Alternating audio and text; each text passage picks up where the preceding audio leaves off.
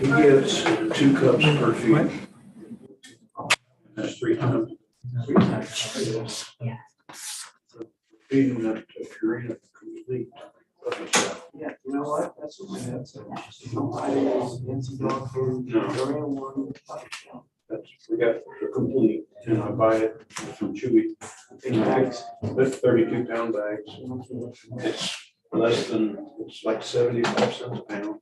You go to Tractor Supply, it's about that, but got to pay the gas to it. It's so easy to, I had Chewy on a 5-week delivery.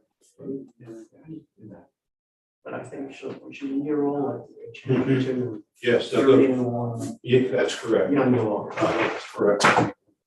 So many people buy that. Dogs. Oh, I know all They that. go to more than feed, they have some really unusual brands and they're expensive. They can almost be better because they got. You know, a lot of people that feed that wet food, you go to HEB, God, it's expensive. You know, it's like the 1-pound rolls, you know, like the brown hamburger meat I use comes those. in. Oh, that's right. Yeah, You know what I do? In the refrigerator, and then I feel like a sausage. Slice them, and then this one, quarter. and they're easy to do. We use the I mean, for training. milk bone minis, You know, little minis. That way, that's the treat, the training treat. Yeah, the other thing that's how you listen to training, so just, you know, how to. Yeah, I have a exactly. pouch I carry around, you know. Yeah. You can get their attention. Yes. But they learn. I mean, we grab them with our hand first. Okay, yeah, they're excited. Well, now they, Yeah. you gotta put them in the pan, rattle the pan. You know, For what? to give them the treat, because they won't come. We'll just hand them the treat. We gotta put it in the feed pan. They think they're getting food, so you rattle the pan, and here they come. I just don't mind great. Yeah. Yep. Yeah, we tell them load up. It's usually gonna be all of that. They love variety. That would be good. They love the corn. Good morning, Beth. Good morning. Yeah. It took a couple of trips. Yeah. Same thing. In my car, because they were small and they couldn't see out the windows, I think. Yeah. And it was just so rough. Golf carts. Oh, they love it. They love the wind and the. Yeah, okay.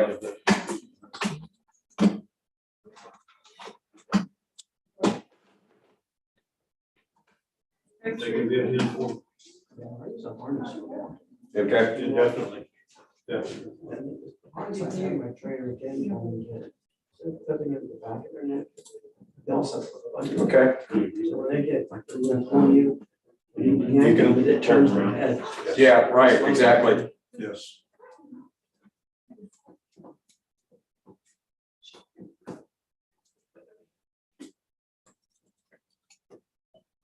Now with cats, it usually takes them about 2 Okay. years, 2.5 years to settle down, become mature. Is that about the same for dogs? Okay, great. I hate to put you off right now because we're just getting ready to kick off our ARB session for today. 7 to 9 months. They can go through a terrible tooth procedure, even though they're not. All right. Yet. Yes. Thank you very much for calling. Bye-bye. Yes. Yeah. And they're. That was the losing their teeth. ARB chair for the dog. We have one in person. Okay. When you get a chance, I don't know if we picked up any more single member. Yeah, I'll check. But of course, Hidalgo is a big county. And she said to her knowledge, they don't have any requests. for single member families there. Really? Yeah. She also indicated that the comptroller's office has said that they are not going to be auditing any of the single member panel areas. Wonder why that is. Well, they said it was too new and they didn't want to put undue pressure on single member panel And they were expecting a lot out there. They just don't know. So, and that's another reason why. So, yeah, I know. Smart. I know. Okay, so let's get started. It is Thursday, May 26th at 8:33, and we are convening a session of the Aransas County Appraisal Review Board. Do we have a forum? Okay, so we are open for hearings. Good morning. Good morning. Was I saying this now? You can, we're gonna have you say this in a little bit, he'll let you. Oh, okay. Okay, so we are commencing a hearing on case ID 2022-114, count number 60309.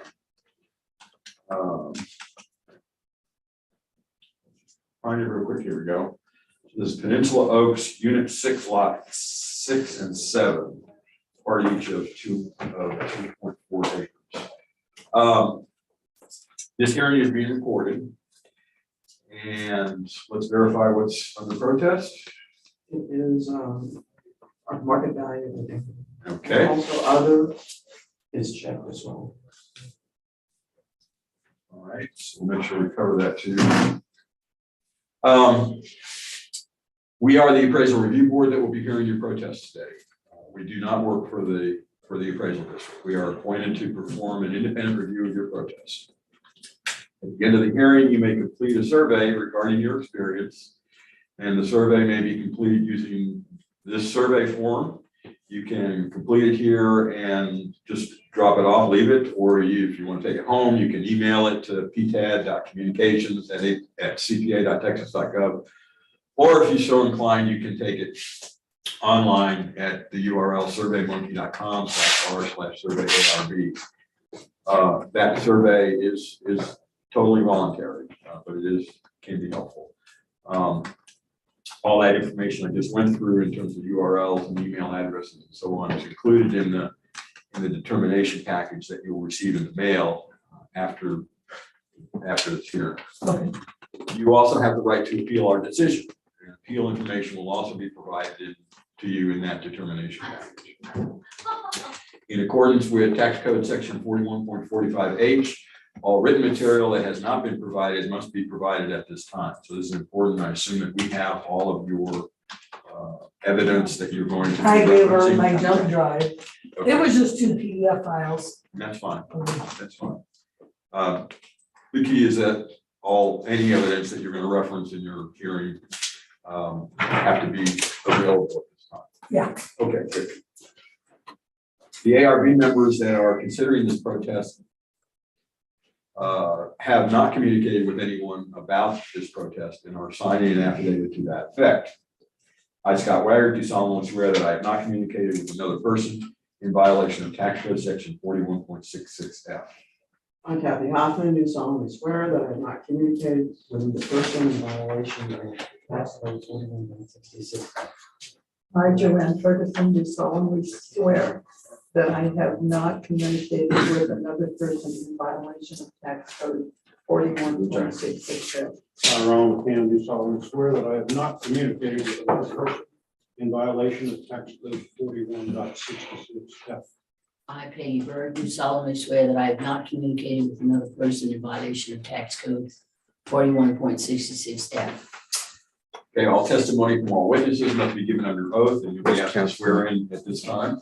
No, I do solemnly swear or affirm that the testimony I shall present to the appraisal review board for the Aransas County Appraisal District is true and correct. State your name. Heather Marcella Gonzalez. Hello.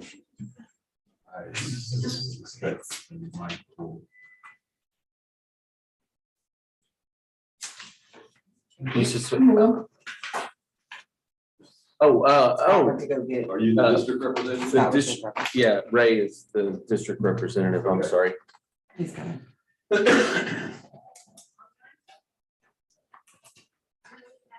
Waiting for-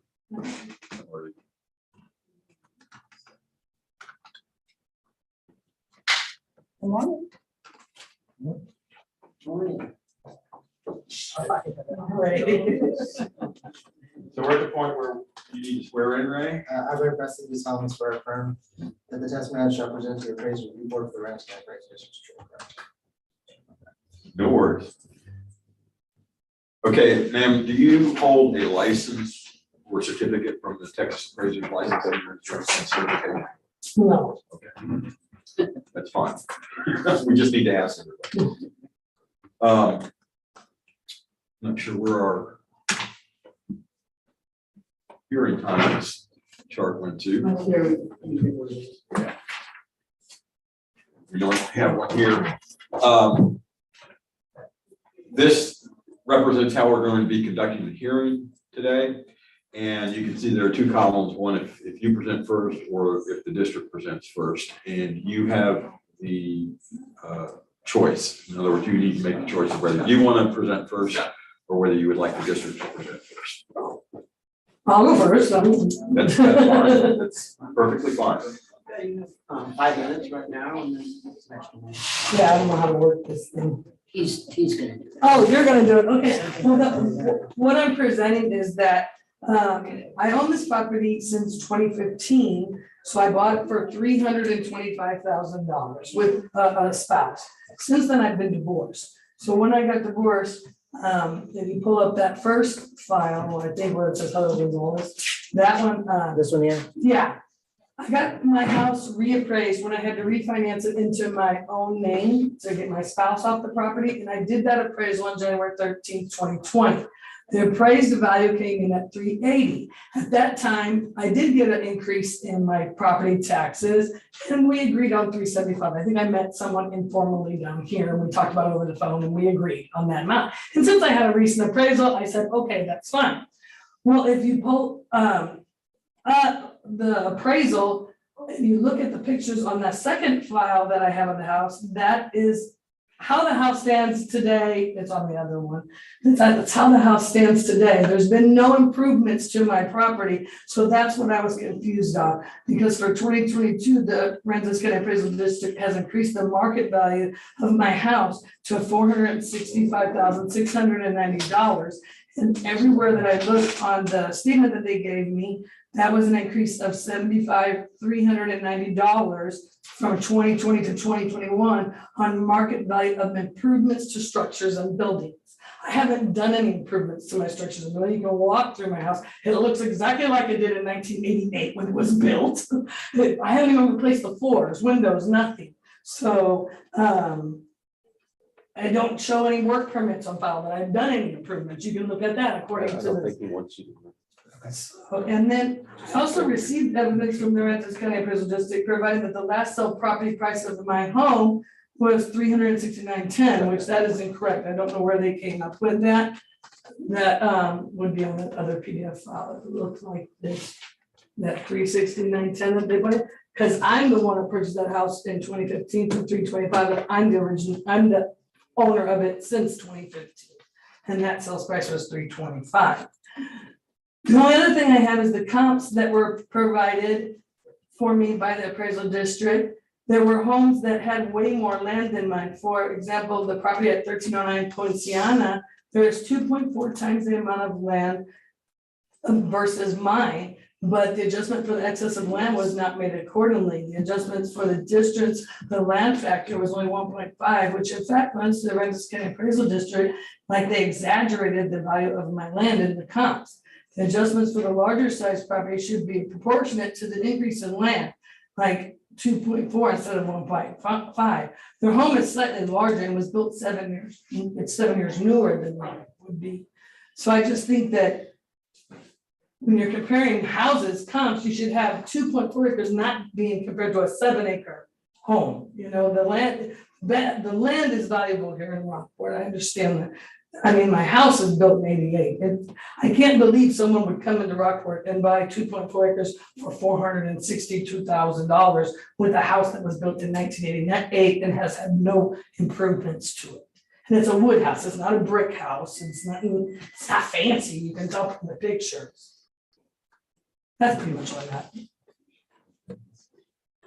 All right, Ray, you have, minutes of cross-examination and. What was the estimation on that 2020? My appraisal that was done, Was it 375? my 2021, my taxes were at 375. Well, the appraisal from the fee appraiser. No, it was 380, it came out to 380, it's right there, That's it, yeah. yeah. That was in 2020, correct, I did that for, when I got divorced, I had to get it refinanced in my own name, so that's what it came up to in 2020. And when I got my tax increase with the Aransas County for that year, we agreed at 375, just because I knew that was pretty close, because I had just had that appraisal done. So if you took a 2020 home value and you were conservative with it, right, you didn't, which I think this is a good area to be conservative in, especially because your house is on the higher end of homes in Peninsula Oaks that don't touch Club Lake. No, I don't touch No, stuff, no, I'm I'm on Weeping Willow. Yes, ma'am, I'm just saying like, in that area, the only homes that are really valued a lot are the ones that are really around that basic Club Lake. Correct, like But you're St. in that- Francis. But you're in that whole area. And then, but yours is pretty high. So if we were conservative and we said in 2020, you had an appraisal and someone said 380, we said, hey, let's be easy on this house. Just by market standards, your house would be worth 440 today. That would be a 16% increase, which is just like if you were an accountant and you were saying, let's treat this house as the market has increased, what would that look like? Right, at 16%. That's very conservative. The number is probably closer to maybe not double that, but maybe 24-25% increase in that time frame. That's why on the news you constantly hear about runaway real estate markets. But I'm not doing that because that would be silly for me to, because my point is going to be when we comp your sales grid, house in the sales grid, we come out at 428. So if you did 428 minus 380, and then I think you can divide it by 380, that would be a 12, almost 13% change. So that would be, we're comping you out as a 13% change from a 2020 appraisal, which just simply makes sense in the market. That you're a little bit below the average increase for our comps. And you should be, because your house is rather expensive for that neighborhood. So we wouldn't want to inflate any more than that. So in my evidence, that's where I'm running to. I'm gonna run there real fast. That our sales grid says 428. That's comping Peninsula Oaks houses. That one comp number 2, I think I can remember this sale. I could be wrong because Heather pointed out a land discrepancy where this house has over twice the amount of land, but only has about a $50,000 difference, which it's possible that the way the land table breaks, that we're just not good on the back end of the breaks, that we've dropped off super fast at the end of the table and really lowered the value. Or it's possible that this land has less usable land because it has ponds. I seem to remember this land, could be wrong, we can look, that's just my story. That I thought I remember that land having less use, that being less usable land. Yeah, I didn't drive by their house. Yeah, yeah, no, no, because I'm not I'm gonna going get off. shot. But the other comps are super close in square footage. And one of those is the 428, 946. And really, I'm not throwing in the towel on the second comp. It might be perfectly fine, because one of the things that's really good about the second comp is it's close in square footage to the subject. And the other two comps, as you can see, are not. So the blending of all these comps together is what gives you some confidence that it's giving you a good number. When you compare it from an equity standpoint, one of the frustrating things is it's gonna push up that value and show that we're low, which I would have preferred that it would have been closer to the sale value. I don't have a real good answer for that, other than it's kind of spotty out there for us to get comps. There's a smorgasbord of different styles of homes in this area. And so where I think some words have been used before, the words were cherry picking. And in this case, we're cherry picking because we're having to go specifically look, get this one, and that one. Because everything else in between is different. Right. It's way different. So so that's the reason that grid looks funny. The appraisal district's gonna be at 428. In their value. That's for the total market value? Total market value, yeah. And I'll tell the board, when Heather and I talked, because of the circumstances of her house, my advice to Heather was protest every year. Protest every year until the appraisal district is proving market value consistently. Right. Because your house it's not a super adequacy, meaning better than everything, but it is good amongst other places that are a little bit inferior. So you're always gonna have that problem. Okay. Yeah. Until the neighborhood catches up to you. All right. Okay, Heather, you have 2 minutes to cross-examine for rebuttal, 4 minutes. No, I don't Any think, questions? I mean, the only question I have was how much factor is the age of the house It's considered? all depreciated in there, Heather. There's a depreciation factor going on. So it's being depreciated, and then it's being depreciated, and the reason that it's not showing up as in lowering your value is because we're pushing your value back up to market. Okay. So the depreciation scale is going like this, and then we're putting numbers in and pushing it back up. So it would kind of go like that. Okay. You know, right now we're pushing it up, your value on your improvements, we're multiplying it times 1.45 to arrive at what we consider to be market value. In this case, incorrectly, Okay. because the grid shows 428, which is actually a significant incorrection. Correct. Because we noticed you at 465. Right, and that's So we're what I was talking about whatever that is. What is that? Almost $40,000, $35,000. Which makes a difference. Makes a huge difference. Yeah. That's the reason why you're someone who's. So that 428, would that be the total market value and then minus my homestead exemption, correct? Or any exemptions you have. Okay. To get to the tax impact. Okay, that's absolutely. that's the only question I have. Ray, you Done. Raise that. And Rick, Any more questions, Heather? Go ahead. I think I'm done, if anybody doesn't have questions for us. explain improvements again, because. Oh, yeah. Improvements to the state are not improvements like I would say, hey, I drove by your house and it looks like you improved it last year. When the state drives by your house, us, and says there's improvements to it, it just means improved upon the land. Has nothing to do with that you painted it. It could be a 30-year-old shed and the state would go by and say, there's an improvement on that land. Oh, yeah, I haven't added none of those though either. It's an But it's unfortunate. always gonna, even if you haven't added, Okay, your house is considered an improvement. okay, And in normal language, we think that means you did something. Yeah. But they're not. They're just saying that there's a vacant piece of land and then there's your land.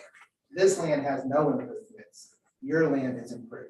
just because it has the Because same it has- buildings on it. That's Yeah. it. Okay, That's so it's not technically getting a contractor to come work on something Not to at make all. it better. That's the, So if you do that, then it goes up even more. Assuming. that's the word that the lawyers said years ago, Okay, and that's what we have to go with. I think that's confusing when you add the parentheses, structure / buildings. I'm thinking, I haven't even painted my house since I bought it, you know? Yes, ma'am, I Yeah. get it. We hear that a lot. Okay, I just want to be sure I'm not the only person who thinks that No, way. no, and that's why I wanted him to explain that to you. You said you had not done any. Right, improvements, so, okay, yeah. thank you. Yes. Okay. I mean, anybody have anything? I guess.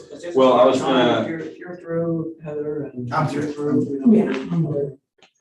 I was also going to take a moment to explain the grids. The grids, Because okay? one of the things you mentioned is when you take your property and your improvements, which is they take a house and so on, and try and compare it to other properties, obviously there are differences. Differences in land size, differences in the house, the style of the house, the age of the house. You have a porch, they don't. You have a garage, they do, you know, but their garage is a 5-car garage, so on. So if you look at the sales grid or the equity grid, you'll see that what they're doing is, Scott, maybe you can put up say the comp sales grid. Oh, I can put up. Oh, never mind, I'm sorry, Version you're of it. running.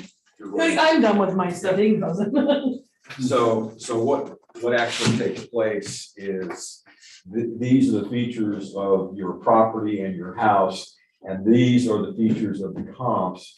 And then the differences cause certain value to either be added or subtracted based on how it differs. Okay. Okay, so for example, the square footage, 1884 in your case, is compared against 1176, so they need to add $40,000 to this comp to make it equivalent or comparable to yours. Correct. So that they go through that process of adding and subtracting values based on the features and including the property.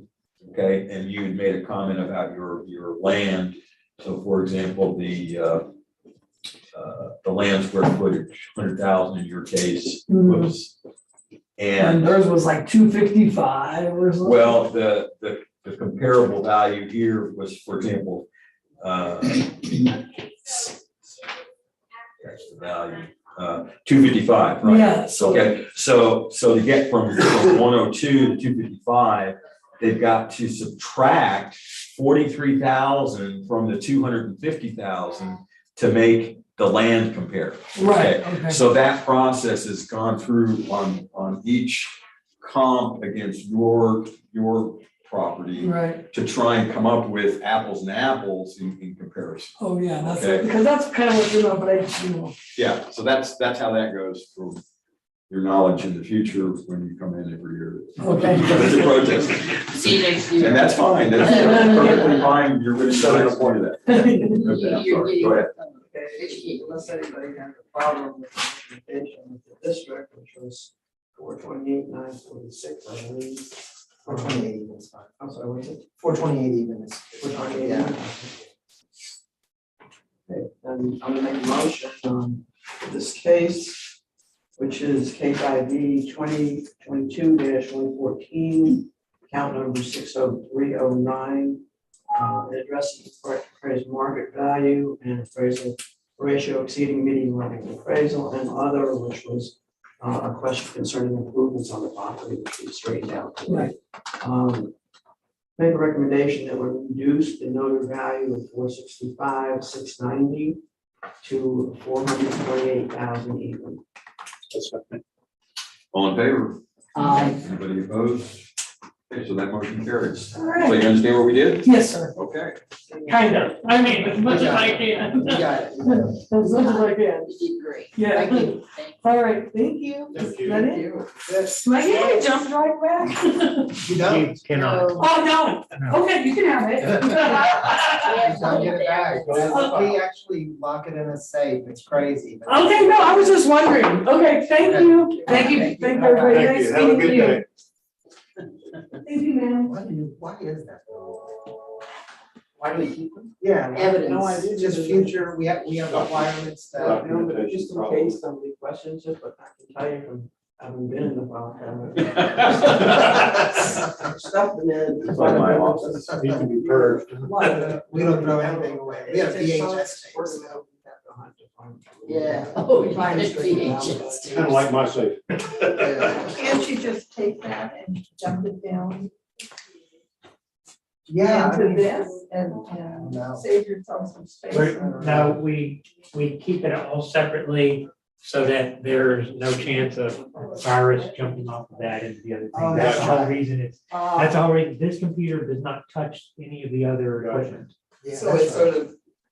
It's on its own. It's air- It's on its own, Yeah. yeah, it's air gapped from That's a everything. good deal. And that's why it's kind of a pain, when you're doing it, swapping, like now I'm gonna Well, swap makes sense. the screens now so that we can see other things, and that's why we couldn't just immediately Oh, go go to back, our evidence yeah. up there, because we're putting their evidence up there, Makes so, sense, yeah. That makes sense. yeah, anyway. It's good to get that probably explained, so, Yes. so now everybody Now we knows why we do that. Just like improvements, now we learn.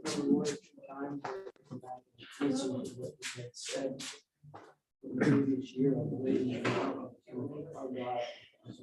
History recording of our session. Yeah. Anyway, they're in there. That's it, till 10.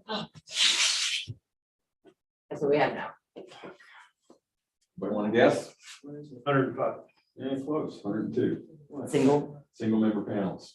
Good. Mhm. And no return, Well, not yet. nobody. No, somebody came in yesterday and talked to Taryn, trying to get some information, but they are still going ahead with it. Got one.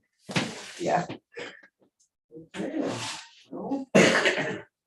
So we're, 5 of them at We're on once. until 10. wow, I need to run here. Everybody goes in here.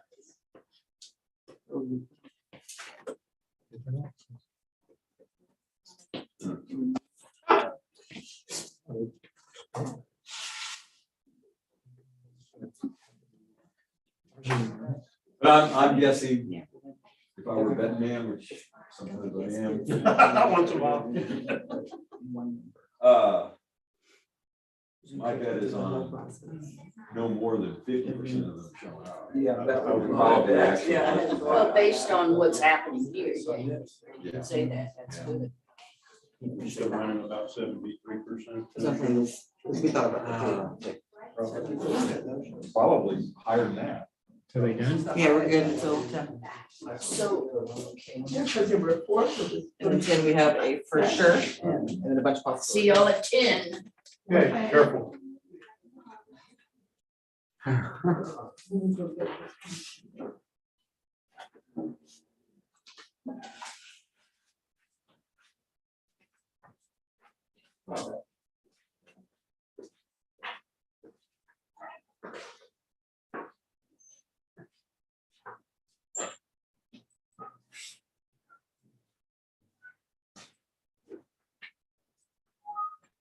I'm always interested to see if I know any of these people. That's what I did first thing. this morning. If you do. See if I refuse myself. Yes.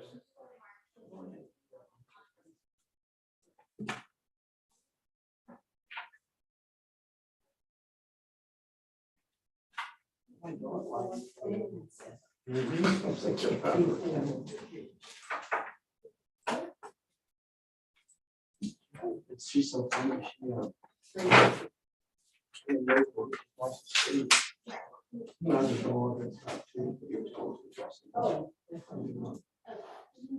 Just for exercise, she can think the artist. It's always said this. Fenced in wall, whatever, so she does it, so once a day, we can put it off. What's so funny about it, practice, all I have to say about it is, Billy's kind of, oh my God, the ears go up, she goes to the door, she sits, she pants, she waits, she paces around the house, and she shows up. As soon as Faye opens the gate and lets the door in and off. That's the cutest thing. Yes, can't wait to play. And it saves us from having to walk. Exactly. Tired of sitting down. Great exercise for them. Mhm. Both of them, in fact, when Bailey used to walk from my house, she was directly across the house. She wants to go to the gate and then no one knows two odd words, squirrel and Bailey. Want to say, oh, squirrel. She got there. No, I know the years are just 3 months old now. They are, Oh, the answer is, 5 months old. I was super proud of her. I started I bet wouldn't let me start and training her until after she had all shots. Even though it really was okay, because the guy, when the gal comes, I didn't take the dog someplace, she had the chief of the house, so she wasn't exposed to the dog. Right. She didn't want her exposed to any dogs until she had all shots. And you would be- We've got the boosters coming up this week or next week, probably next. You have them fixed. You have them fixed. We're going to, but the schedule wouldn't allow it until July at Cruiser. We used to go to Mercer. Not there. It's Brody Miller. I know him well. Yeah, Cruiser's there. He was there last week, 2 weeks ago. When we took him in for the South. I thought he sold I think he did, but I think he was probably taking payments. it. Yes, and that's. Brody worked for the state. He was over all the South Texas region with the state. Animal control veterinarian. And he bought into that and bought that. He used to live right behind in Mark Point, and they live out in south of town here. I can't remember, big subdivision. One cemetery. I don't know what it was. It started with Dr. Mercer. She got out of breath. When she first got back, she used to look for the Yeah, my son used to, in the previous lab, that's who he used for Dr. Mercer. He tried to get in with her, and she wouldn't answer the phone, you know, so. And she was only there 8 to noon. And we could never get a hold of her, so that's why. I'm gonna run over to McDonald's, anybody want to? I'm good. Where you go? Thank you. McDonald's, I was gonna get a egg muffin or something. Yeah, I'll have a, do they have tacos anymore? Tacos, I don't know. I don't think so. Okay, Plus it may be too early for. I don't think they do. I don't think they do. I think Whataburger. Oh, you know, I'll have an egg McMuffin with sausage. Yeah, the sausage was muffin. Yeah, that's right. Not the one on biscuits. Okay. And that comes, you can get it with, I don't want to. you just want the sandwich. Anything you drink? Okay. What do you want? Could I have a sausage with muffin? No way. I'll pay with it. Okay. Thanks. Okay, so you guys have to do. You know, you can say that, I didn't have it so long, but that incident.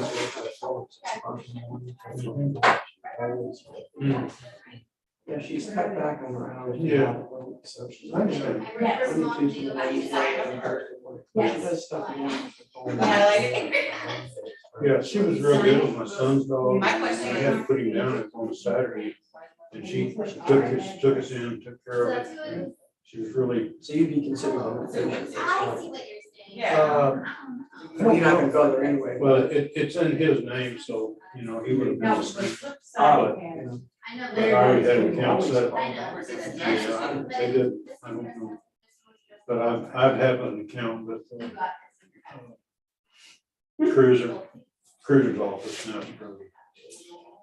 Because emergency stuff is the. He used to, is the one big question. that I don't I know. don't know if Dana does either. I know she has questions. She does a lot of home visits for people that can't. Comes to my house all the time. Yeah. Which is wonderful. Hmm. And I have to crowd and have them great, so she'll be. Figure out the. Mhm. how to do it. Mhm. But it's great, but then, you know, it's like how, whatever, they're all. Yeah. But, Since COVID, I mean, you take them, you sign in, you sit in your vehicle until they're ready for you. You don't have to sit in the office anymore, which I like, because they got crowded in the office. That's the way. I'm using. The sheriff, yeah. I've been working in the. Yeah. They don't sit in front of I was your- just bringing all in. She wants to go in. But what I hate, you're sitting in there and somebody brings their pit bull in. I hate that. That's one dog I hate. I don't trust them, I don't care what they say. I would not want, I just don't like the look of them, so that's a personal preference. but I have friends who have the sweetest dogs, not so smart. But they can turn them. I know. We got one in the neighborhood that has one, they got loose, tore up some people. Pretty bad. Believe it or not, the county came out and did nothing. The police, the sheriff would not even show up.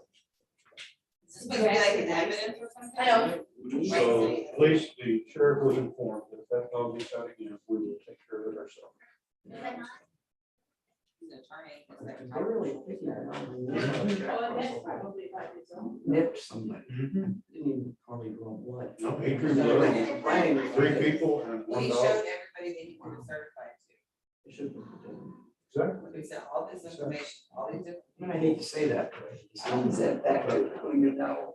Is that back to who I you don't know? know, in this case, I don't think so, because They just didn't.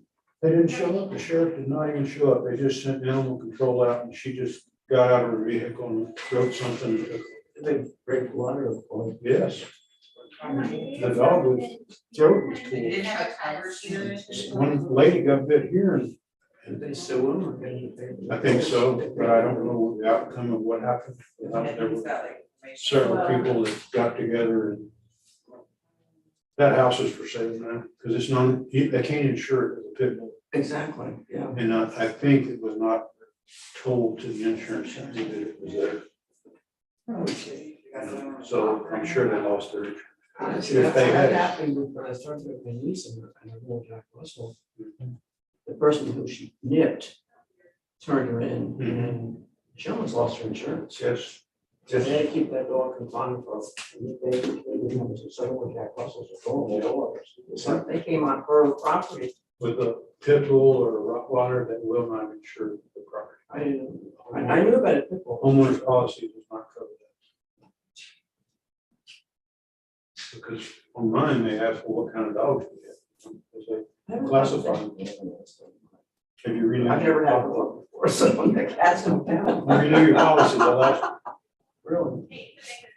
I don't know, there are a few cats out there.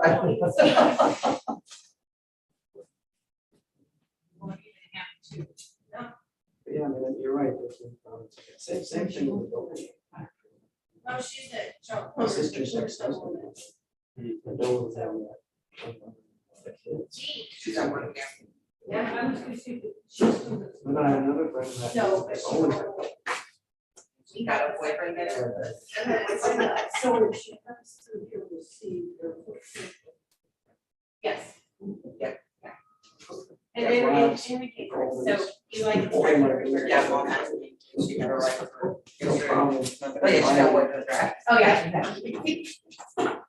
He's got a good. And going to Walmart yesterday. Do you want to look at this?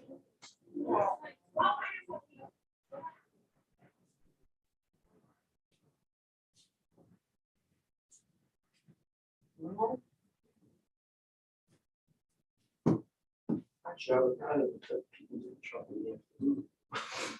So we could get out of Well, here. maybe more, so we get paid for it. All it takes is one. I know.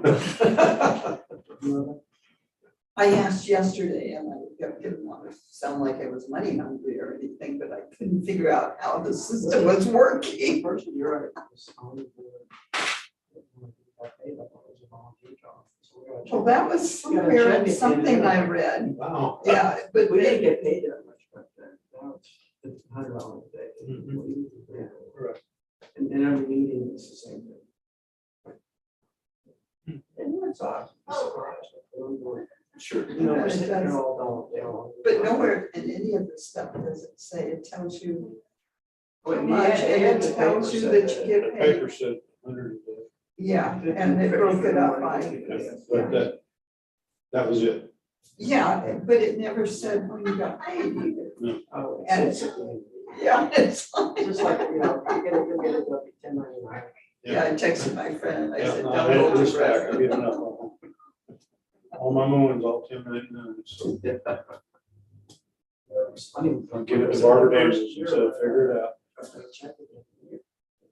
So we were getting that much this year to go in life. So, this is nice.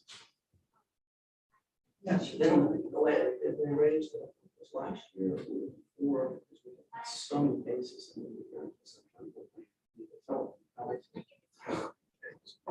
And then this year. Just hope they don't decide to take that. No, they won't. You know, it's hard to go through all the aggravation of getting up, getting income for me and not having a husband.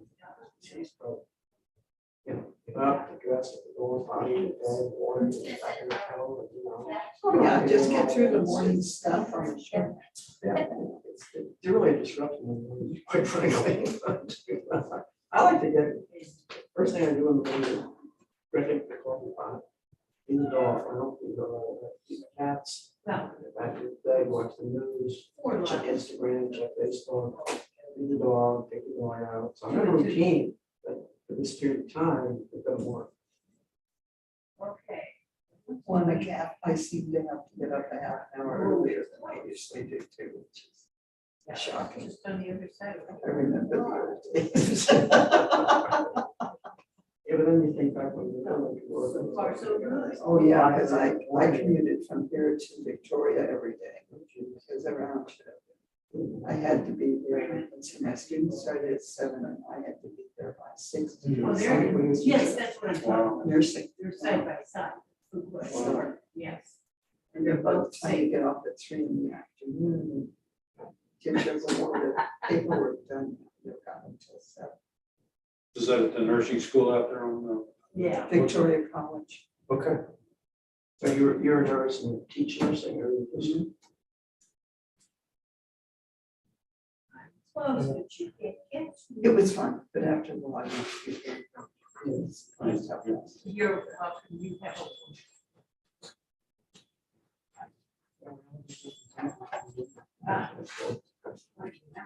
Fly or whatever. Oh, people think you're great when you tell them what they want to hear. 5:36. Walk my door for 45 minutes. And then I might come over an hour. Morning. Morning, how are you? Good, how you doing? Good. Morning, Kathy. Good morning. Morning, Joanne. Hello.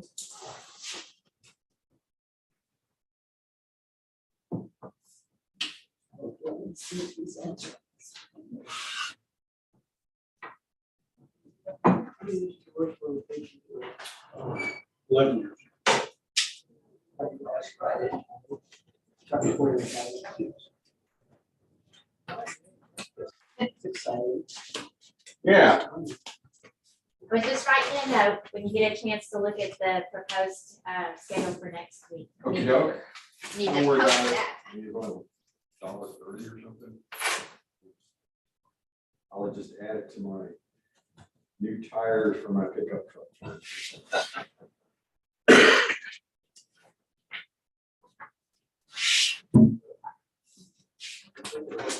You go in. I went in because it was like It's quicker. 15 cars in the. Yeah, it's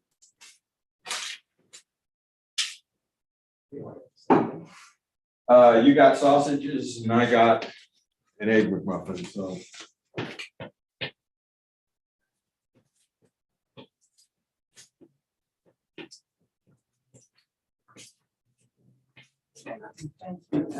Certainly, Oh, you should have done that. that's okay. They were, 2 for 1. they were free. Yeah.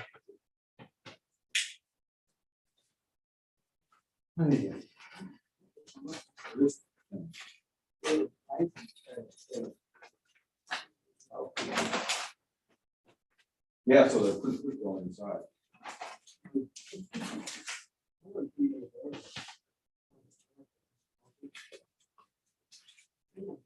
Slow, it's like, it's the left here, we're all far away, whatever. And once you're in line, you're like, you know, keep it out. Well, I've got that kiosk thing too. If you go inside, Oh. you Oh. can order a kiosk. Private version. Yeah, and well, I did once. What happened? Did you get the food? I wanted chicken McNuggets. And what popped up was spicy chicken McNuggets. So I thought, Well, maybe they just changed the name or something. But no, they were spicy. And it turns out that that's a new item they've got. And so anyway, I ate them, but Not your favorite. no, I wouldn't order it again. I personally. Well, thank you. Certainly, no problem.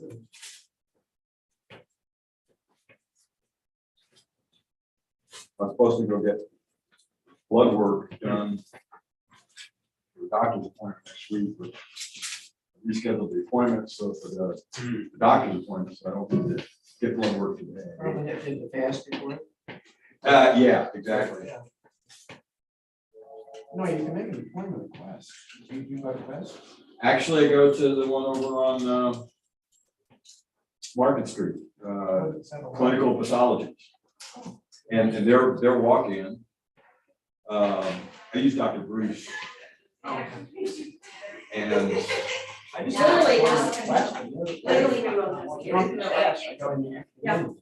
yeah, that's what I'll probably do tomorrow, is go in sometime late morning. Because they open at like 7. Yeah. And but most of the times I've been in, it's not been a long wait.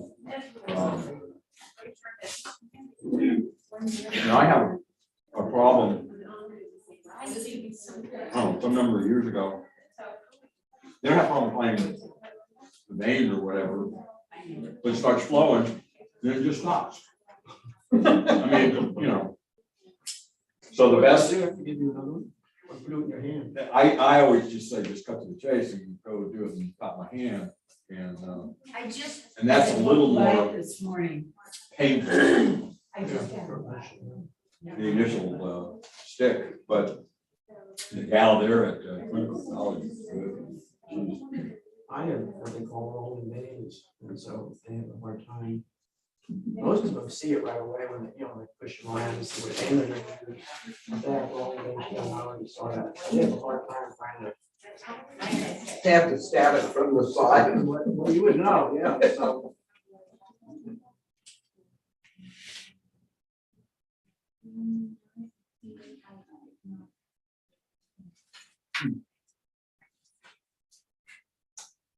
And all else fails. That would have been.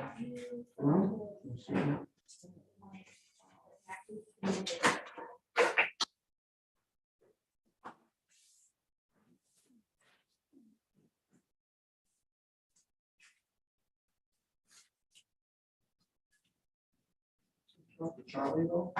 Mhm. Charlie was our president for 6 years. This is only his second one. Long time.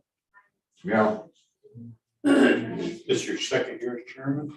second year on board. Really? God, I'm trying to remember when I came in on mine, you were on it. What's been last year? It was in this building before any of this was done, in that back room. back Yeah, there. right. Last Yeah. year. I had the big blue boat barns in Lamar. Do you remember those? That was mine. It is mine. He's his Parkinson's gotten, a little worse. He has trouble getting up and out of chairs and things like that. Oh, it's wrong. Oh my goodness. 40 years, so that's 78, I think. Yeah, so you will be receiving the. You live in Arkansas for a while. You know, climbing up. Yeah, I worked for him for 12 years. Which was probably a record at IBM, because most times they move people around so much. And he and I, it was funny, because I actually I was on an international assignment over in Switzerland for 2 years. That's a good place to be. Wow. Yeah, it was nice, a lot of fun. Oh, He has it. But what they really don't tell you when you go on an assignment like that is, I heard you just back. and IBM did not forward mail. Okay. So dealing with mail, like for bills and credit cards, Minor things like yeah, that. it was really kind of a pain. So anyway, I had worked for Charlie for a period of time back in the late 70s. And then our careers kind of went different ways but we had always remained friends, social friends. And so I asked him if he would be like power of attorney and deal with all of my financial accounts and mail and stuff like that. So when I came back from assignment, I went to the bank and tried to withdraw some stuff, and they looked at me and they said, "You're not Waggart. Waggart's this, skinny little shit with a goatee." And this, but that was really big. We had my sister lived in New York. I grew up 10 years in New York, and she worked at IBM in New York. And so in terms of trying to deal with how to get mail,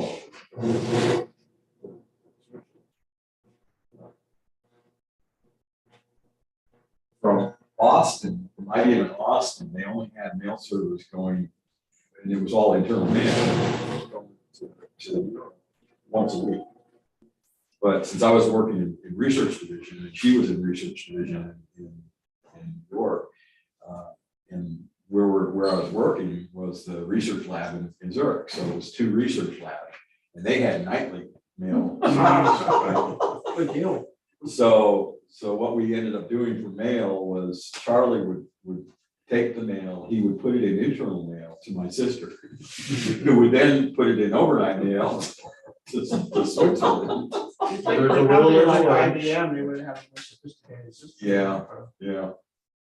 And then it got really, the other complication with mail was forwarding. Okay, now, used to be long time ago, if you were in the same zip code, they would just automatically forward they forward everything. And it would be, it would come to that post office and they would say, oh, this person's, forwarded to the same, and to a different address in the same zip code, same post office, so they would just do it. Not anymore. No, now they introduced this thing called central forwarding. In Austin, all that mail went down back to Austin, where some little gnome keyed in an address, and it would spit out a forwarding sticker. They put it back on the stuff to be forwarded, and then it would go back out to the new address. And that was taking like between 10 days and 2 weeks. So we tried to Fran, Charlie's wife, tried to come to some arrangement with the post office. Right? Said, we'll put a box in the corner when something comes in for this app, just throw in the box, right? They'll come by once a week. Yeah, we wouldn't do that. So, and we actually rented our house for a period of time. And the renters had a PO box down in Cedar Park. So what we finally ended up doing was just leaving our address the way it was. So our mail was coming to our mailbox at our house, and the renters would throw it in the box in the garage, and then Fran would come by once a week or so and pick it up, and then just that's some of the things they had to go through. Did you know, you were the last person, Hank Thomas? He's lived down the street from me. Really? They never lived in Florida. They lived in Rockford. They moved from Austin, they built a house and 3 houses down, and they, in the country. The other house, not this house, and so we were really friends for 20 years. They bought and built a big house.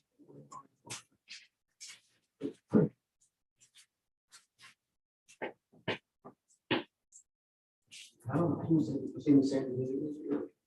I'm not exactly sure, but his wife worked there also.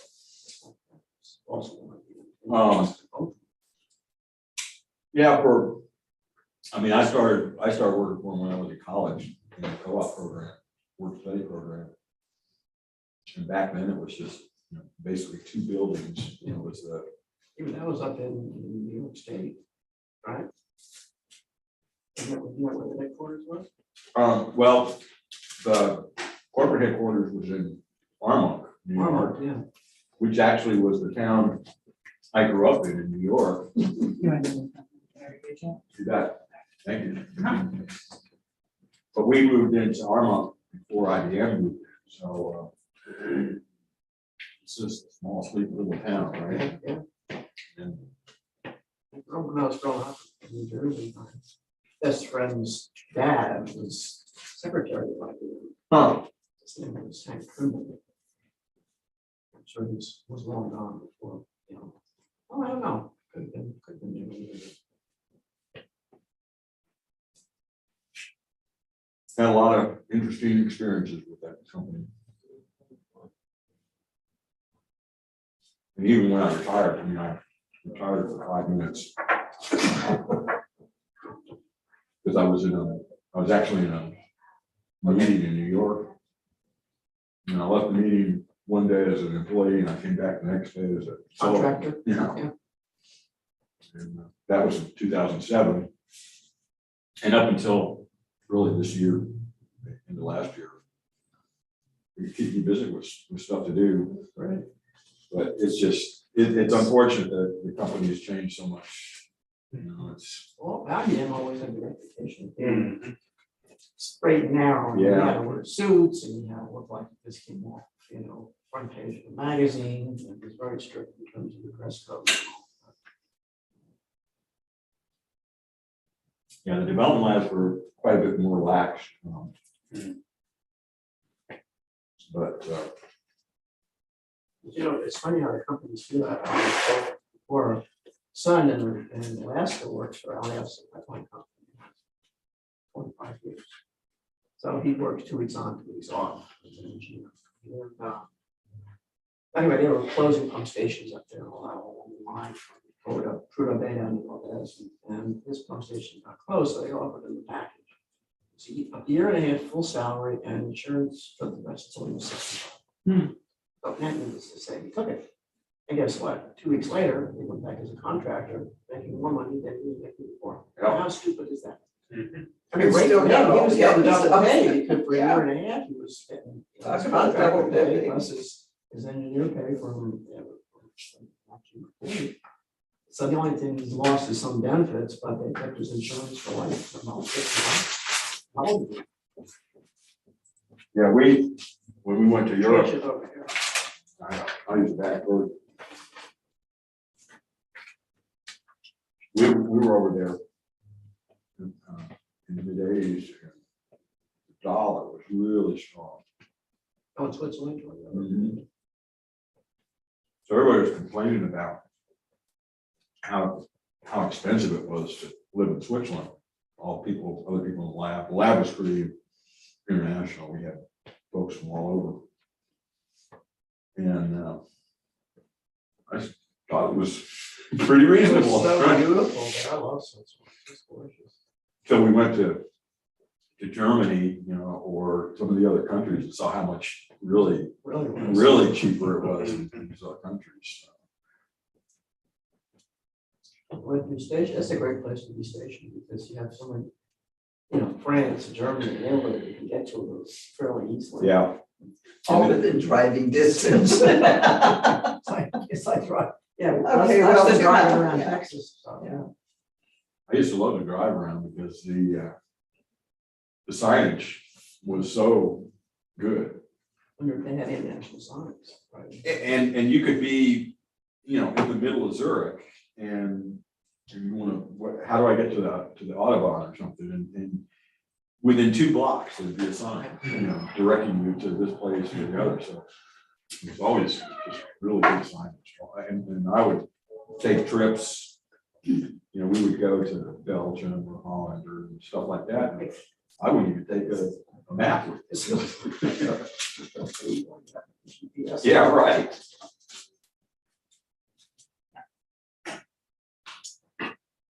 And I remember My biggest memory of Switzerland is one thing I got to college. And 4 girls were split up. So we were driving through Switzerland. We had 2 guys who were traveling college kids. So we had a tiny little car, a Volkswagen size car. So we had our luggage, 2 of us, 2 of them were driving through the mountains, you know. This, like, okay, someone's gonna have to get out, because we're never gonna get out these mountains. Beautiful drives. Yeah.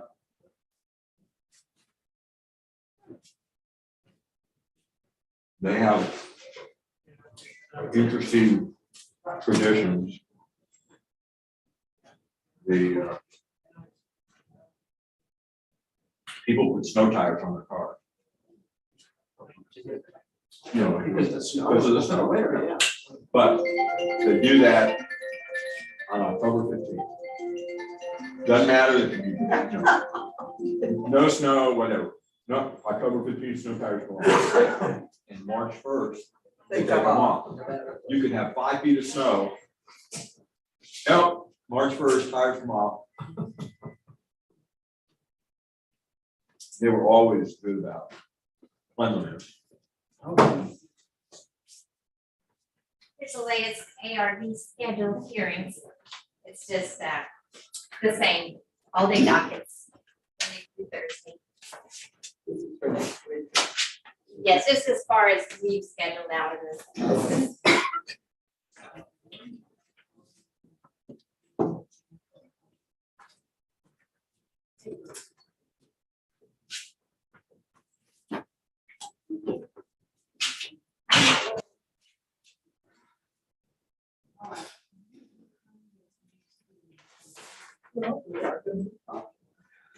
Yeah, for a period of time.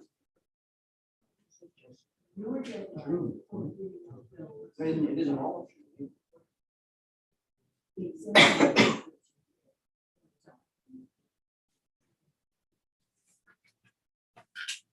These are what the hearing schedule looks like for next week. Got a few hearings scheduled. I'm kidding, there's quite a few.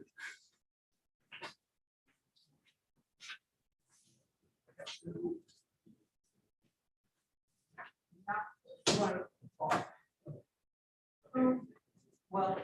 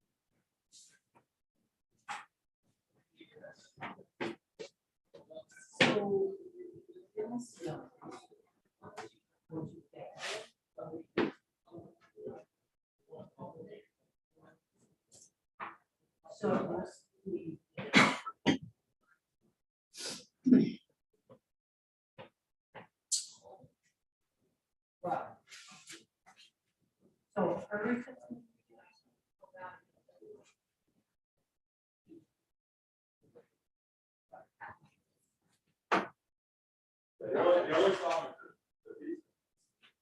is my knife is the back line. Or little kid. Yeah.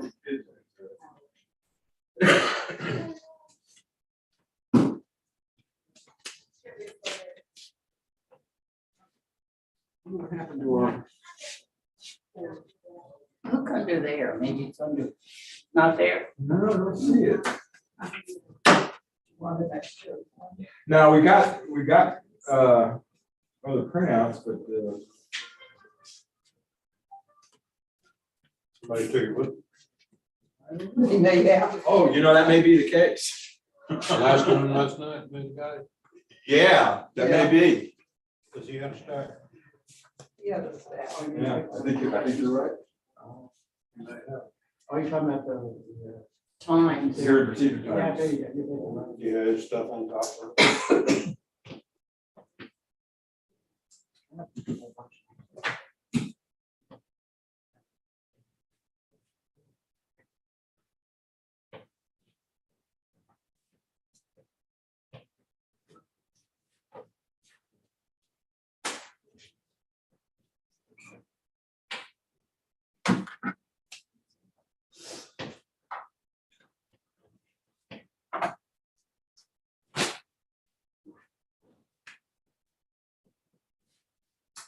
Did you ever use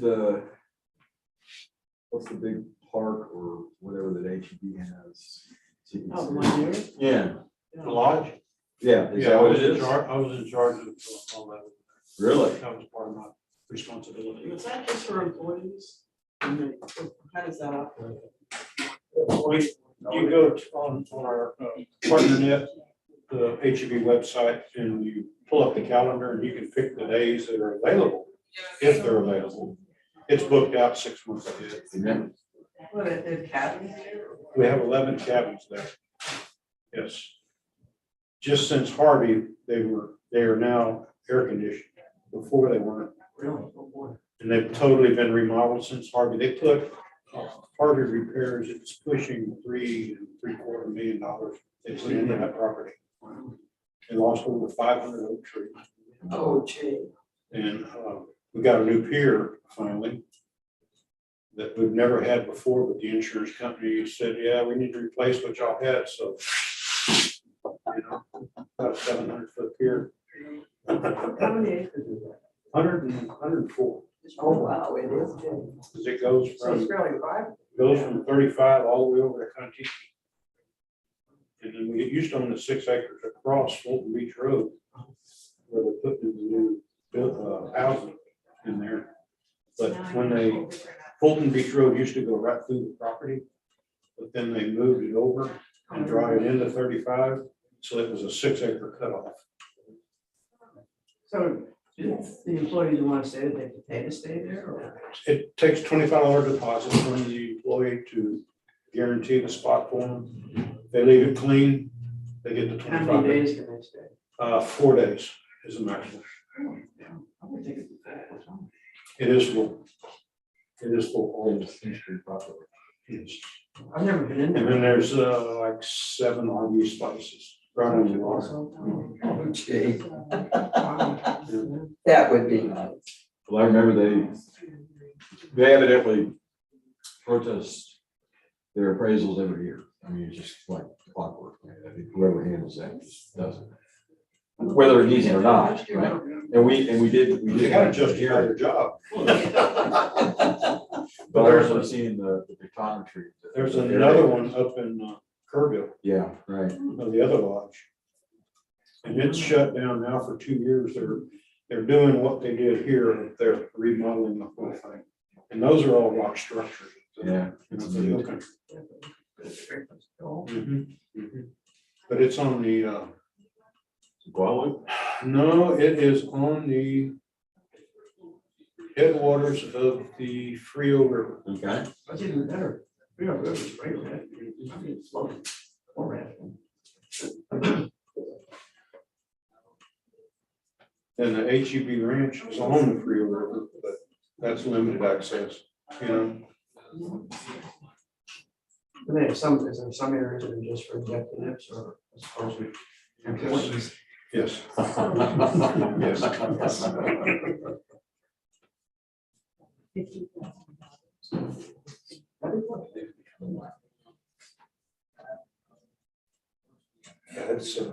Yeah, it was pretty neat. I enjoyed doing that.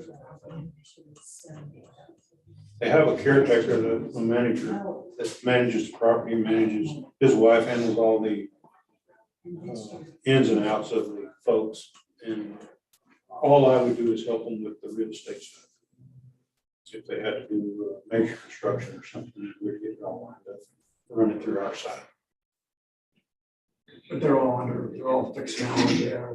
Yeah, totally remodeled. After Harvey, they took them to the studs and just brought them back, new insulation, new everything, hardy plank siding. Used to have the old cedar siding on them, now it's all hardy plank. They have like little kitchens in them or? Full, it's 2-story. They got a kind of a living room and a kitchen, and then a bedroom off the back porch, bathroom, and then you go upstairs and there's a loft type, and there's 3 or 4 5 beds upstairs. They don't have to bring their own. They do, they bring their own linens, they bring everything they need. That's nice. That's very nice. There's no vehicles allowed on the property. They have to park in the parking lot. They grab a 2-wheel dolly with their, one of those big wheelbarrow deals, put their stuff in it and walk it in there. Well, So there are no roads. There's roads, but they're not usable for the partners because you have to go across all the play areas, the volleyball courts, the kids corral and all this stuff to get to the cottages. So, it's just a granite walk, degenerated granite, they call it, small pieces that make walkways and pathways. I would Decomposed think granite. of all the stores and employees that each have it. 110,000 when I left a year and a half ago. Wow. So if you were a cashier, you could yes. apply to it. You get there in time. Yeah. Yeah, it's one of the perks. Yeah. You know? Yeah. And then about every 2 weeks, they send out a free item to all the partners. You get a free item, no matter what it is. They pick an item and everybody gets one. Cool. You know, it's Like pretty a neat. food item or something. Sometimes it's free produce, sometimes it's, You have to go get it or they send it to you? oh no, when you're out shopping, you just Oh, pick it oh, up, when you're in you the store. you scan your card, it comes out as a zero balance. Oh. It's real nice. That's a good company. It is a great company. Every time something will happen. I mean, $100 bill will show up in your paycheck or an envelope to you. And they pay the taxes on it. It's amazing. The price of gas, I heard, since I'm retired, I didn't get it, but all employees got a $100 bill for the gas increase Really? Gee. to pay for the One-time deal. one-time deal, They do it 2 or 3 times a year. And then, Plus you get a discount, you get discounted gas. no, discounts on the gas didn't take place. I wish it did. My husband was tired from ExxonMobil and Mhm. we still get a discount. Yes. Just for Exxon station. Sure. I would recommend that company to anybody. I wished I'd have been there 30 years ago. So, always a pleasant, nice, professional.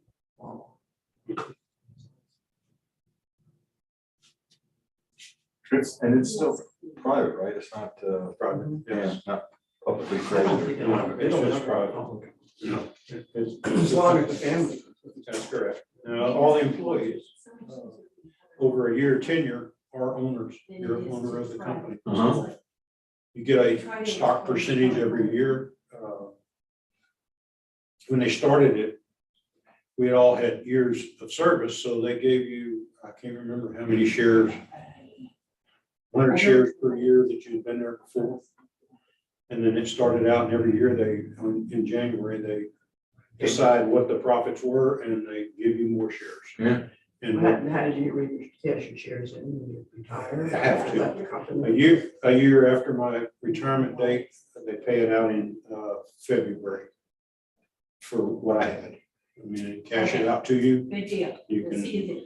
decide if you want it to go to an IRA, your name, whatever, it's, Oh, that's pretty nice. it goes to your name, they hold out the 10%, you get the rest. Cool. And it's pretty neat. Yeah. And then see, we were on I was salaried, so we were on a quarterly bonus program. Those bonuses were pretty steep every quarter, so it was pretty nice. And they were equaled out to be about 3.5 weeks pay. That was what the bonus was. Once a quarter. Mhm. Pretty nice. So you'd get them before Thanksgiving was one of them, and the other one you'd get, come January or February it was, but at Christmas you would get a true up off of the previous 4 quarters. They would true it up off the actual sales and what all they did, and it's a big metric they use, but you would end up getting another probably 1.5 times what you normally got Wow. right before Christmas. So it was. Is this for all employees? No, salaried employees, and you have a different rate They start out at 5%. I was in the 15% category. It's the general managers of the stores, they're in the 30 and 40% category. Their bonuses can run up to 60, 70,000 a year. So it pays, well, I don't think I can afford it. Also, you know, a department manager, he's probably at 110, 115 a year. for department and store. Not a Walmart. No, no, Oh, gee. no. Just start that. Their department. They wouldn't put up with half those managers that are at Walmart. Their attitudes and their No, they, way of treating people, customers. the production folks and store folks, most of the cashiers are part-time, they're not full-time. I think that's true. Stockers are pretty much the same way. But everyone's full-time, right? So,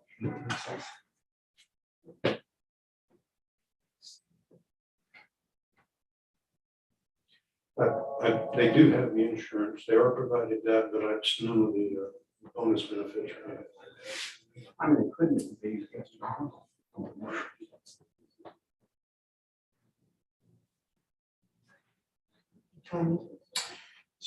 Almost 10 till. No people. I don't know if there's any affidavit or.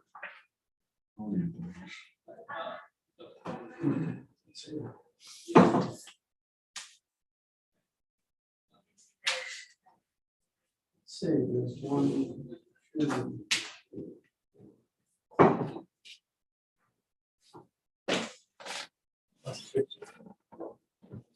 Six, yeah.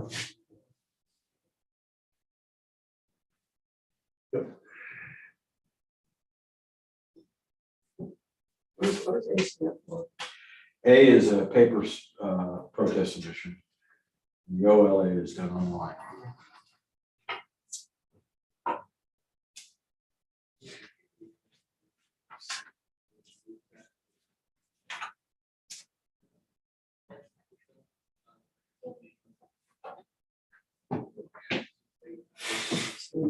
All sleeping in late this morning. Yeah.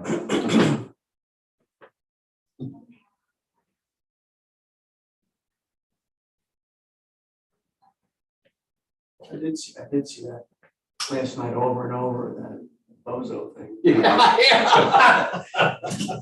Who's it calls him that? Kennedy, yeah, calls him Ado Bozo. He looked like he was drunk walking out there. Buzzing a little bit to me. I didn't see him walking. I just. Benita or Beto. Beto. Beto. Oh, who called him, Hannity? Yeah, Kennedy always calls him Bozo. Bozo, Beto. Who calls him that? Who's it? Who? Kennedy. Oh, it was just inappropriate. Carl Rose. It doesn't matter which party you belong to, Either it way. was inappropriate. It's the political stunt. Yeah, it was. They're out there trying to heal the community, and that was the wrong time for that. You know what else I really like, he speaks very well, he's been on, I watch Fox last year, Mhm. see what I'm it's the lieutenant governor. Yeah, Dan Patrick. Definitely, He's definitely, really a good guy. Very articulate, very flat out point. yes. I can't believe Baxter won. It happens.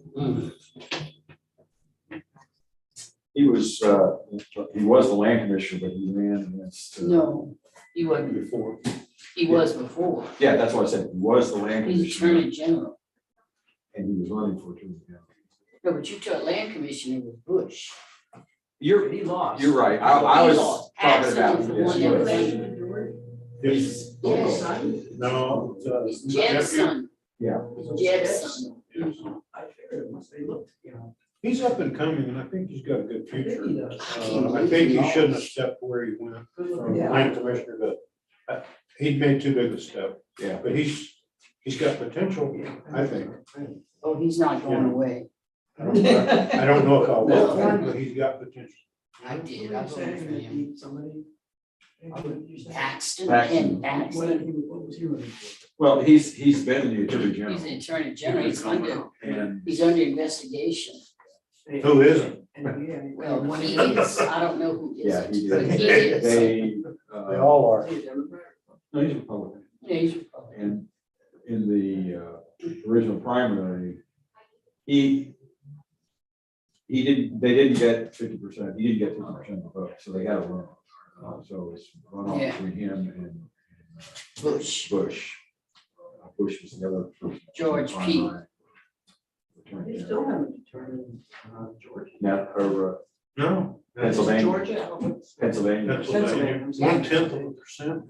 Yeah, last I heard it was. That's crazy. Well, and it really, Are they gonna have to do the recount? yeah, Oh, if it's less than 5%, that then it's an automatic recount.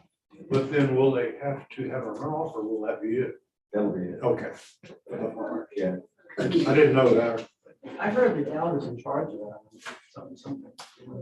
They have to have that by next Thursday, I believe. or Well, maybe it's today. I heard that, yeah, I was just reading, they made the decision to have the recount, which was kind of, fait accompli. And the last I heard, it was going to start on the 6th of June, the recount. And, So they probably have to count all the other votes. well, and that's what's been holding things up is, there's been all the provisional ballots, mail-ins. And they had one that had absentees. incorrect addresses or incorrect something. Something, yeah. They have to verify all that. They threw them out at first and now they're reconsidering them or something. I can't remember what they said. But they were considering them, they had to redo something. Yeah, there was a bunch of mail-ins that there's evidently a code, a check code that was printed in there. And that's just, that's. It's like, man, that was your only job. Check those. Whoever the co-creator was, is gonna be in big trouble. Well, it's a government job, state job. Yeah, so right. we expect civil service. Yeah.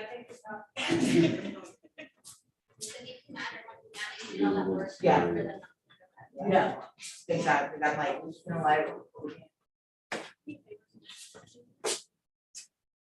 we are waiting until 10:15 for the cutoff. And we Okay. do have an affidavit, it's supposed to be a phone, so we're waiting for her to call in, otherwise we can do it after the cutoff. Thanks for keeping us posted. No problem. 9:55. So how many minutes do we? Yeah, they need 15 to, minutes, 15 minutes. Sure.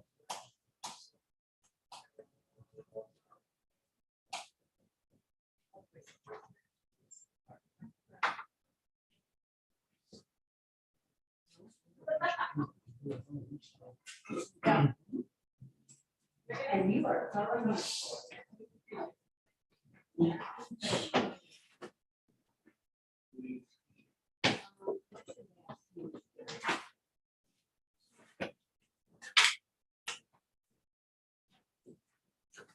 Talking about Austin, HEB moved all their IT up to Austin, out on 93, we're back out there somewhere. And it's a huge building they built with really casual type stuff, offices. They've got full restaurants in there,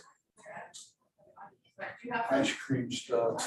It's just crazy how people are coming there to go to work. And they're playing, but they have to do that, let's say, to get them in. All the benefits they have to do this stuff, just so they'll come work for them. But it's, I mean, if I was looking for a job and it was available, I would certainly consider it. I would. But when I hired on, it took probably 4 months of interviews and phone calls. Really? Before they finally sent me an offer. 817. that's, I have, sorry, I hate to interrupt. I have a question about the 7th of June, so we're meeting all day for that one. You're welcome. This is that. day you're talking about? Yeah, The That's- 7th, okay, so. we're all Tuesday the day. 7th, June 7th. Right, June 7th, Mm-hmm. but it's the 20th where it's the single. And the 27th. From what you said, yeah, The yesterday, 20th The ones we did yesterday. is a single panel day. single and the 27th. I think. It's probably gonna be another I single. think Okay. so. I'm putting it in my, Yes, Oh, that's how I showed it as a single panel day, was the 27th. but the 7th is you do come here. Yeah. The 7th, yes. Yes. All day. June.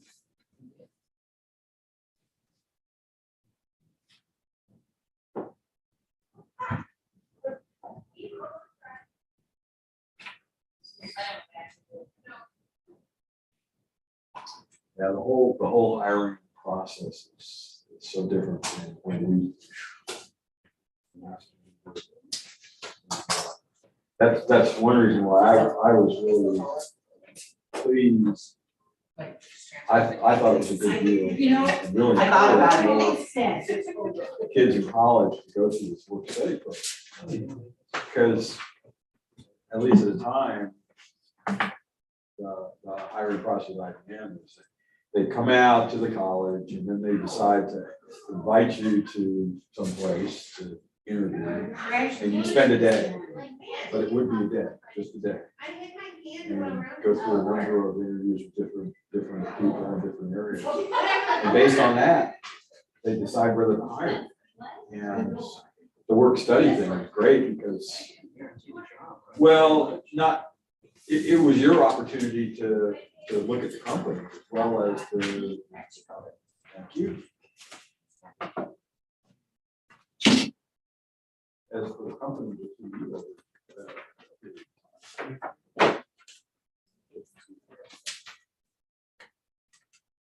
Which number is this? 206.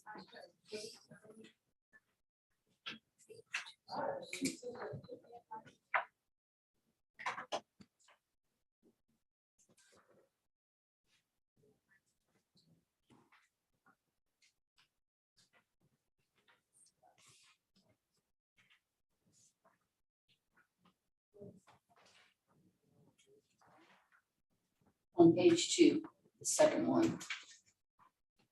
Oh, I see.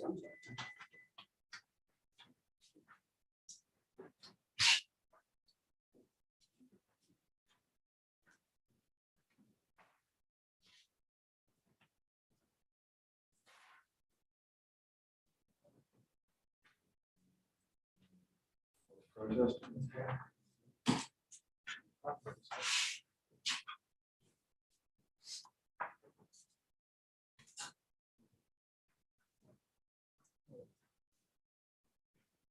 Excuse me? Why does it say Q11? Is there a room? It's really not that. The property description is correct. Can you verify that she put that on her? Yeah, the protest. There's a. Or is there's she an online? affidavit. She online? No, not you. There's no proof. No, I meant like, It wasn't online. okay, yeah, that's right. It was online protest. Can we just make sure that we know for sure that she checked Q11 and she didn't check market value or equity? She checked it online, but yeah, I can double check. Like, I want to know what she She checked. only checked Q1. I want to make sure that that's right. Okay. Please. And other. Yeah. On her form is. Yeah, that's the affidavit. You know what I mean? So that's He wants to secondary double check compared to. what she had Oh, checked. okay. So there's a That's protest how it came. and then there's an affidavit. Oh, okay. And I don't know what you guys. This is the online Yeah, thing. nobody touched it. Let me scroll back here. There's Q11 is the only thing that's Okay, on here. okay, So what do we have? go ahead. Well, hang on, let's double check what we got. So Q11 was what is the only thing that was checked in the online submission, right, Scott? That's correct. Affidavit, She has And market and sales, and market equity. again, we defer to the submission, Of the protest, right? So which is whether, Q11, right, right? That's the only thing we're addressing. I believe that's correct. Pretty easy, isn't it?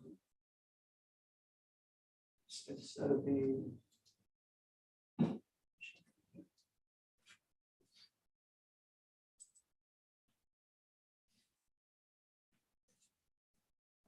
It's the same positions. Oh, the unknown to buyer. No, look at the software, she changed the address. It's the same thing. Try going to images. Mailing address. Oh, this scan in there too. No, She it's just not. put Look at the it. mailing Yeah, that address one in the thing wrong is. place. She, rather than, That's her mailing address Yeah. as opposed to the address that she Right. protested, right? that's how I read it, That's but. excellent. all Well, then up above, it's got mailing address : 401. Yeah, I mean, it doesn't really matter on this on the So affidavit, but what are we looking at? Just property description? yeah, unfortunately, that's all, Okay, yeah, this is what those are. that's all she identified in the protest form. But the comments she had here, Oh, I understand, and the comments unfortunately are not relevant because the protest submission just said Q11. Let's get her on the phone and let's talk to her. And let's just go through like it's a regular old hearing and let's try to get some information.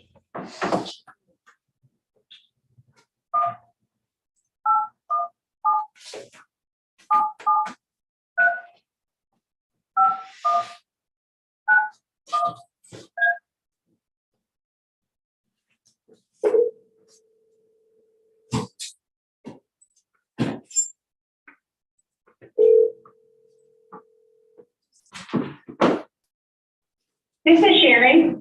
Sure, hi, this is the appraisal review board calling for your telephone protest.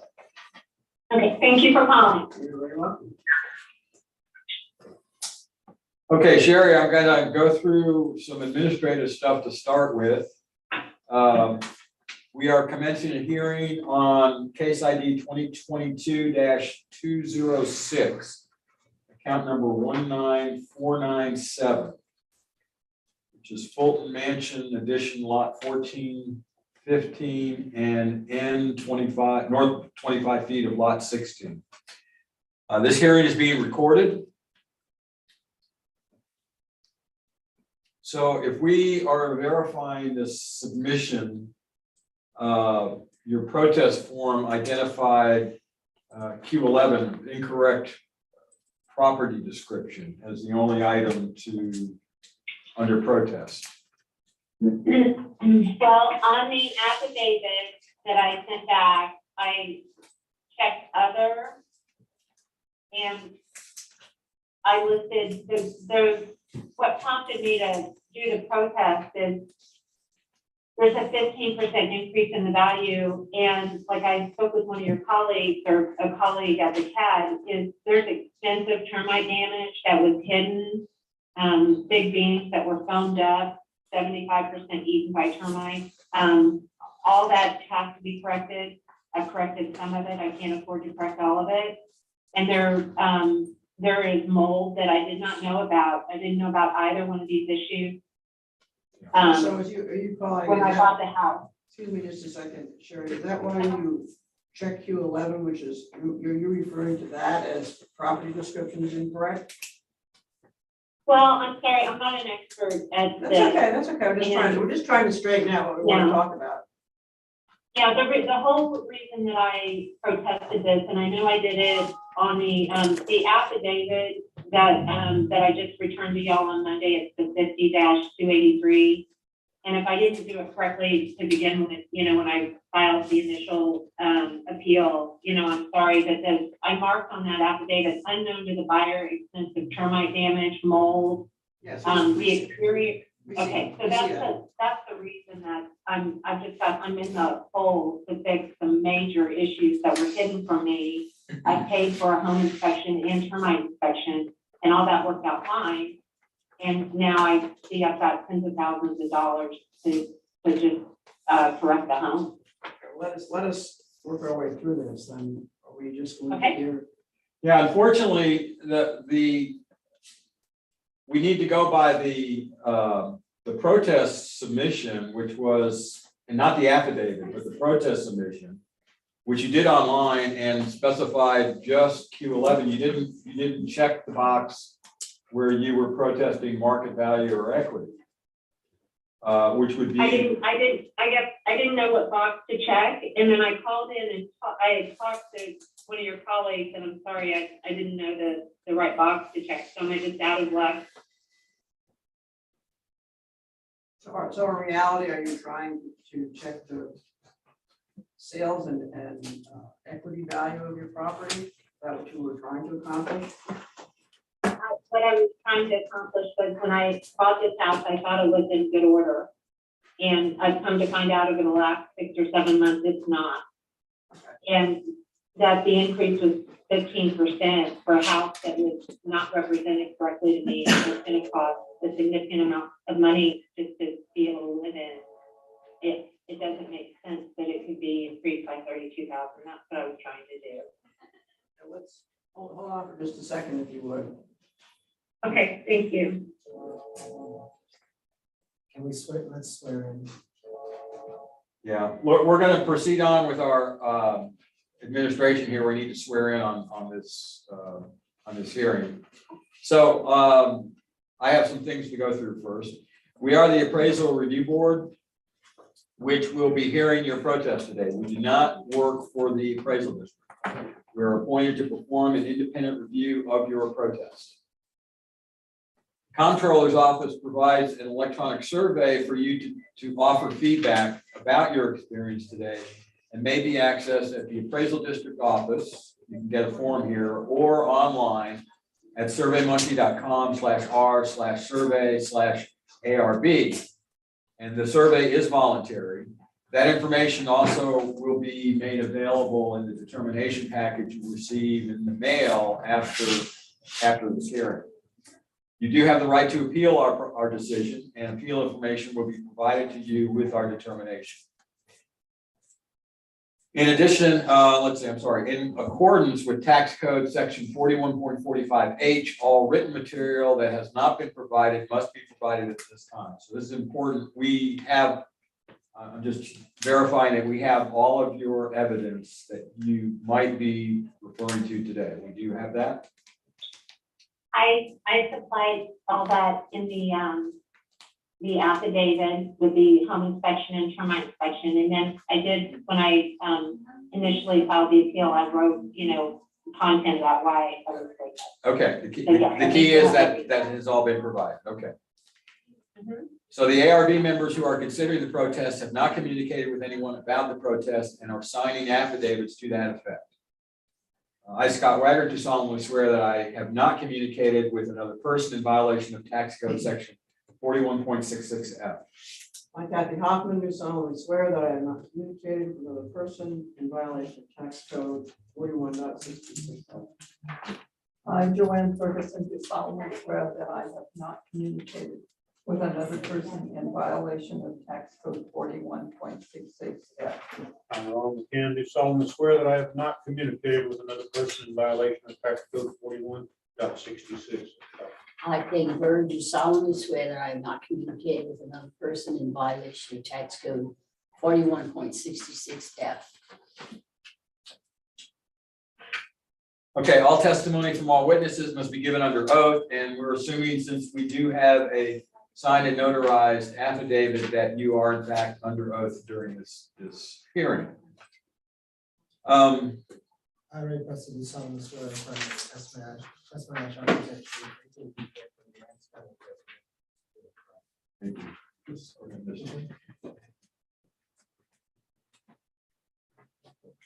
All right. Sherry, I need to ask if you hold a license or certificate from the Texas Appraisers Licensing and Certification Board.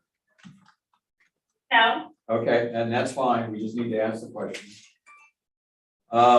Do you have a copy of a page that's called Hearing Procedure Times?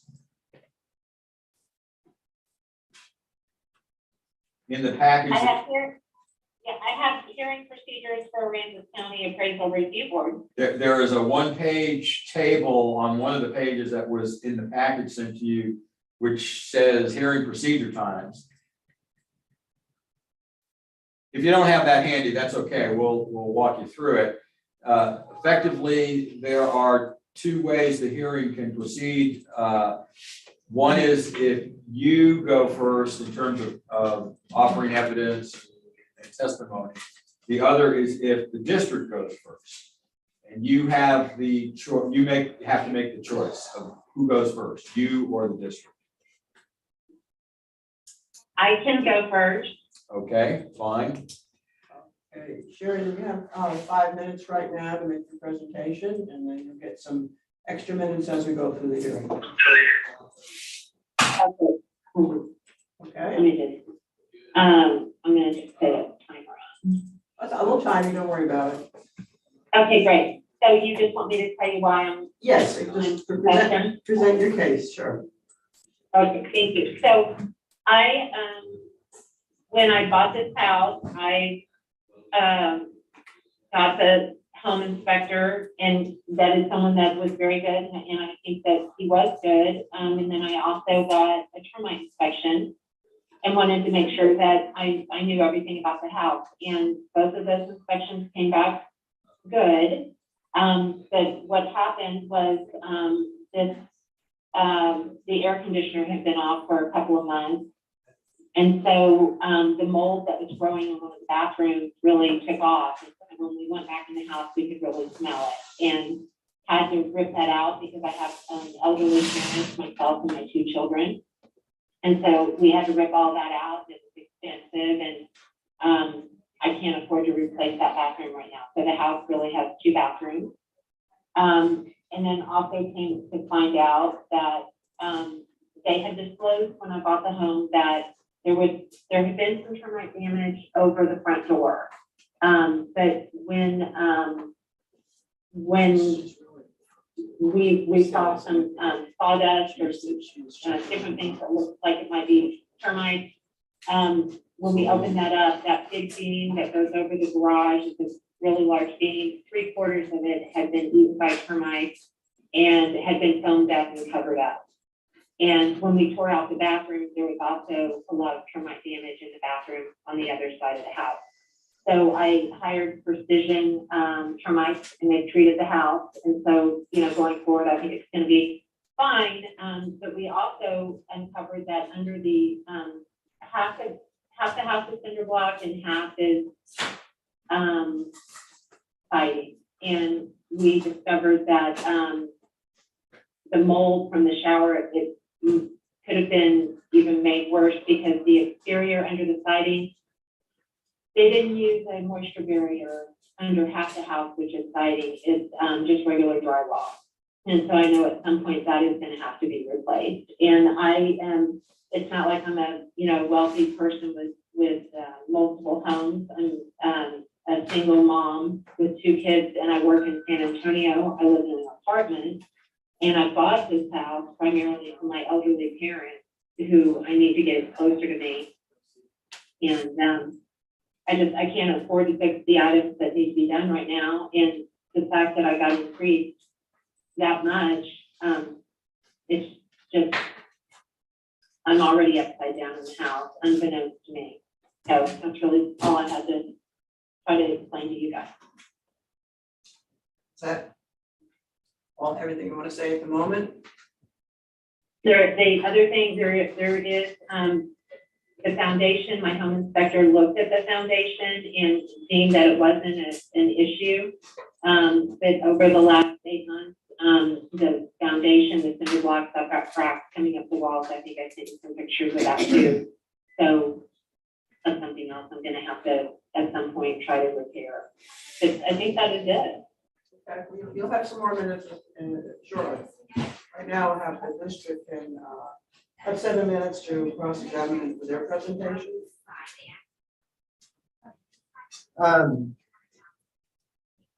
Sherry, can you hear me okay? I do. All right, on your, the document that you gave us that has the inspection report, when we scroll through that document, we kind of go through, then we get to the bottom, and there's a part where you sign it, and you initialed it or something like that. It's like, it's way down here. that big box. Way down here, okay, yeah. Yeah. And then there's photos. Just for clarification, the photos that we see, those photos were not part of the report. Those were, are those photos part of the report?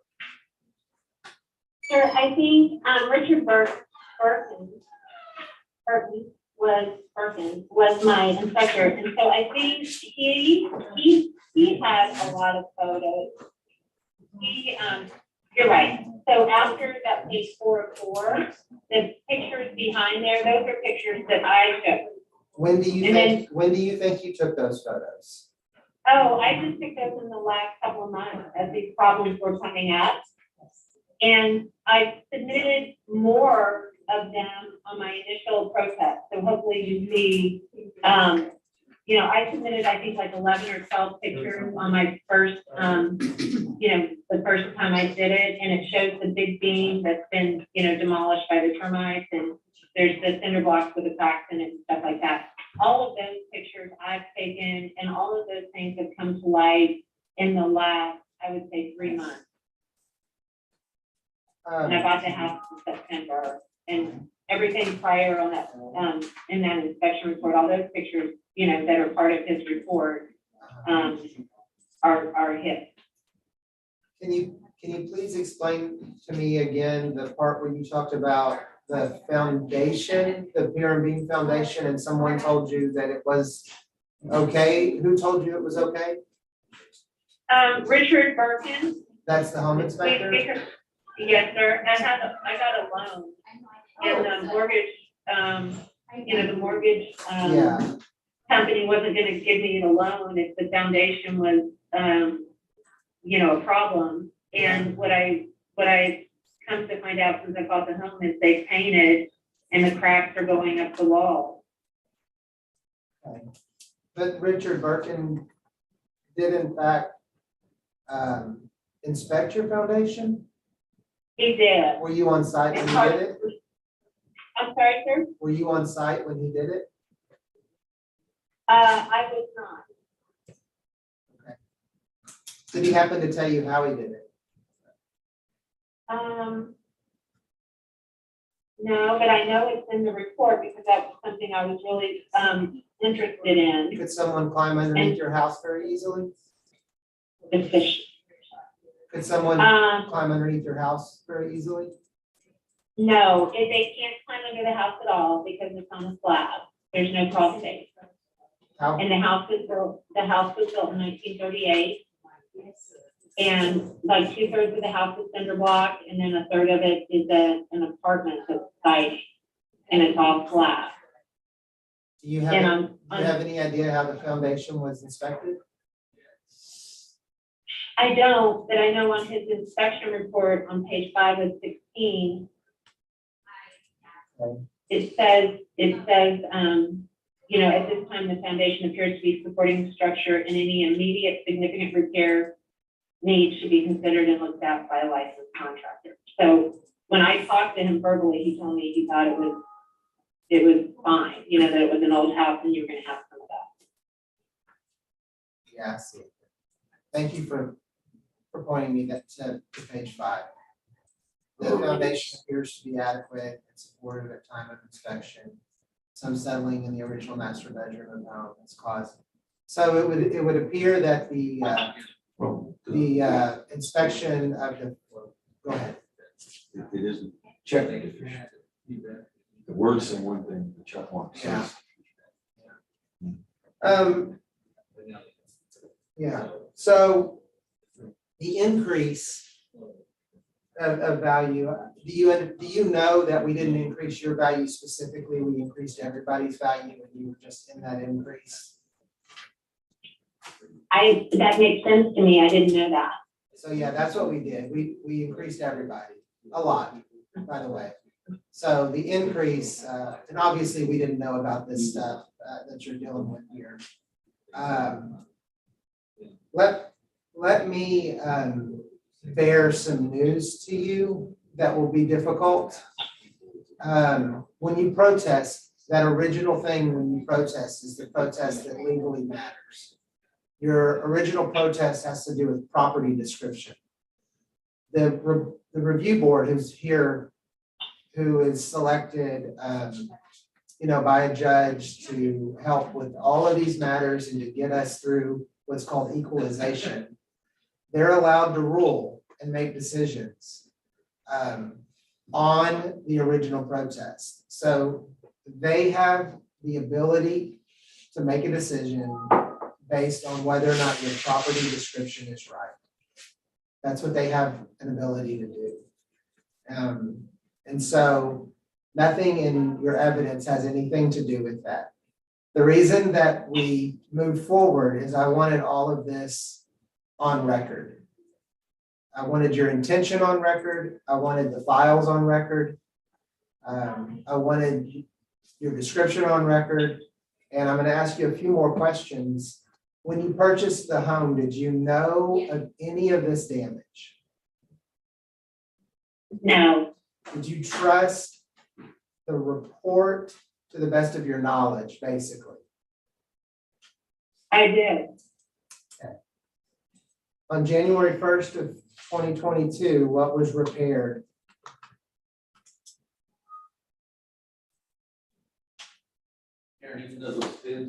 Sherry, did I you? think nothing. Go ahead, I'm sorry, you were thinking, go ahead. Yeah, I think nothing. I mean, I found out about these items over the last several months. Let me ask you another question. What's the estimate for repairs? I won't actually do To that. redo the outside siding, For everything? in the bathroom, I would say 30,000. Okay. Is that everything?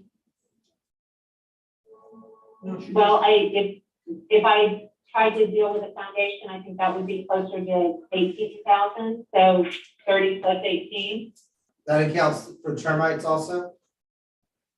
48. Well, I've paid for the treatment that's gonna,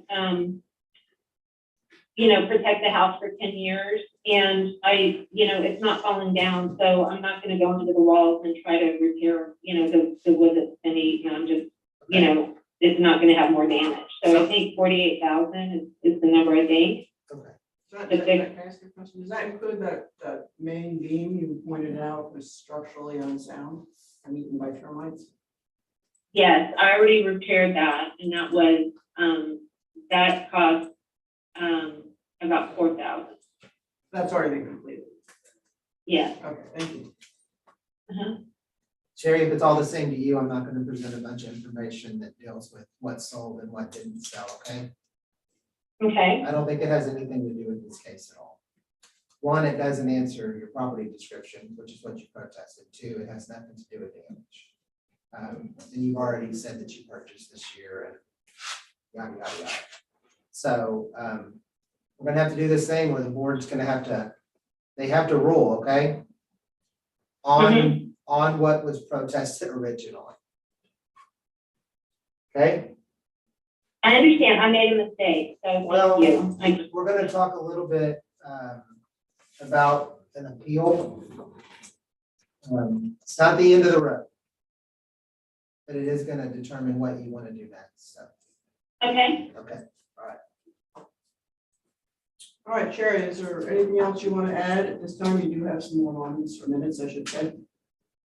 I just, I still have the same problem I had before, and I tried to do it, in plenty of time. So if there's anything I can do, if I just make sure I do it correctly, would be great.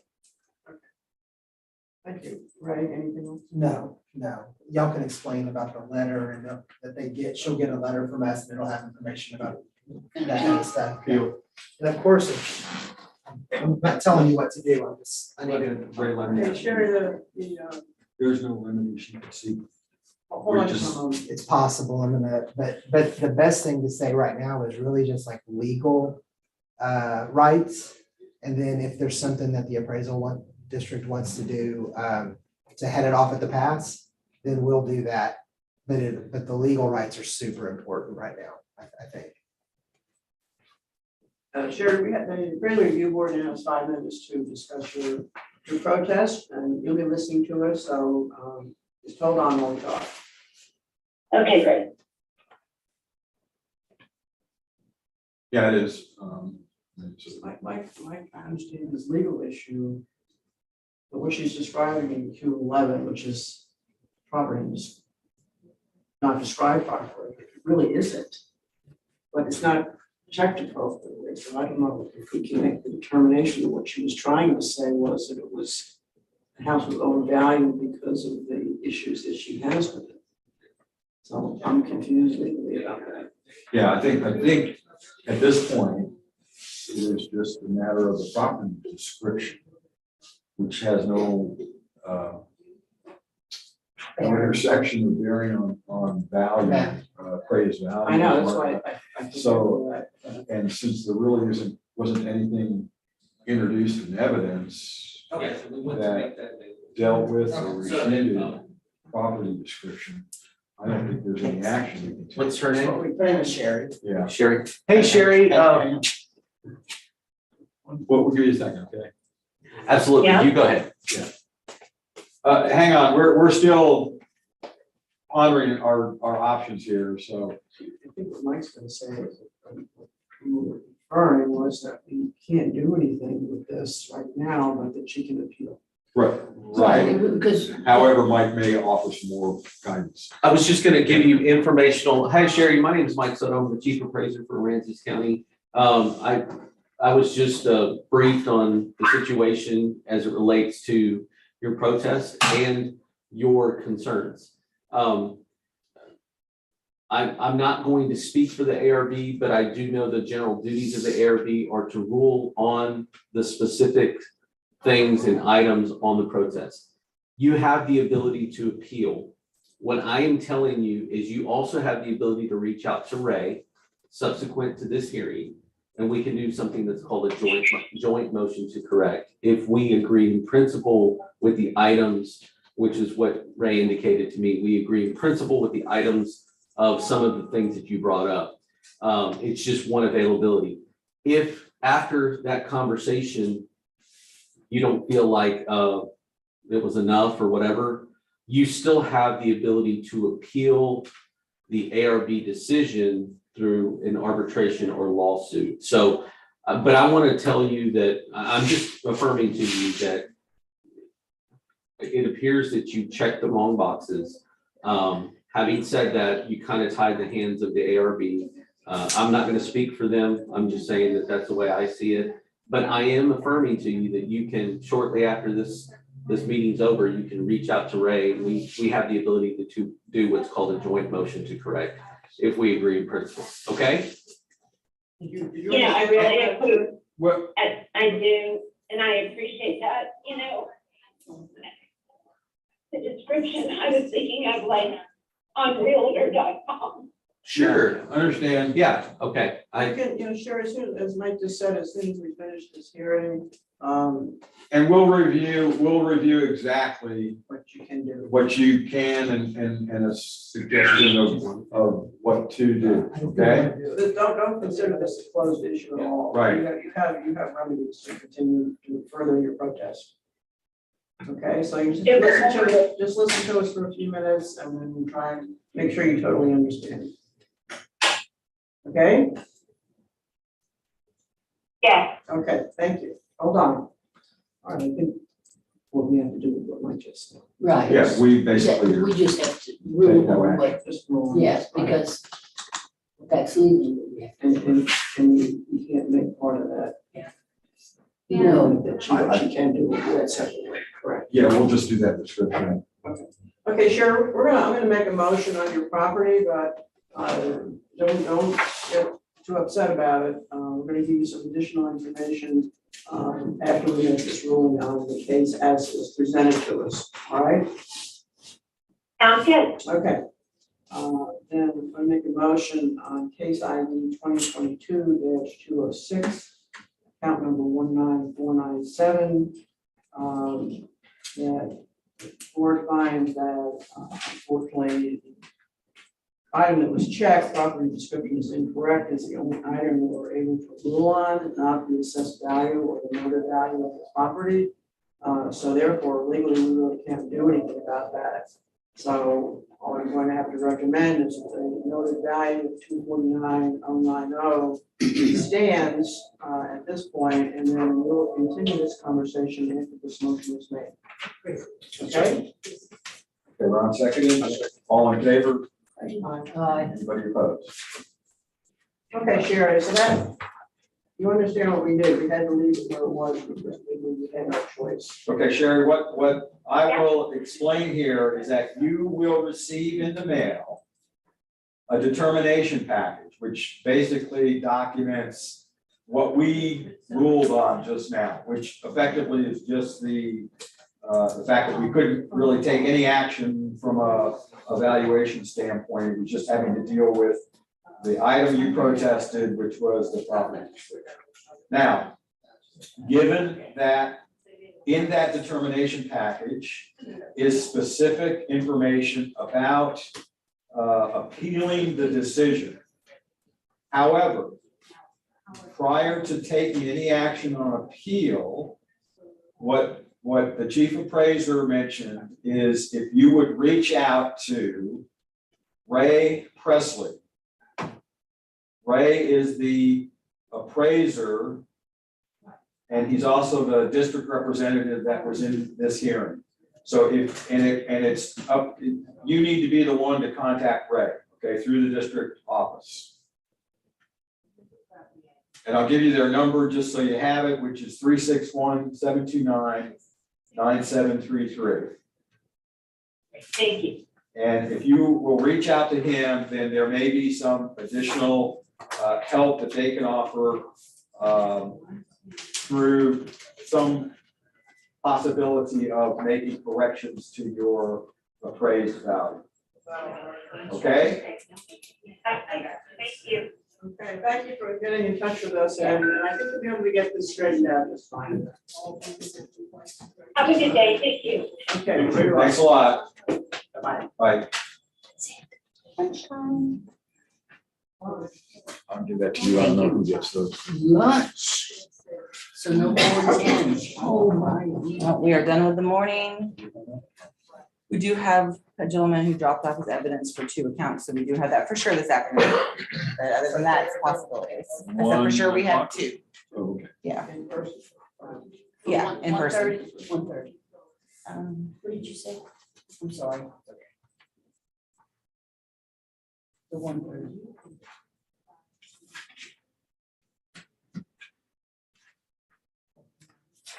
No, you got the- What was that? 3? Okay. So far, nothing for 1:30. That we saw. I was planning on it. I'm just saying, me, you were saying, Yeah. On the 3 o'clock. yeah, that's the for sure one. That's full of possibilities. Is that your standard answer? That is the standard answer. I've learned just to accept that. Y'all have a good lunch. Okay. Thank you. Thanks.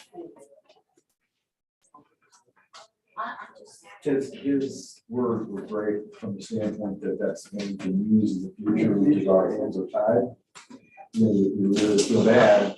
And I'm just, when I evidently checked the one box. Wait, let me finish. before you interrupt.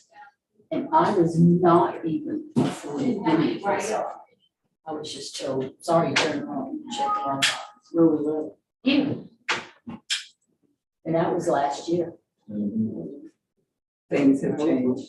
well, And I had documentation, I had pictures, I had everything. And it's- in part, it might have been which boxes were or weren't checked. I was cut off before I could go on. Did you come in? No, I was on the telephone because it was COVID. Oh. Yeah. I wish I could go. But anyway. The thing about her, No, the we can't talk inspection about was, there are a lot, I started reading, this. and there are a lot of places where he gets both of them. Yeah. And I'm not sure what that means. because I couldn't find anywhere where he explained that. I mean, I didn't read the report, but did you say that there were issues? Deficiencies. Yeah, and the words, He did okay, and then he did deficiency. right, there were a lot But of, there the were several words of said them one he did. thing, and if you just focused on the words, that you might get one impression. But then, and I don't know if that's a CYA thing from a appraiser standpoint, is. he checked deficiency, right, on a lot of them. But So, it should have, I'm going with these guys all the time, you should have explained that. to them. yes, And I'm sure you say this, but there are cases where. Out there. sure, sure. I'm not saying that's what you should do, I'm just saying it can be done. If somebody. So he responded. I think they'll get something sorted. I think, yeah, I mean, obviously, it's, you know, hopefully, I hope.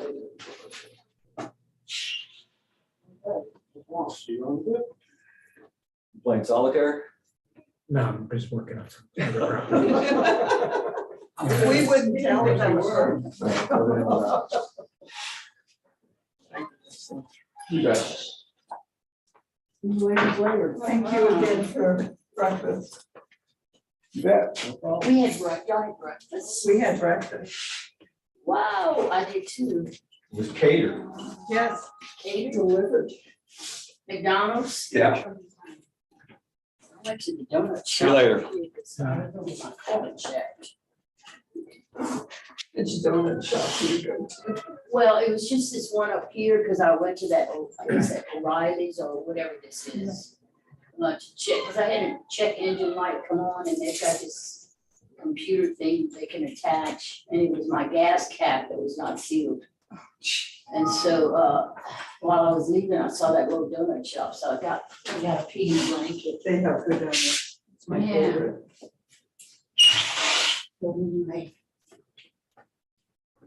Okay. Well, I will see you. Bye, ladies. See you later.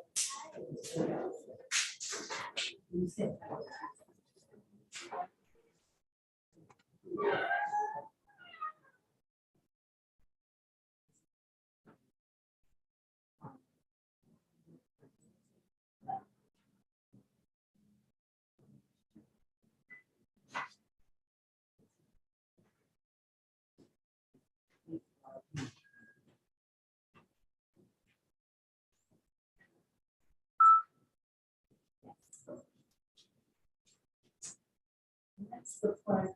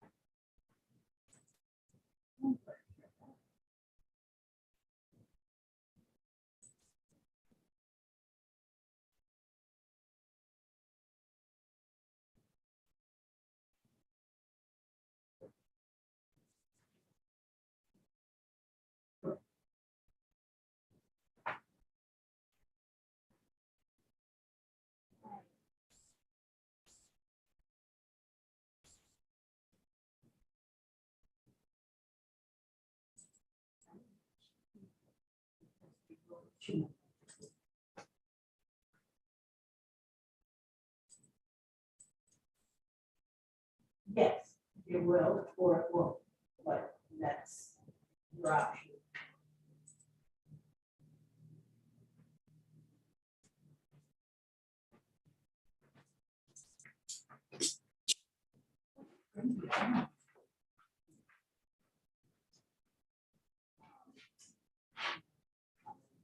I don't know.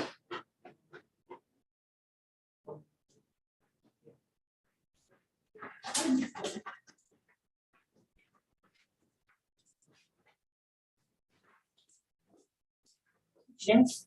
I'm just finishing this one. That's working on. That's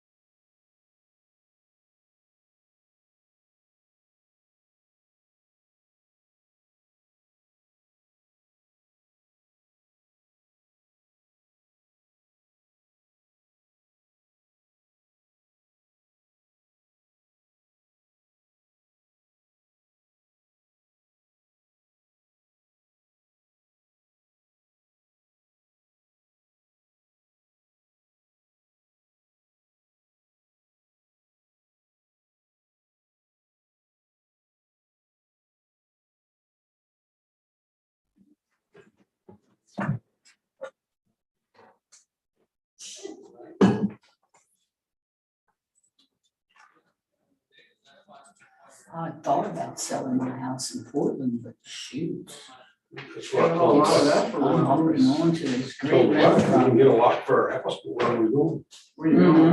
That's it. That's, It's not Hey, being a house you lot sold, of and every every place. place. I'm not taking on no mortgage, so. I don't like payments.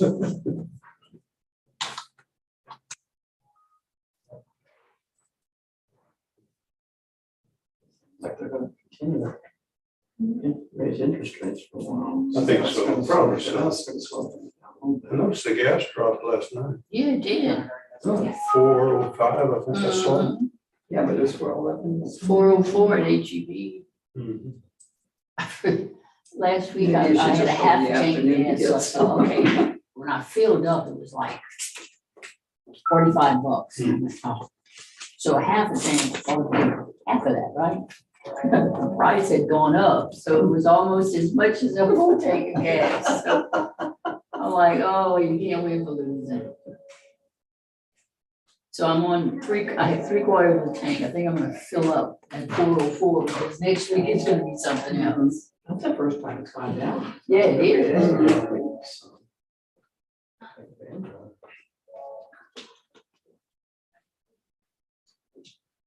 And usually it's up higher on holiday. Yeah. When people are traveling. Stay tuned till tomorrow. Well, that's true. It's on the Thursday. They're coming in. They'll get them in.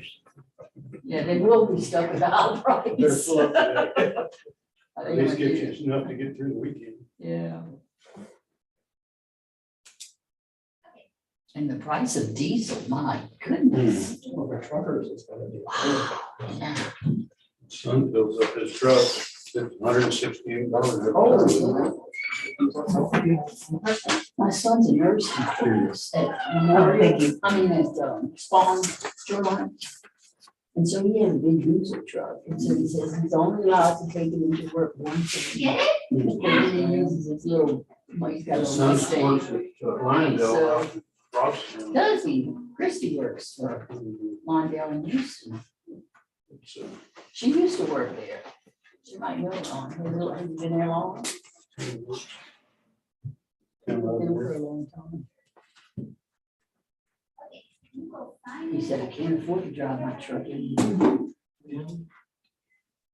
Said he doesn't work But every I day. forget, is diesel normally more expensive than? No, it's No. cheaper to manufacture than gas. Yeah, that's what I'm saying. It comes out lower on the column than gasoline does. And why it's more expensive, I don't know. Because there's more demand for it with Probably our. so. Probably so. Yeah. Sticking it to the truckers. It's very sensitive to us because we're the ones that open the Influence. Yeah, it does.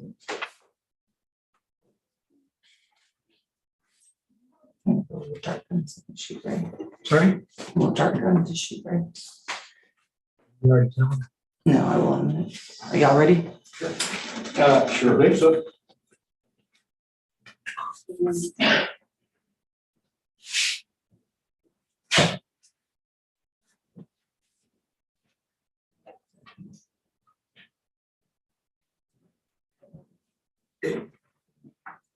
Is there He said any he was coming. evidence? Or do you have an affidavit? No, I think if I got my phone. Right here. Maybe I don't know. Well, how about protest form or? I have nothing on the system for that. It should be the ACAD evidence. That's all. Yeah. Was it online? ACAD is, but that's all. That's it. Was this an online? Oh, that's a good question. Yes. Okay. never Thank mind. you. I was like. We just wanted to see if you were paying attention. I like the smoke coming out of her ears. Yeah. Okay, I know we all know the answer to this question. Panel Yeah, interview here. yes. Welcome, Pat, over to the front of the chair. How's it going now? Good, are you? Good.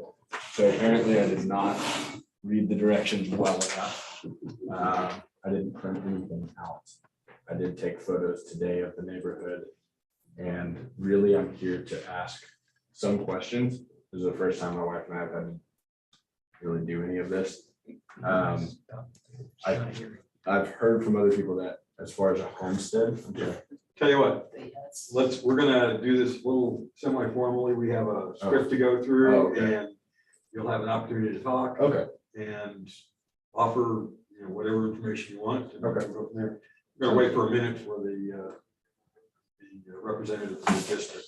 okay. He's coming, doing good stuff. Okay, all right, so we're gonna go ahead and start then. We are opening a hearing on case ID 2022-224, count number 882270. Bellevue Block 51, Lot 17, and 18 of adjacent alley. Okay. This hearing is being recorded. And since this is, was pointed out to us as an online protest submission, let's verify what was under protest. Incorrect, Martha, she wanted you to mark it and. Okay. I'm sorry. So that's correct. It is. Okay, we are the appraisal review board and we'll hear your protest. We do not work for the appraisal district. We are appointed to perform an independent review of your protest. At the end of the hearing, you may complete a survey regarding your experience. The survey may be completed using the survey form, which actually we have a bunch here. And if you fill it out here and leave it at the desk, that'd be great, or you could take it home and email it to ptad.communications@cpa.texas.gov, or you can actually take it online at surveymonkey.com/r/survey-ARB. This is a voluntary survey, and while we're told to read all that, I don't expect you to remember the email address or URLs, but it is, you will get a determination package mailed to you after the hearing, and that all that information is in there as well. You also have the right to appeal our decision, and any appeal information will also be provided to you in that determination package.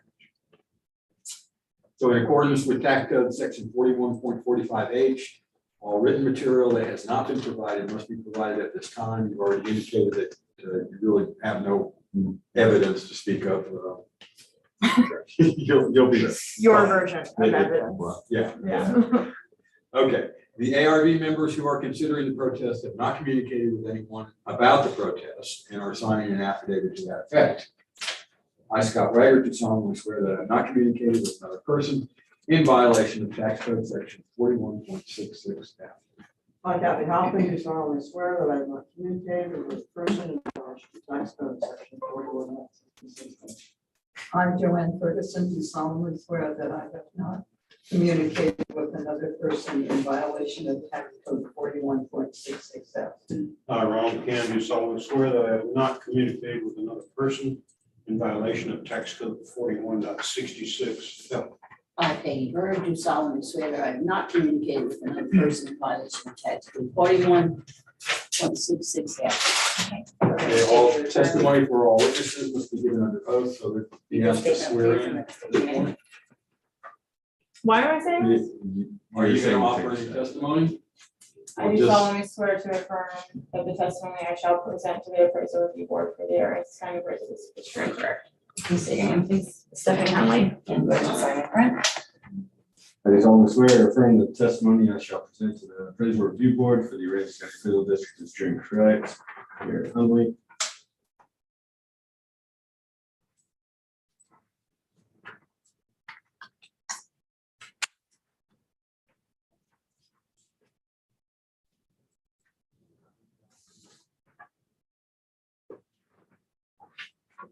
Your turn, Ray. Very fast, we solemnly swear that the appraisal district is true and correct. Okay, I am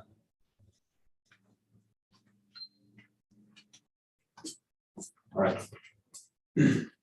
I have to ask this question. Do either of you hold a license or certificate from the Texas Appraisers Licensing and Certification Board? No. Okay, that's fine. We just have to ask everybody that question. All right, in front of you, there's a table that is the hearing procedure times. This is how we're going to conduct the hearing.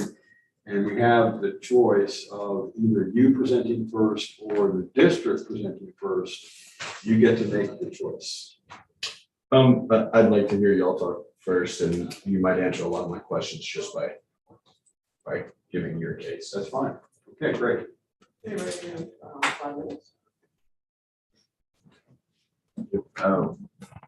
If she needs to leave, she has an appointment at 2. I wasn't sure how long this was gonna go. I'll just hand her the keys, and if she walks out, that's all that's. Not a storming Yeah. yeah.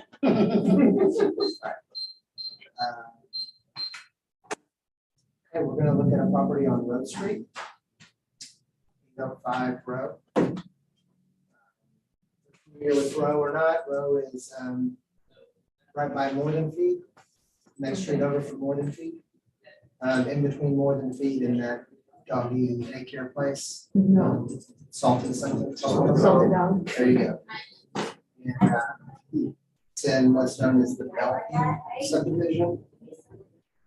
Subject property is purchase. So in the first comp in the sales grid is going to be the subject. And 805 Rose Street. So it sells, we think it sells for 103,550. It's very small, it's 420 square feet. The next property is 803, which is next door. This used to be one property. I'm assuming that it was split out maybe, but at one time this was a property with 2 houses on it. It split out maybe for the purposes of selling it. I mean, I'm assuming that. So the second sale is June of 21. And it sells for 133, or at least we think it does. And it's a little bit larger, 700 square feet versus 400. So then there is another sale on 908 Mission. Mission runs perpendicular to Row. But this part of Mission is kind of parallel. It does a dog leg. And it's off of Row Street. This particular house, you would drive down Row and then turn left on Mission. And it's sold for 165 in July of 21.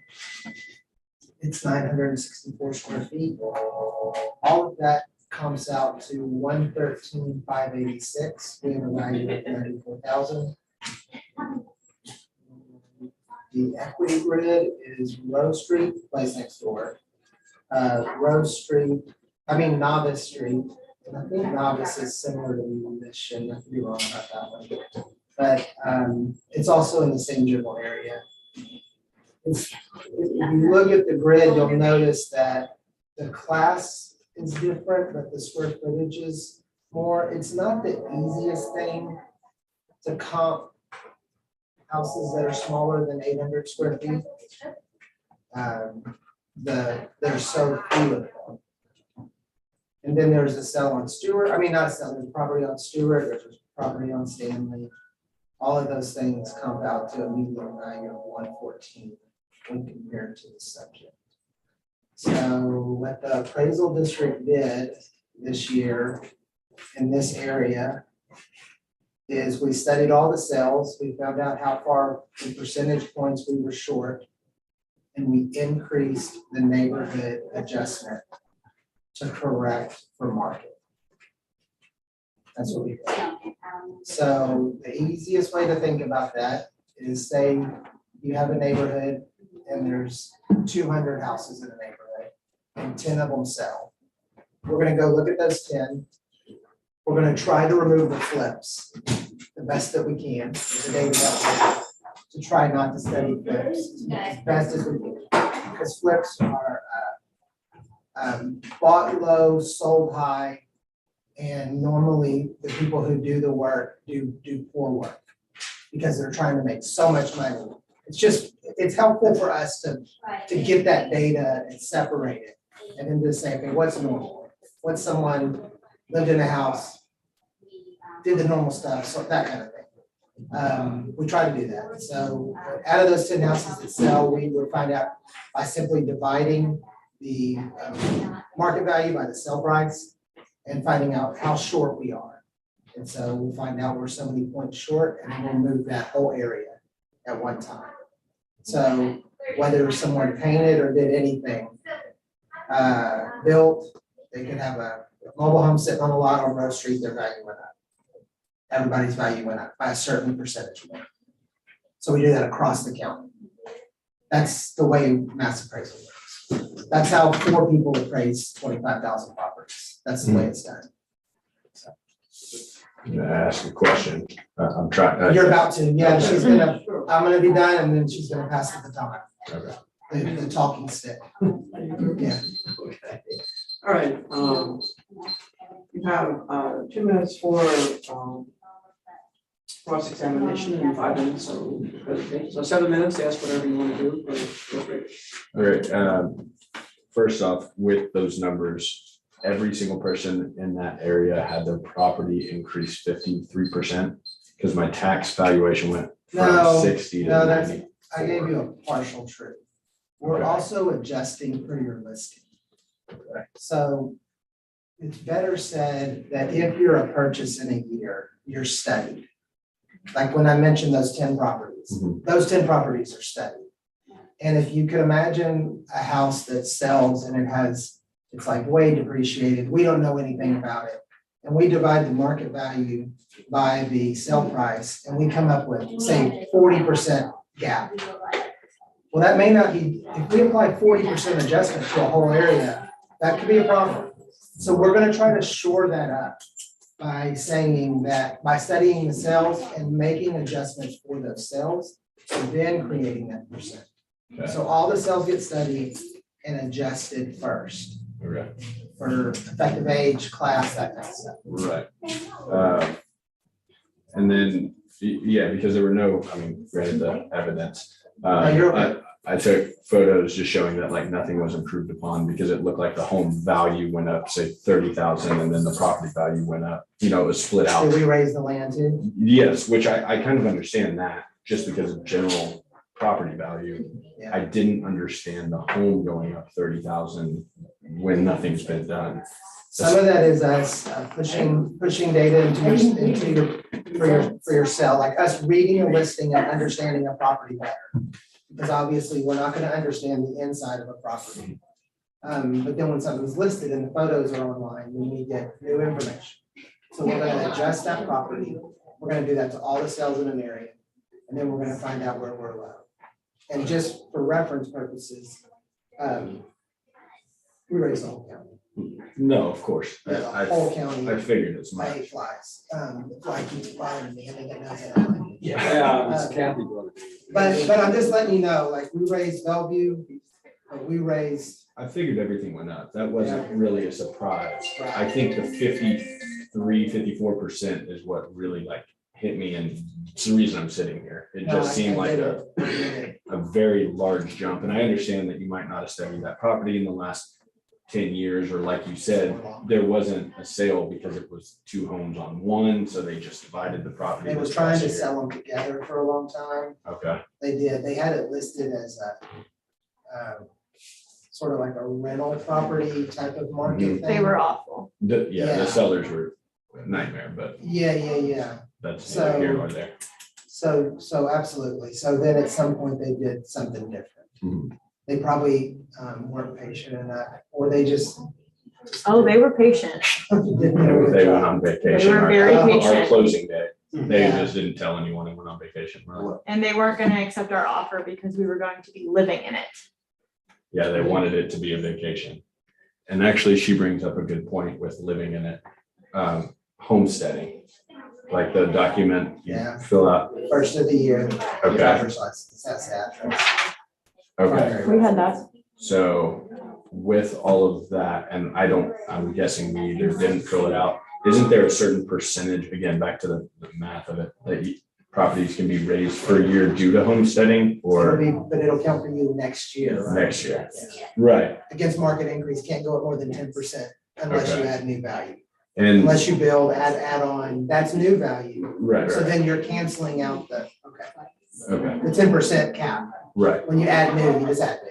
Right. But market fluctuations, land value changes, market fluctuations are all protected against a 10% cap, which for you, if you homestead it in 22, then your protection would start in 23. I wonder if, because we bought last year, so I don't. We bought in did we not have September. So the, you wouldn't have it until you, it's like monopoly. If you bought it in September of 21, you had to pass January 1, 22. And that's your eligibility that day. So if you bought it in September 21, you have to get to January 1, and then you're eligible. Oh, to fill it out. From there this way now. It okay, has to start in January. okay, It's- yeah, so, Okay. okay, So then they just passed now, it's $40,000 for this year. So it'll be $40,000 removed off your market value to create your taxable value. It's a pretty good deal. Yeah, it is. We're all for it, right? I don't think it took too hard for that to get voted in. No. It's like, do you even have to vote for that? So in other words, your taxable value will be 94 minus 40. So okay, your taxable value will be $54,000. and that's based on the homestead, like That's as the long as we homestead, have. that's the home, with the homestead in place. Okay. Yeah. Do we know if that's like in play? I You can can ask check, up yeah. there. It's Okay. not in place, It's unless you've not. done, have you turned in the paperwork? I see, so I'm almost positive our realtor They didn't, gave it to they us, didn't, because she brought it up, they didn't. you know? Normally realtors. You have to find Okay. it yourself. Okay, then They'll no, give we you the haven't, so phone. now we're Every another other year out. person that comes in here tells us we did that at closing with our realtor, She mentioned it. every time. Yeah. Well, okay, so It's then she done probably here. told us to come And here. this is very important. January 1 of 22, right? That's the date. And your driver's license needs to be changed before January 1 of 22. Yes. Right, Because it's kind of hokey to say, yeah, we lived there, but that's kind of Right. weird, because you're saying, hey, backdate this for me. But I really didn't change my driver's license till May, and then it's just, so I guess my question would be, now that we're past that date, no, you're okay. okay, That can be applied. okay, It's gonna be applied after protest season. You can turn all your paperwork in now. okay. That's a non-issue. If you change your driver's license. Yes, Yeah, we we changed changed it it, like, last year. Almost immediately. So yeah, as long Yeah. as January 1, primary residence, driver's license. Okay, That's the criteria. perfect. And that's not the appraisal district, that's the state. We're just, it's sort of like a car inspection. We're just the people who do that. Right, and then, gosh, my brain. So is there ever a time, because that, again, the 55% or whatever jump, is there ever a time that that goes down? If the market starts to crumble. I mean, There's times where we, people chuckle because it's. I mean, we actually have, like, I lowered values this year. There's things that will happen, Okay, but mostly no, right, mostly no. and that's why I wanted to come in and talk, is because And don't, I don't want it to just be like, oh, 50% up, 50% up, like, Yeah. it just. keep appraisal and taxes separate in your mind. Okay. Because a good example, last year in the appraised value on, you know, in general across the county went up. But in some of the taxing districts, the tax rates went down. And people ended up with, in some cases, lower tax rates. Okay, Because those are separate things. okay, The school district, the county, and so on. They look at what is the available pool of money based on the appraisals and what do they need. And in some cases, they may lower the tax rate, and in some cases, because of lowering the tax rate, it may actually cause the tax bill to go down. even if your appraisal goes up. Even if your. Just because it's gonna appraisal goes multiply times the lower tax rate. up. Right. It's just a Okay. math. At Depending that on point, yeah, it's what just the a math. tax rate is. Okay, That's how they calculate. New tax rates every year, okay, because there's new budgets every year. So, Because a lot of people come in and want to, you know, they think they're protesting taxes, but really what we deal with here is appraisals. right. Which is at the front of the line here. Is that? No, I would say it says tax appraisal, like tax, Oh, people join the two because that's exactly what I think is you're appraising it, so now my taxes go up 50%. Yeah, if you need to go, I can walk down there. Oh, dude, hey, babe, can you wait like we won't 3 be but minutes? another couple minutes after. Sorry. I'm done, I'm done. No, I don't have anything else. Do you have any other questions? I think those are all the questions I had. And again, with this being the first time, I'm sure it'll just, maybe over the next couple of years, I'll make a little more sense to me as we see things change and especially if the circumstance pops up where taxes are less or more. Get your exemption. Yeah. Right, that'll, I'll get that paperwork. Right, not over 65, obviously, so. Yeah. That's the next Yeah, time. ready to Go go. forward. Yeah. I mean, he's a firefighter, he should get the tax break. That's good. I have two questions. Yes, sir. And well, one comment. You also kind of alluded to the word that trips up a lot of people as well, which is improvements. And unfortunately, it's a bad choice of words, but it's the state and the lawyers that did that. Improvements does not mean what you changed from year to year, or I painted, or I put in new floors, or new siding. Improvements as it applies to appraisals are anything that was added to the property. That was gonna be my question, like what, because like we do plan on painting the house and stuff like that, but we don't intend on adding. Well, right, so the key point is that lots of people come in and they want to talk about their appraisal and they say, I didn't do anything. Right. Okay, I didn't repair, I didn't add a room, I didn't do it, but it's not, unfortunately, improvements in this context is not what you changed or added or improved to the structures. Okay? It is anything that was, it's everything except land. Okay. Is in this bucket they call improvements. Okay? So it doesn't mean that, like you just said, well, we're paying, we're gonna pay it, we added a porch, yeah, that would be an improvement. But if it's something inside, whatever, that's not an improvement. Improvement is basically the structure as it sits. Yeah. Okay, so it would be like adding square footage. Yes. Okay. Exactly. Which then gets into the new. Like, They improve it. Right. So the other thing I was gonna ask a question on, you do not need to provide this. You bought this in September of 21. Correct. The district has it shown as 103,000. Some change, yeah. Can you tell us, and you don't have to tell us, whether, is that a correct value? That's What you paid? That's what was listed. If you paid less, that could decrease your appraisal. Right.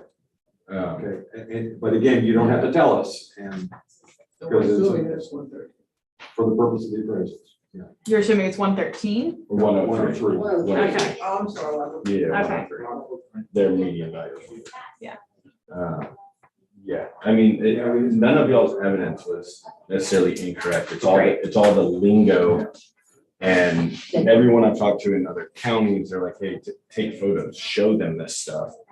And so I'm sure every county does it just a hair different. And For the future, so you know, if you do an addition or do something substantial for your driveway, take some pictures and bring that, it's not taking care of it. Okay, so I think if we're done, and we'll make a motion on account 2024 -224. Account number 882. Had a hearing scheduled. 270. Based on the evidence presented by the district, discussions with the homeowners, that the value of 94,360 for that. Second. All in favor? Aye. Anybody opposed? Yes, so that motion carries. All right, great. I know a lot of people. It definitely was, and I appreciate y'all's time, at least just. Where is the flag? Over in Portland. I used to live there. Did you? It's great. Great place. It's improving a lot. Yeah, a lot. Their department is. And things have gone up in Portland as well.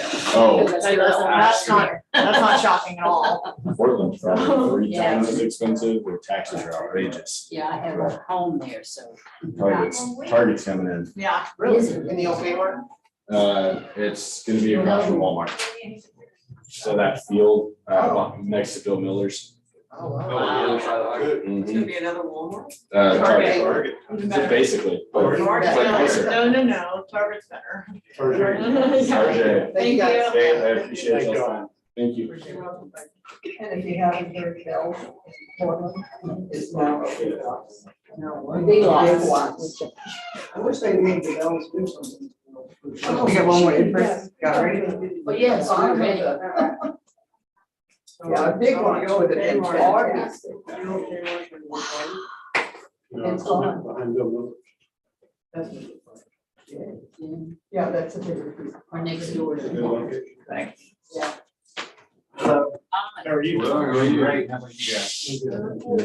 It's case number 208.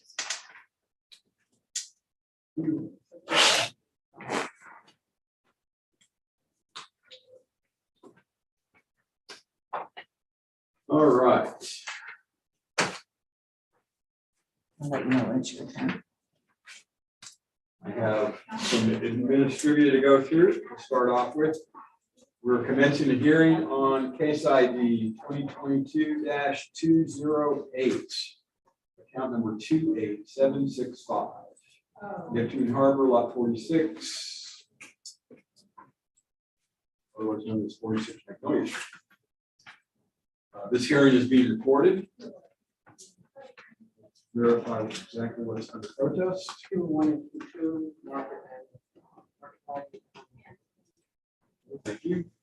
Okay, Hang on. I still have a whole pile of stuff to go through, and you'll get an update here in a minute. We are the appraisal review board that will be hearing your case, your protest today. We do not work for the appraisal district. We are appointed to perform an independent review of your protest. End of the hearing, you may complete a survey regarding your experience. The survey may be completed using the survey form, which they have here is for your convenience. And so you can complete that form here, leave it here, or take it home and email it. If you email it, it would go to pcad.communications@cpa.texas.gov. Or you can actually take the survey online at surveymonkey.com/r/survey-ARB. Survey is voluntary, and we don't expect you to have memorized everything I just said in terms of URLs and email addresses. So you will receive, after the hearing, a determination package, which will be mailed to you in the mail, detailing the results of this hearing. You also have the right to protest, or to appeal our decision. Appeal information will also be provided to you in that determination package. In accordance with tax code section 41.45H, all material that has not been provided must be provided at this time. So this is important. Do we have all of the evidence that you plan on referencing? Looks like we do have evidence. 9 pages. Okay. yes, sir. Okay. And you have provided everything that you plan to reference in your. Correct. Okay, excellent. The ARB members who are considering this protest have not communicated with anyone about the protest and are signing an affidavit to that effect. I, Scott Wagner, do solemnly swear that I have not communicated with another person in violation of tax code section 41.66F. I, Kathy Hoffman, do solemnly swear that I have not communicated with a person in violation of tax code 41.66. I, Joanne Ferguson, do solemnly swear that I have not communicated with another person in violation of tax code 41.66F. I, Ron McCann, do solemnly swear that I have not communicated with another person in violation of tax code 41.66. I, Peggy Bird, do solemnly swear that I have not communicated with another person in violation of tax code 41.66F. All testimony from all witnesses must be given under oath, so you'll be asked to swear in now. Something with each one of y'all to say the statement of and state your name. Both of us, or one? Both, yeah, you'll each have your own. I, Debbie Menz, do solemnly swear or affirm that the testimony I shall present to the appraisal review board for the Aransas County Appraisal District is true and correct. I, AJ Mims, do solemnly swear or affirm that the testimony I shall present to the Appraisal Review Board for the Aransas County Appraisal District is true and correct.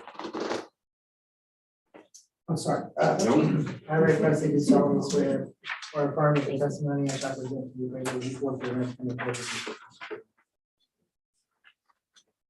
Okay, I need to ask, do either of you hold a license or certificate from the Texas Appraisers Licensing and Certification Board? I do not. No. That's fine. We need to switch that down. All right, there in front of you is a little table that shows the times that we're going to use while we're doing this hearing. You'll see there are two columns. One is if you go first, the other is if the appraisal district goes first. You get to choose whether you go first or the district goes first. We would prefer the district go first. Very good. Fine. Okay, Ray, you have 5 minutes. All right, this is in Neptune Harbor, which is in Lamar. This property is located on 46 Magnolia. So, I don't know if it sells here in this area. Should be all the comp should be the same. Yeah. Okay, subject is on Magnolia. The first comp is Front Street. Sells in December of 21 for 426. And the main difference here is going to be age. And then there's a laundry list of adjustments being made. When it's comparing the contributory items, like the comp has a main area addition and the subject does not, so it's being subtracted, and the comp has a living area downstairs, and the subject does not, and it's being subtracted, and then just all these adjustments are being made to give you a number of 524. It's doing a lot of adjustments on here. So let me follow this for a second.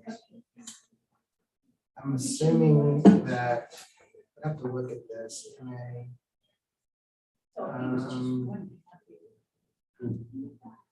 not sure that that unless I've just never noticed this before. Does it always do this whole thing where it's doing a garage under and then none, and then is there 2 garage unders on this house? Hold on, let me see something.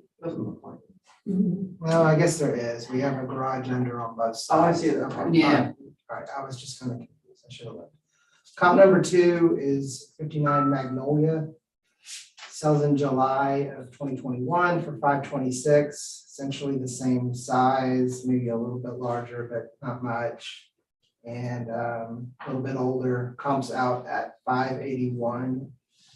And comp number 3 is on Neptune Drive. It's smaller, pretty close to the same age, 7-year difference. Land's about the same, sells for 446. The adjustments are made, it gives a median value of 555 for sales comparison approach. We have a market value of 549. Equity, comp number 1 is on Magnolia. This is a class 5 home. A little bit larger. The second comp is a class 5 home. Also a little bit larger. Both of them are built around the same time frame. One comes out at 564, the other at 543. Looks like 2020 was the year to build a house. The third comp is 2020 also. 5FB, a little bit smaller. Comes out to 513. The median equity value is 543. So we have 543 and we have 555 for our 2 grades. That's all I have. Shows me. No, I mean, it's 543. yeah, and oh, sorry. 541. were noticed of mine, $6,000. I don't think that's what the protest is about, though, $6,000. It's okay.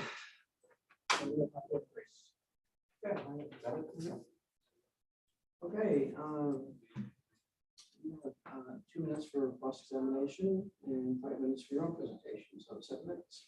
Okay, I've already had a conversation with them, so there's really not a whole lot for cross-examination. I'd like to focus more on the equity instead of the market value, because I don't have as much access to recent sales.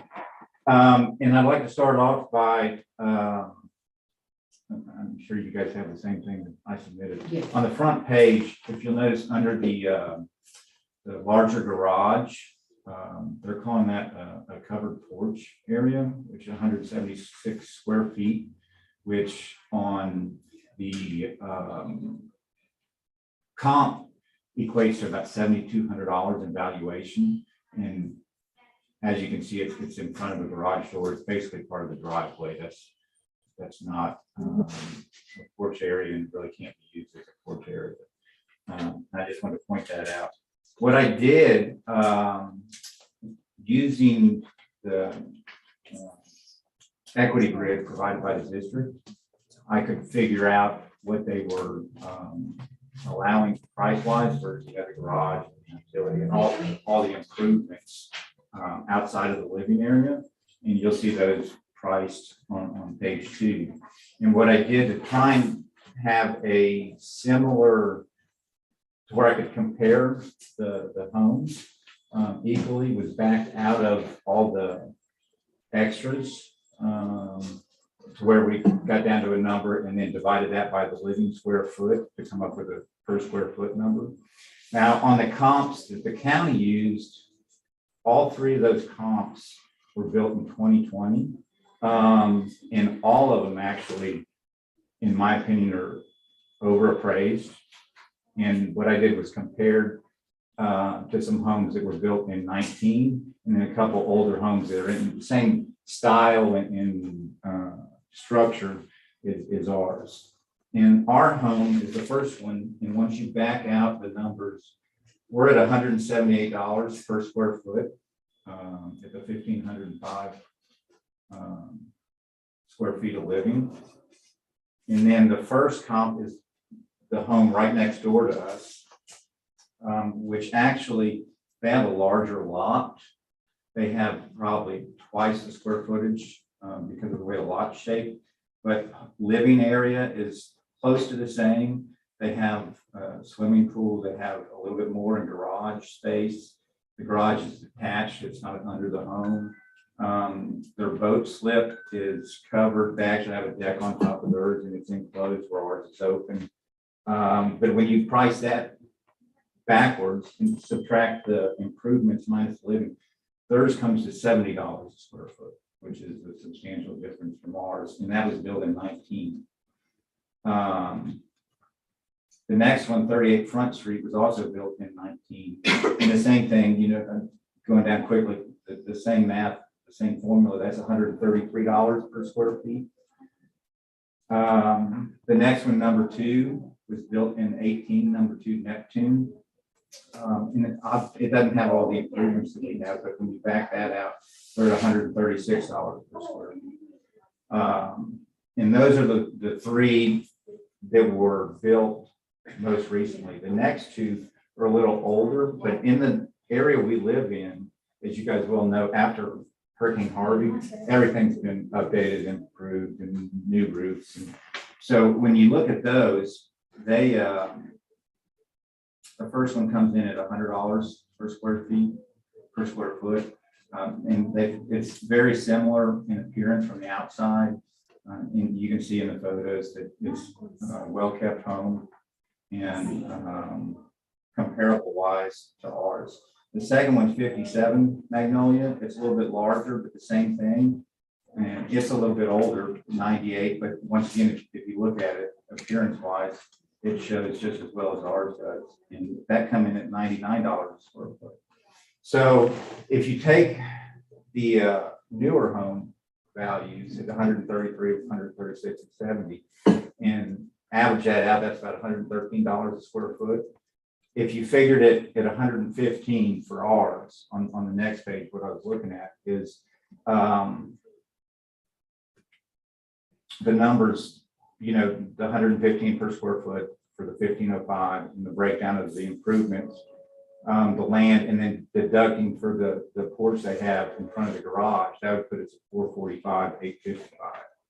And that at 115, we would still be a 15% premium to the older homes, to allow for being a new build.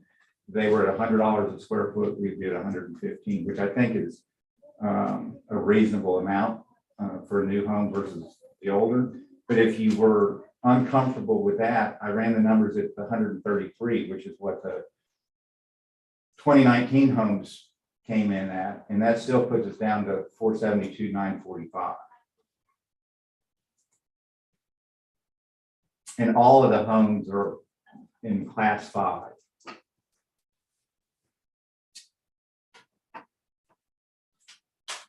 In the neighborhood, there's 52 homes in the neighborhood, and we could go through them all and they would all show just like this, that ours is substantially high. Ours and the 3 that the county's using as comps that were built in 2020 are all priced higher than any of them in the neighborhood. So, Lynn, would you like to discuss anything else? No, ma'am, unless you have a question. No, we're not through yet. Okay. The district now has 2 minutes for rebuttal.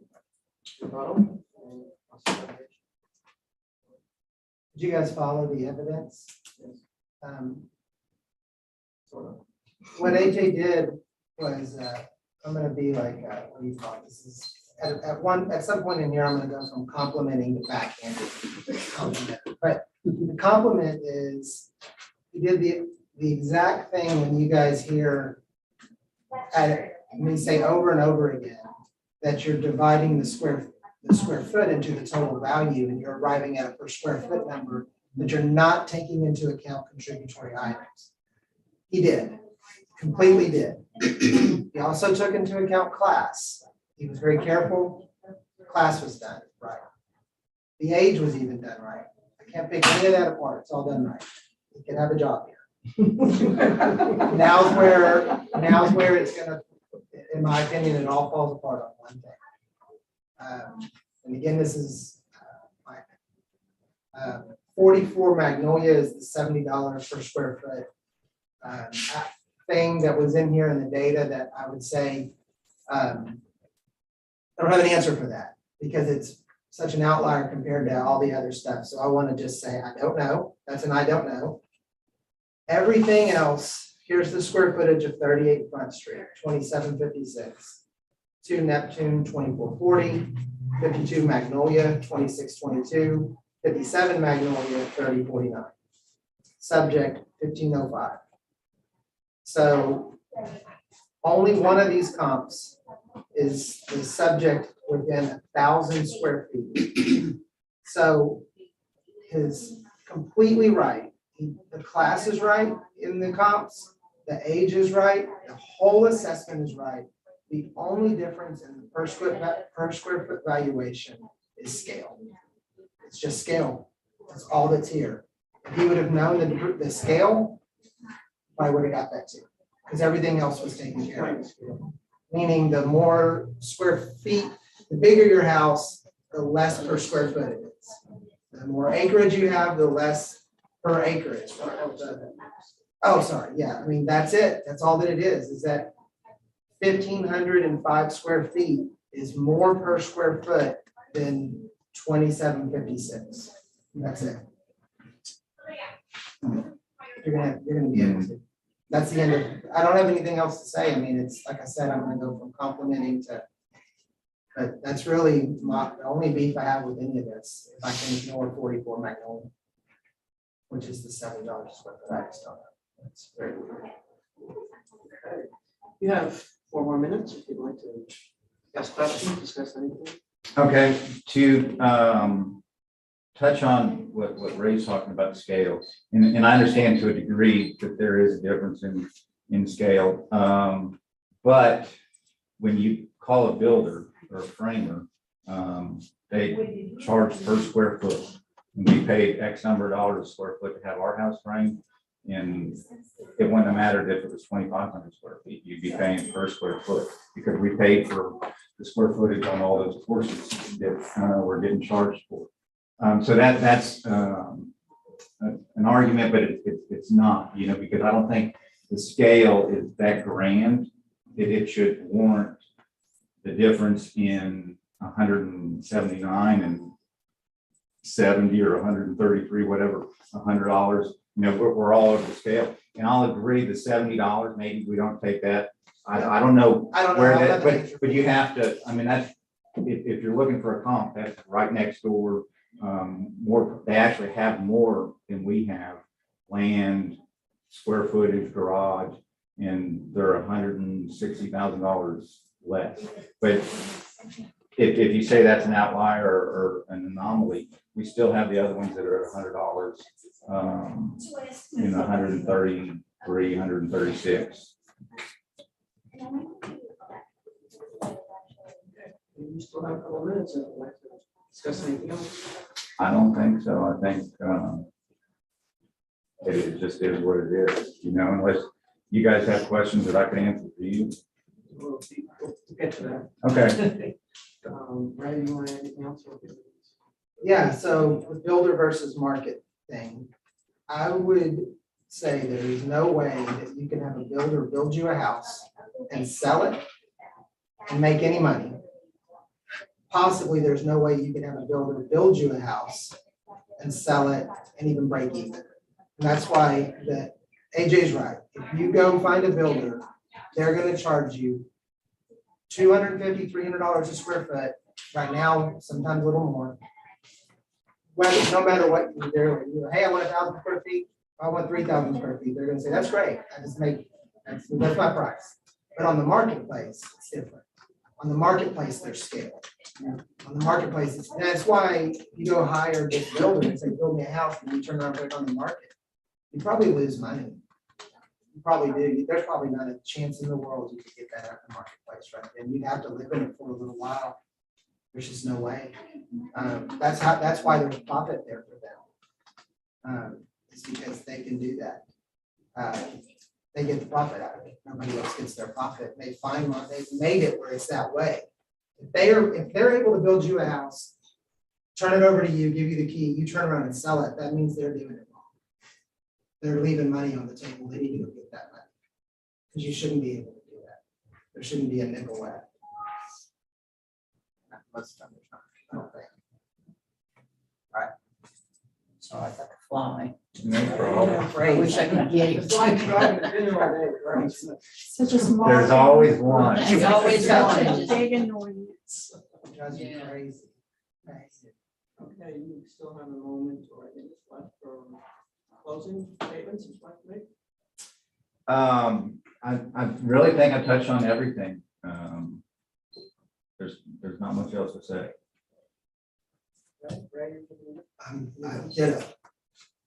I'd like to, it's the ARB's time now to discuss for 5 minutes to review your case, should be listened to, obviously. Okay. I have a question on the porch. You have indicated $7,300, I believe. 72, just. We can remove that. I don't think we care. I don't think I care. No, it doesn't, this doesn't. Well, there's that roof over right there, but it's not consequential in my opinion. So I don't care. If that's something you guys want to do, then what my response to that is don't remove the porch. You have the power to remove the value. That's the difference. If you don't like it, if you're looking at AJ's picture and you're saying he's right, the district's wrong, then remove the value. I don't see a porch. On the other, how deep is that? 8 feet. You walk on it? Can you come out that bedroom or whatever's upstairs? No, we're not referring to what's upstairs. That's not in question. That is a porch. What we're referring to is what's underneath. It's in front of the garage door. They've got that listed as a porch as well. And you drive over drive, to get into yeah. the garage. Right. Right. That's the 8 foot by 22 foot. Yeah, it's perfectly fine. I just don't want to get into the habit of having you guys remove stuff out of our software. I'd rather you just remove. Yeah, just remove the Sure, value.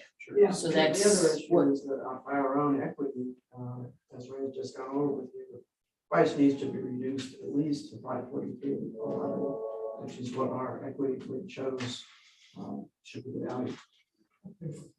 Right, I agree with that. And if you take the, what was it, 7,300, 7,300?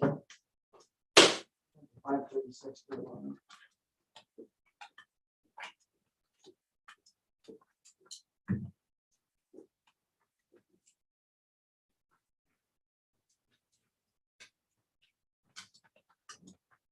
I'm trying to find the bloody porch of the car.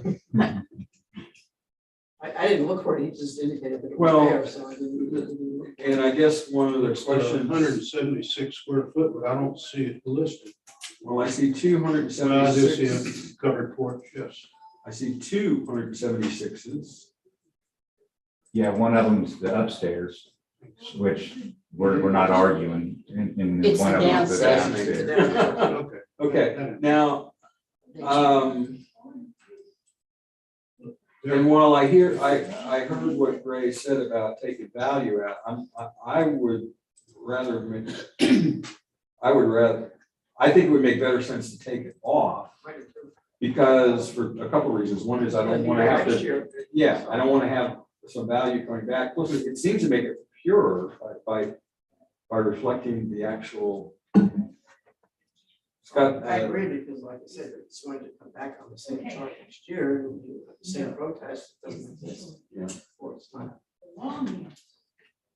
So, That's my opinion. yeah, But I also feel that you still need to go to take that into consideration as well as these. so Ray, let me ask you a question. Sure. You had indicated it was, you thought it was more preferential to take the value out as opposed to taking out the item for this covered porch. Okay. Is there any possibility that the value comes back at some point in time because For the appraisal district. I mean, of course there is. It's gonna be there okay, next year. so Not necessarily. I'm just, there's a fine line between what you guys are doing and what we do. And what you guys are doing is looking at the evidence and saying you agree with him, then take the value off, absolutely. And then Scott's back there who works for us. And if he says, you know what, they're right, he's gonna put a note in, it's gonna be done. That's the reason we're at a hearing. To take the value off, is what you're saying. Well, I mean, Scott may put a note in and say, hey, don't have this as a porch anymore. He's doing that back there. Yeah. And if y'all want to be completely clear about it, I mean, I'm not trying to do anything goofy here. no. Take the 7,200 times the neighborhood adjustment. Whatever that is. It is times the neighborhood adjustment already? Okay. I mean, just make sure that we're getting it all, right? It's that porch, whatever the adjustment is. Yeah, so Sure, yeah. what's the name of the adjustment? 40? It's, according to my calculations, 536, 311, 536. 160. That's the neighborhood adjustment. Oh, okay. Because I'm seeing a value of 4,500 for the porch. That just means that AJ already did it. He was he was already one step ahead of all this stuff. He figured it out. That's all that means. That's You already took the adjustment. Okay, I'm just Yeah. double checking. All those numbers come off their equity comp grid. yeah. So So it's- he did it off of the total number. Didn't matter if there was an adjustment in there or not. He went backwards with the data. Right. So he arrived at. So I'm looking at the property card, Oh, yeah. okay? Yeah. And which drives a lot of the stuff, so. You already made the calculation, right? No, he didn't make the calculation, he took it off the grid. Right. So it's not, it's just reflected in the grid, right? Because the software made the calculation, all right? By applying the 4,500 times the neighborhood adjustment. So where you come from? It's 7,200, 4,500, 1.6, it's 7,200. That's what you're saying, yeah, that's correct. Yes. It's right over there. You had what? 70. I had 70. Would you say 72? Yes. That's what he came up with. Right, that is what. So now, Yes, sir. is it, did you say Al or Alfred? I go by AJ. Okay, fine. 536,600. 536,611. That's. I had 535, 500, but it's, you know. What, you had 536? 536,600. I had 535, 500. I love either one. Let's do the 535. Yeah. 535, 600. is that correct? 500, 535,500. All right. And 1 second, and Scott, do you know what needs to be done to deal with the porch? Yes. All right, then, I'm gonna make a motion on account case ID 2022-224. Account number.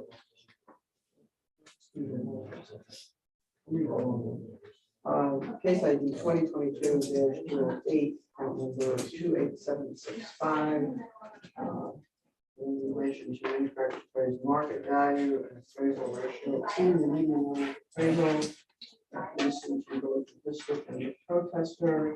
ARB is going to take into consideration the removal of the porch that will exist and the value of property, consider the equity that the district showed it should be listed at, down to 535,500. Second. All in favor? Aye. Anybody opposed? Okay, do you understand where we ended up?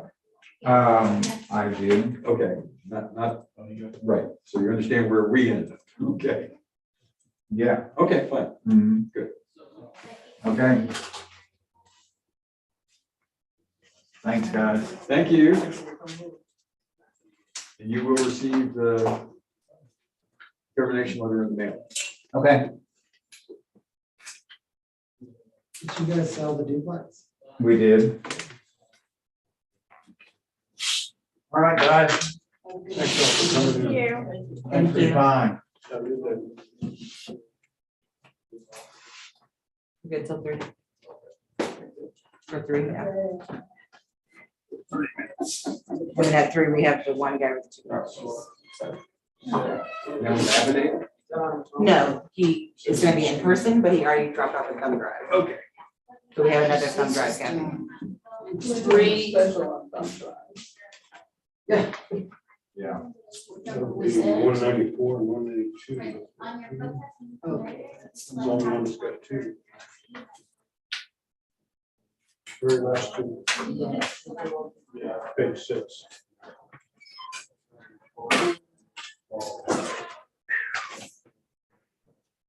Can I interrupt for just 1 second? Sure. I'm sorry, I should have asked before I left. So you guys are not willing to look at the price per square foot at all? And the difference? We're driven by the evidence and the methodology used by the, I won't say the district all the time, but again, given the discussion that Ray presented with respect to scale, it seemed to support the equity grade with the numbers that they had, the equity grade. You can't appeal. I mean, yes, ma'am, I understand. Yeah. I got one. I just wanted to, because the difference in per square foot, even when you consider scale, was so drastic that I felt like there should have been a little negotiation. But anyway, thank you. Thank you.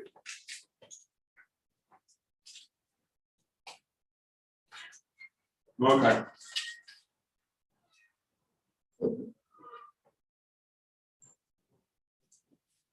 Did somebody get the fly? I'm gonna bring my I may have butterfly. brought it to my house. How little salt where did you have? You see him? I saw. He was aware of the second. He's very quick. My dog was trying to- He's over by the computer, other side of the computer. Other side of the unit. Yeah. What do you think of that? He's gonna do a Mr. Miyagi. Go sneak up on him. Throw a piece of candy at him, maybe he'll see it. You don't always can. No, I won't. Not really. Break something.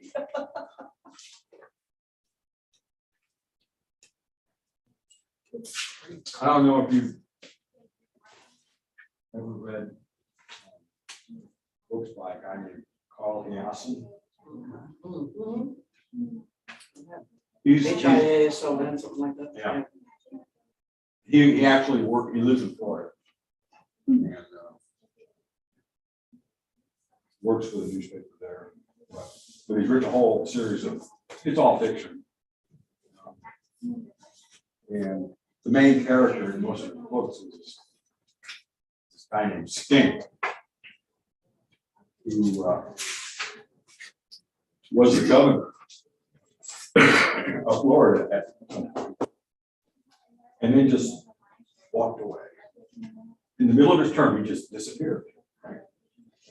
And he lives out in the Everglades and stuff, and he lives off roadkill. Oh, gee. Oh, my goodness. But anyway, his latest book that came out a number of months ago is called Squeezing, which is about, he's been dropping off Burmese pythons in and around Miami, Fort Lauderdale area. And this actually takes place with President Trump and Melania. We spent a lot of time down at the place there. But they were at some point, I was thinking about the damn fly. Somebody was shooting, one of the Secret Service people was shooting at this one Burmese python, who was alive at the time. The python was alive, right? And emptied a clip. And finally got it, but it's like, there's holes all in the wall and stuff like that. And that's what would happen if I tried to go after the thing. I would end up, you know. Yeah, there you go.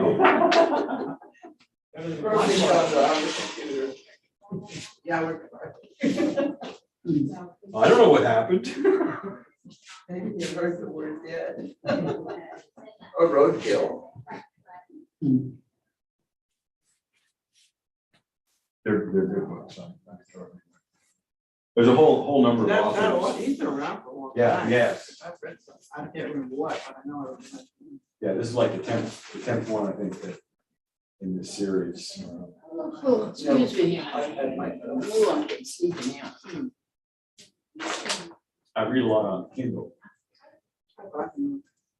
Yeah, and to the extent where my wife still reads paper books. Some people just really prefer that. I think it's so expensive, plus again, the library. And the other thing is I generally read before I go to bed. So I'm lying in bed, you know, and she's asleep and the lights are out and I can't read a regular book with, you know. Yeah, right. That's why I like the Kindle as opposed to regular books.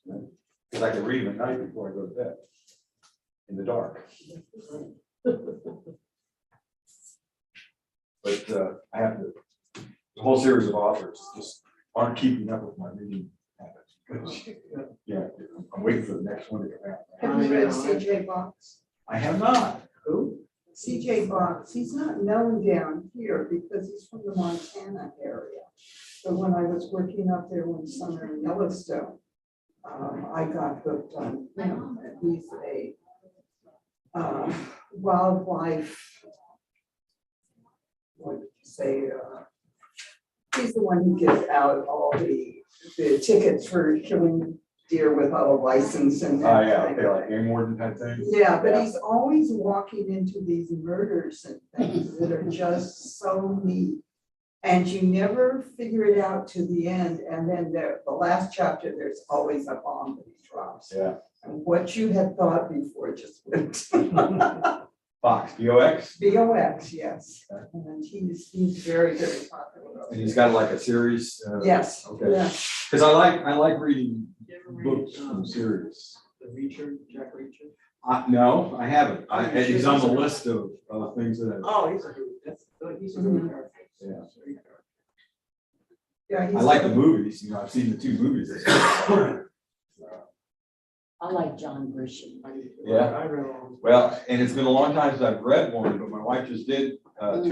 What does he have to do? I don't know what's his latest one. Yeah, he's got one that came out not too long ago. I can't remember what it was. A lot of them end up having movies made. Yeah. It's been a while I since see they Jay did Bond, I remember I'll bring in one of his books. Yeah, that'd be great. Thank you. He really does some interesting stuff. He had a lot of good characters. Sorry? Conway. Mhm. And what's interesting is McDonald's. Oh, yeah. He is a character. Yeah, Travis McGee. Yes. And we read, There he is. both my wife and I read, yeah, you're gonna hit me. Both my wife and I read all the books in paper because it is go back for a long time. So probably a year or so ago, I started rereading. That's a good idea. And it's funny because you get snippets of things. Oh yeah, I remember that. You know, and this is Travis McGee series. All of them were so close. So close. All of them had a color in the title, like indigo and pink, or Yeah. free falling crimson, and stuff like that. And he lives on a boat called the Busted Flush, because he got it in a poker game where he won the boat with a busted flush stand. And the boat is anchored in a harbor in Fort Lauderdale, and it's a real marina. And one of my business trips, I went over there. In fact, it was with Charlie. We went to this marina, and they've got a big plaque set up. Yeah. But I'm not a big liquor drinker. I'm not a big drinker, but I like occasionally a gin and tonic. And my wife got hooked on Oodles gin. Oodles is the flavor of gin. Yeah, which the reason she started getting it is because it was featured in one of the Travis McGee books. I've never even seen it, so. Yeah. Great gin. Yeah. Excuse me, sorry. He's on the lookout for this guy. Well, you know, he was reaching for him while I was kid, so I'm sure. They are annoying.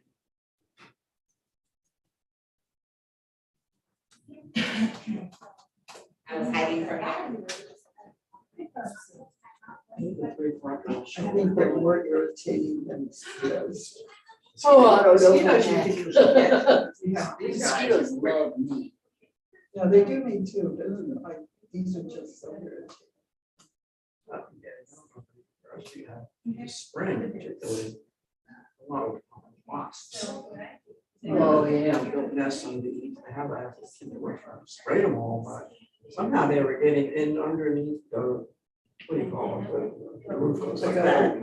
Oh, the soffit. Out of the soffits, yeah, they were coming up underneath the soffits and getting into the attic and coming down into the recessed lights. Oh, I wouldn't have storms of them, occasionally. It's like a- and then Yeah. One is good. Yeah. You want some- Yeah, right. Right now, I think, they're always on the porch, they gravitate fresh light. Morning spray. Yeah, they like it where there's no breeze.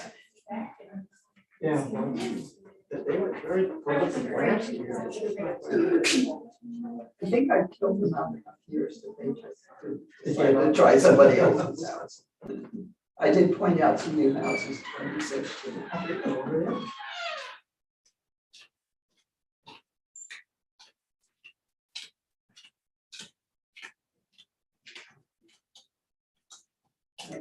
Esperanza in my backyard, one whole wall of them.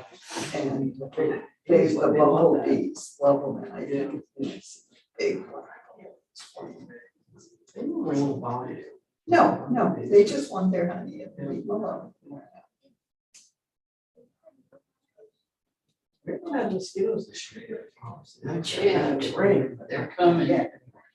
It'll be probably tomorrow, they'll be showing up after this last, 3 days. Well, I put up those tubes this year, so I'm anxious to see how they work. Everybody's more on the last.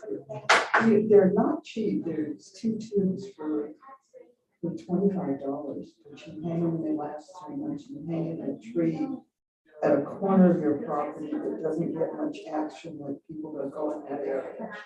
And then it covers 800 square feet, and it's a huge area. Per cylinder. Yeah, It per attracts them, cylinder. attracts the mosquitoes. It attracts them. So it says, put them in an area that, you know, your people aren't, your guests are not gonna go to, because. So I keep on wondering, is it that they're not here because of that, or they're.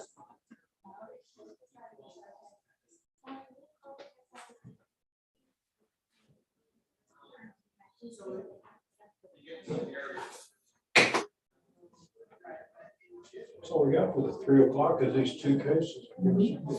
Yeah, I think so. Very easy, they make that.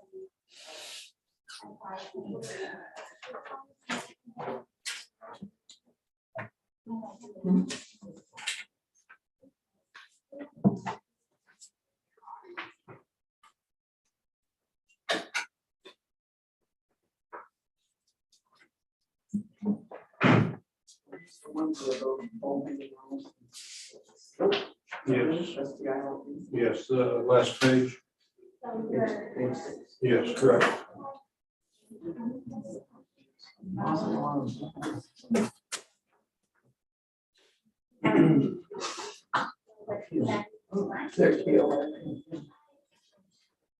One of them, 192 is just land. Number 192 is just land. Oh, Yeah, big. Improvements in land on 194.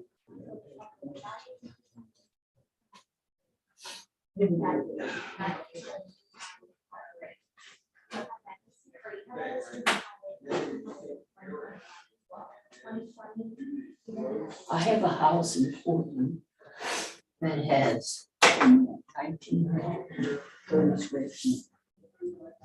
2-story, 4 bedrooms, 2 baths. There's one listed a block away from me.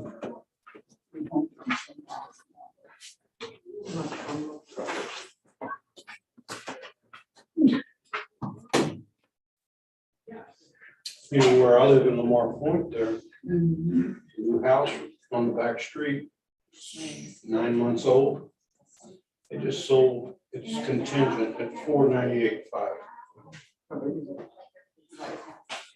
It's 3 bedroom, 2 bath. those lots are all about the same size. Pretty much, yeah, it's on the cul-de-sac, so he's wider in the back than the front. But it's fully landscaped, it's a beautiful house. But it's just gonna send our prices up. Again. They're building 3 in there right now, and they're got them listed for 448 to 460. We got 2 new ones in the back, and the builder cannot give me a price yet. I told him I want it before he lists it. He doesn't have a clue yet because of the trusses and all this, yeah, and not finished yet. And it's a special deal. Our developer is funding all of it for him to build. So, J.R. Gimler. JR built. When he first He's started built- building, he was building. He's built 4 of them out there already. He's building all the little cottages on 3036. Yeah, and he also did They said they're completing 4 a week there. How much are they charging for those? I don't know. They're very small. Yeah, they are. They're probably maybe 2 bedroom, maybe, Where is this? on 3036, I don't know what. halfway between 35 and the bypass, Oh. on the right hand side. Oh, yeah, okay.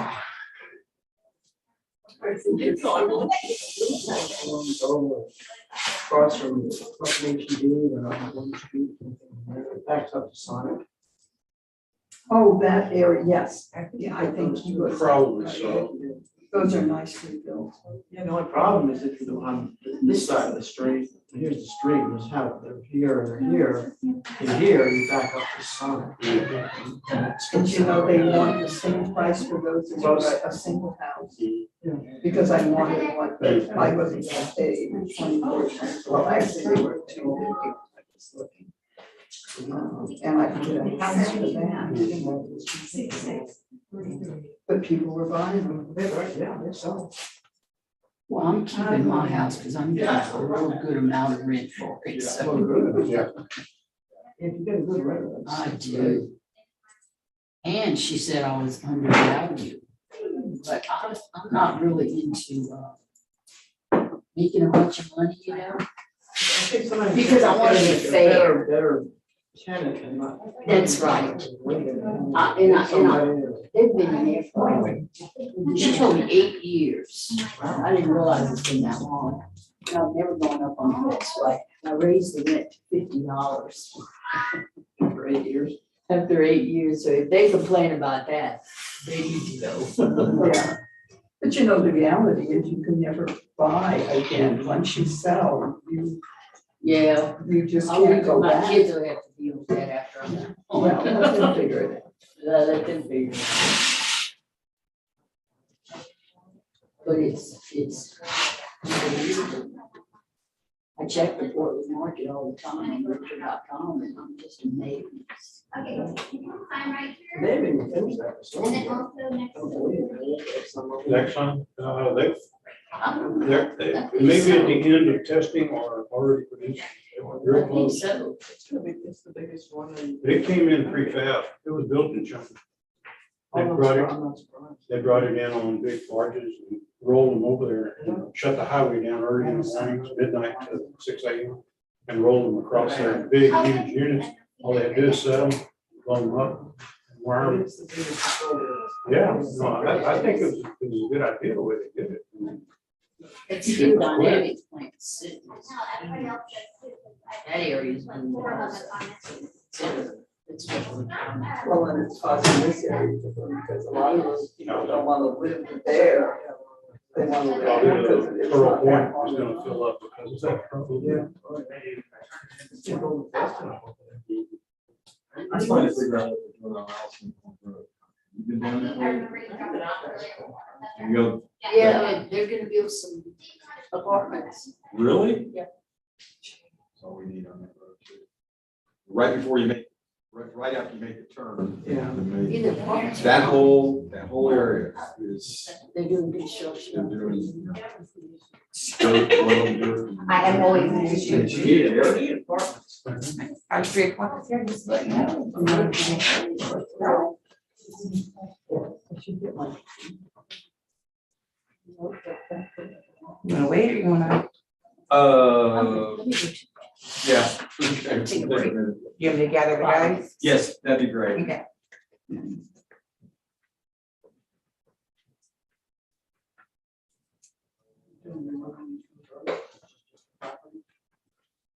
So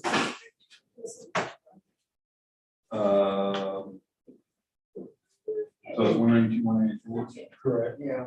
192 is just the land. See if we can do that. Yes, I do know. Yeah, let's do Let's see the evidence. Yeah. Did she say you had a zip drive or something? Yes. Oh, I think she did.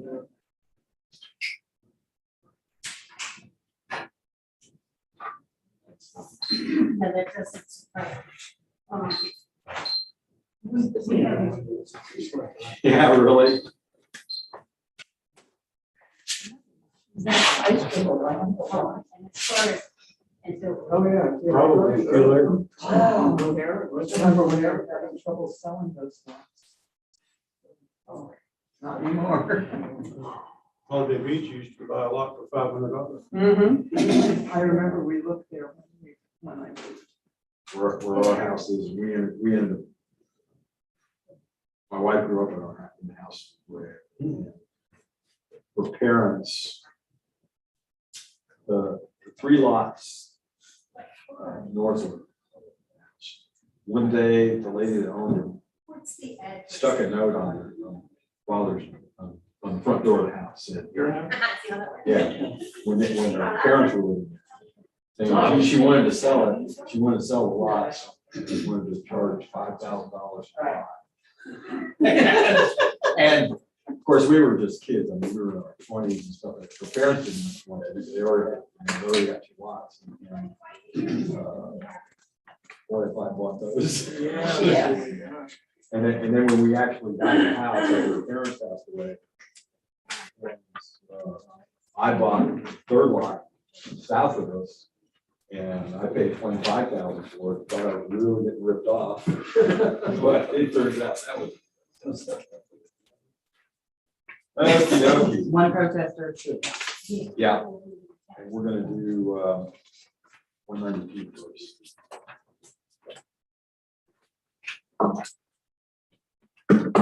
New operator. Yes. Yeah. I was busy building packets. Oh.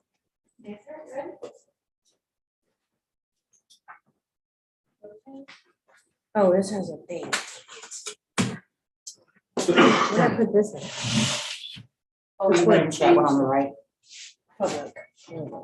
Right here, son. I gotta switch you around here, I think, yes? Yeah, I need to remember how. Oh, wait, you do that. I don't know how. Well, I don't normally do it, but I'm just gonna move. Yeah, I would get Hayden. I think it's both of them. Okay. One's for these displays and the other's for the projector. Hope so. I just went blank. And I have no control over my second computer. Okay, we're working on it. What the hell do they do? That thing's stuck in their head. Yeah, we should get Amy. Okay, I just put it back, I guess. Because I can't- Oh, there we go. Okay, just kidding.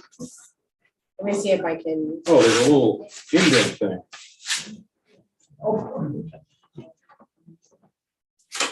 I was gonna switch them if you. How do you? I was working. Yeah, but is there a little? You gotta push this thing in, down to. pull it out? Yeah, you do. It's a display port. Yeah. Pull it. Okay. No, it's because you're on the public computer. This one's the screen is public. Wait, so this. This goes. Oh, that's right. Okay, sorry, I forgot.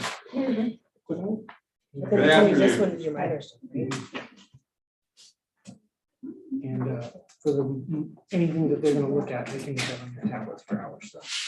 And then I have to like get into it. Yeah, you just do all the thing, but like, that's only gonna show what's on there. So I'm gonna go here.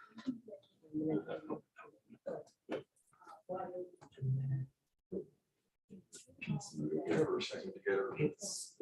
stuff organized. There we go. So you're up on the wall. I got you. And I can do all this. I'm gonna need you to take over right there for a minute. And see.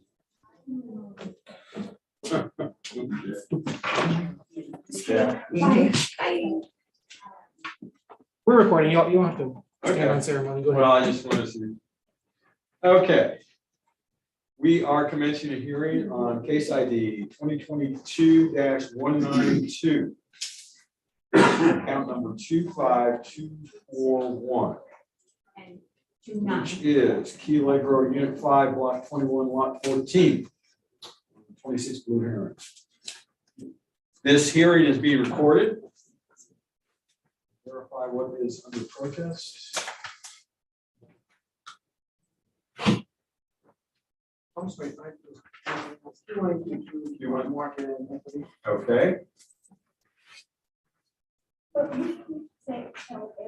you are Kobe. We are the appraisal review board that will be hearing your protest today. We do not work for the appraisal district. We are appointed to perform an independent review of your protest. At the end of the hearing, you may complete a survey regarding your experience. The survey may be completed using the survey form, which we happen to have a whole pile of here. And you can either drop it off at the front desk if you'd like, or you can email it to pcad.communications@cpa.texas.gov. Or if you'd like to take an online survey, there's you can go to surveymonkey.com/r/survey-ARB. Survey is voluntary, and I don't expect you to have memorized what I just said in terms of URLs, email addresses. And it's in, that information's in the determination package that we received. You also have the right to appeal our decision. Appeal information will be provided to you with our determination. Again, that's sent to you. In accordance with tax code section 41.45H, all written material that has not been provided must be provided at this time. So we have all of your evidence. Great. The ARB members who are considering the protest have not communicated with anyone about the protest and are signing an affidavit to that effect. I, Scott Wagner, do solemnly swear that I have not communicated with another person in violation of tax code section 41.66. I, Kathy Hopkins, solemnly swear that I have not communicated with a person in violation of tax code section 41.66. I, Joanne Ferguson, do solemnly swear that I have not communicated with another person in violation of tax code 41.66. I, Ron McCann, do solemnly swear that I have not communicated with another person in violation of tax code 41.66. I, Peggy Bird, do solemnly swear that I have not communicated with another person in violation of tax code 41.66F. All testimony from witnesses must be given under oath. I need to get that picture. I'll ask you to swear in at this time.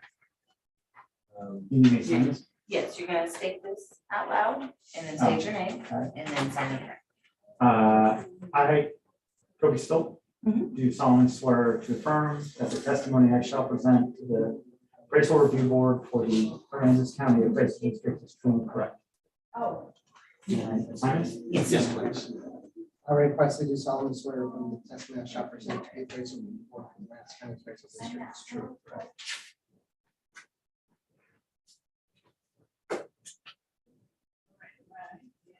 Always formality makes me nervous. Well, yeah. We do this with everybody here. So, and I got two.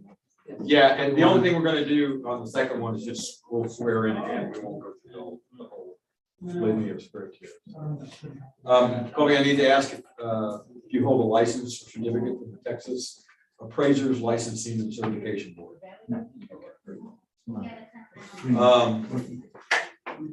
Underneath some of that is the hearing procedure times, which take two forms, either if you go first or the district goes first, and you have to make the choice of which you would like to occur.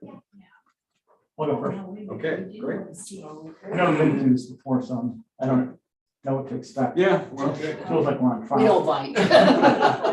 You're not. You have 5 minutes to start with, and then you'll get some extra minutes as we go. Okay, perfect. So this is a lot that is on Blue Heron on Key Allegro, and I bought it 2020. And it was a hurricane tear down. There's nothing on the lot at all. It's completely empty. Just FYI, because there's two of those, one of them's notarized, one's not, but the one that's not notarized looks better, so I gave them both to you. Or just so you can read it. I didn't know if you could read it. So I bought this lot and expected to put a home on it at some point. That's still the plan. I have looked at my tax rolls, and over time, since there's not a lot, I feel like I get 100% of any of the increase kind of falls onto me, onto my land as opposed to the structure. If you take a look at down below, if you take a look at some of the other vacant lots, and there's only two of them, number 41 and number 49, highlighted there in yellow, you can see that for those vacant lots, the properties that are next to them are appraised a lot higher. And so I feel like I should be given that same benefit, that I've got a raw piece of land that really, compared to the houses that are immediately left and right, my land is kind of overassessed, if you will.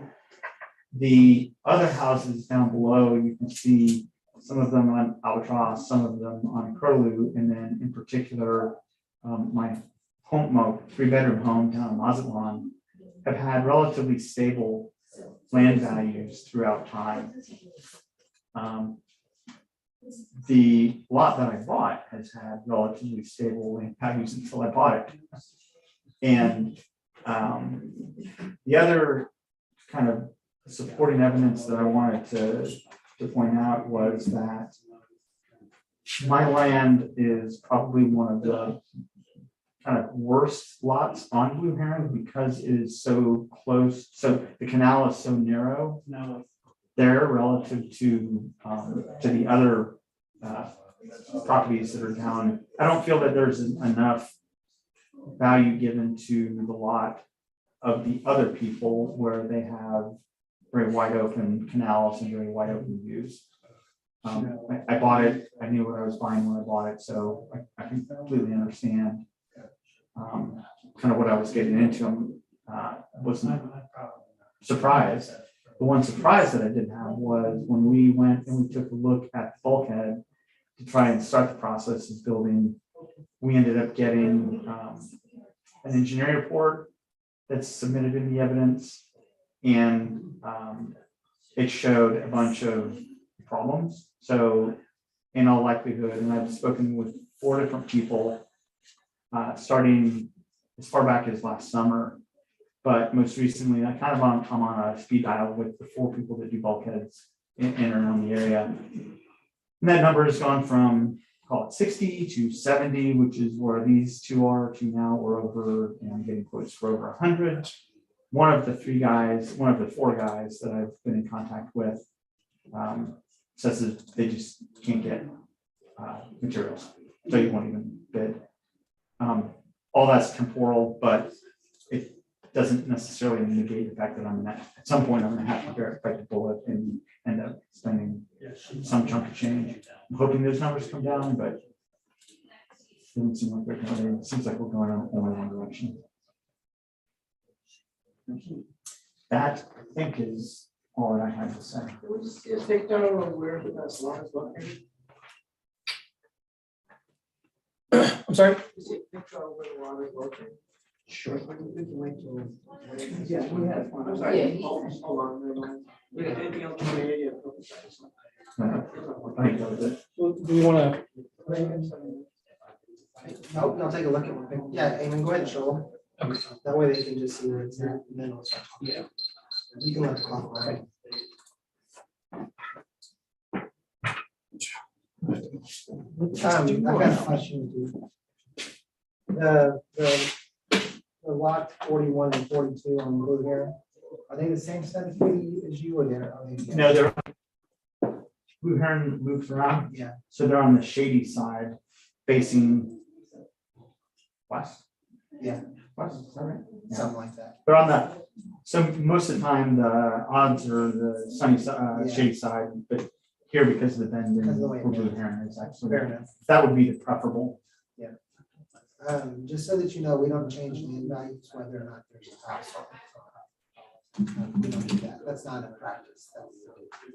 It's not an appraisal practice in general to change land values once there's a house on it or if there's not a house on it. So whatever you found in land differences has to do with land tables. We have more than one Blue Heron. What's a land table? A land table is where the land value comes from. So a land value isn't like us typing in a number. A land table is a square footage multiplied times what we think the value per square foot is. Or if it's a lot, or if it's a front foot, it's a calculation.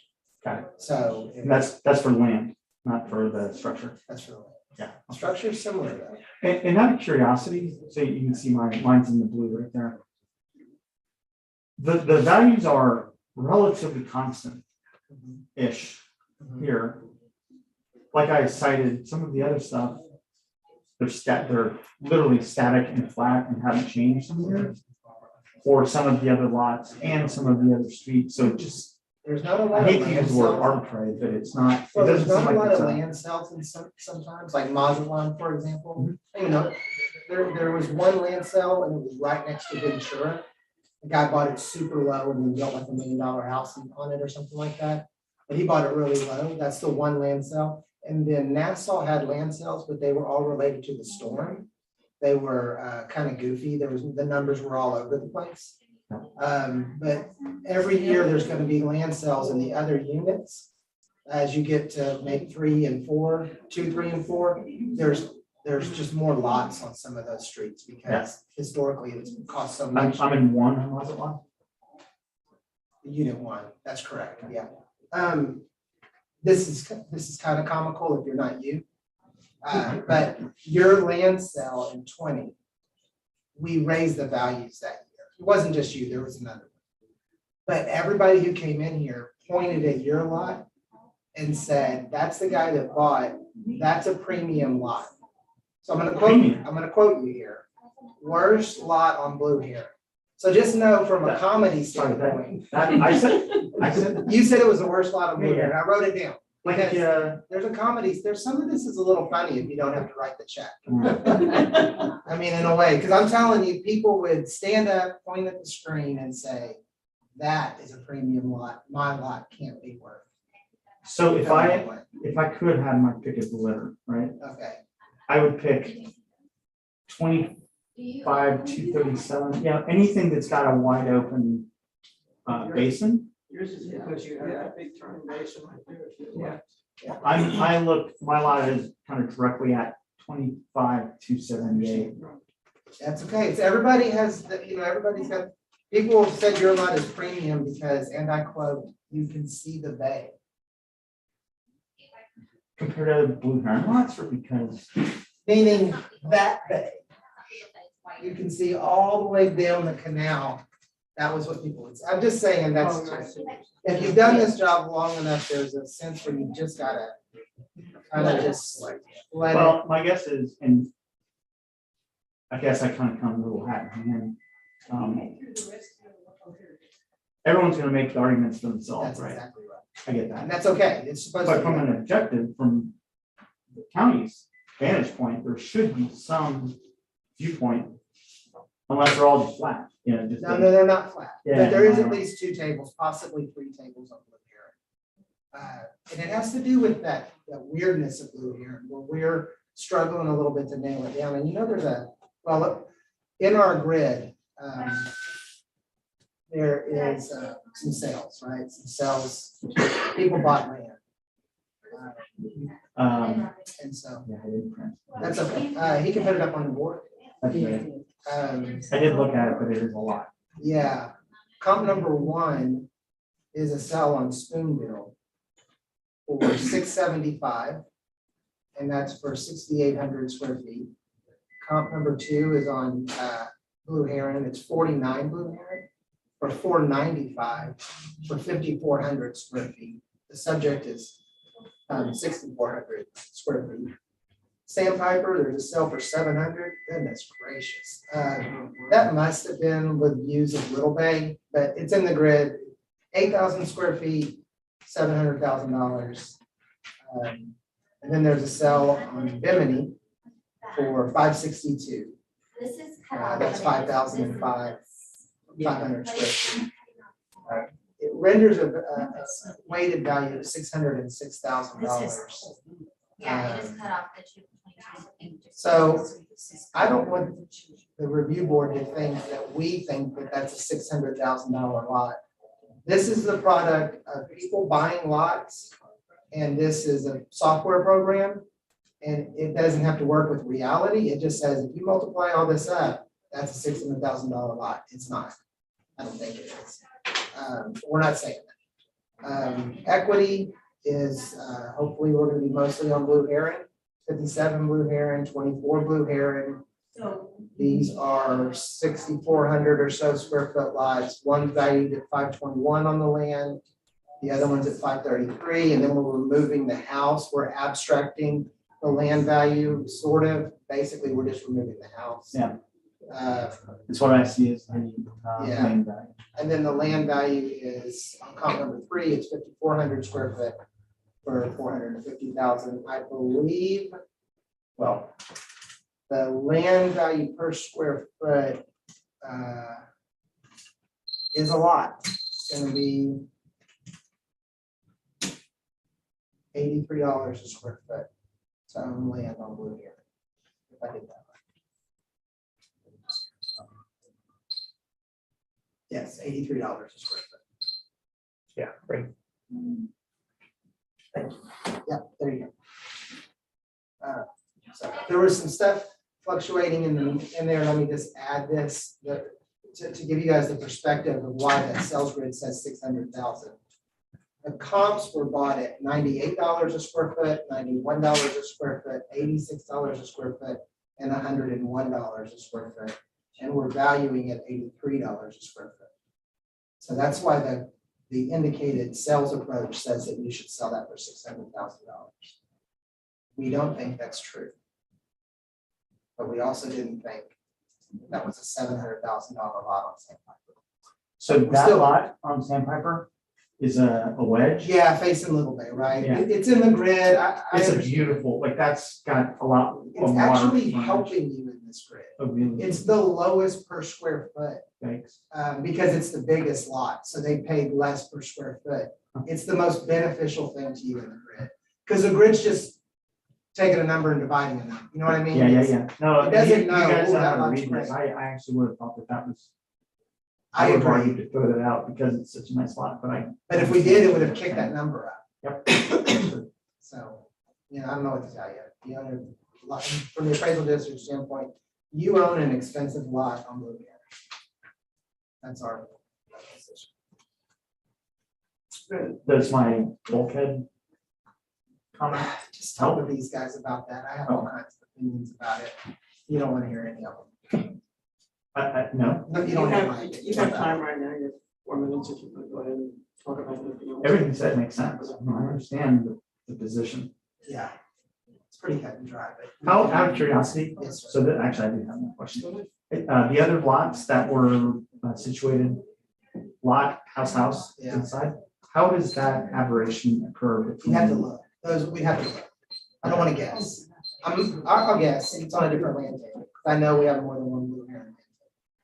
My guess is it's a different land table. And since you said it's on the other side of the street, I feel pretty good. that it's on a different land table. I don't- Because there's no funny business. It's got to be something. So it's either that or the lot is owned by the person with the house and we're giving them an economy of size, basically a scale for having more square footage. So it's a reduction because they own more, sort of like the guy that bought the 8,000 square foot lot, only paid $83 or $86 a square foot. Because he was able to use economy of scale in his favor, because if you think about it, the economy of scale is super important, because if that guy would have paid the going rate for that, what I said is, oh my goodness, I can't believe that cost that much. He would have paid, if he paid the going rate, he would have had to fork over a check for not 700,000, but 800,000. But that's the scale pulling it down because it's larger. And the albatross, generally speaking, from my house over on Mazatlan, working your way up the island, I expect that per square foot to increase. It increases, Yeah, Mazatlan to Finisterre. Finisterre, right? Finisterre's a little goofy because the lots are huge. Okay. Yeah. I didn't look at that at all, but. And then it also is different on the bay, a little bay. So it's bigger, more, and then Little Bay is even. If you're at the end.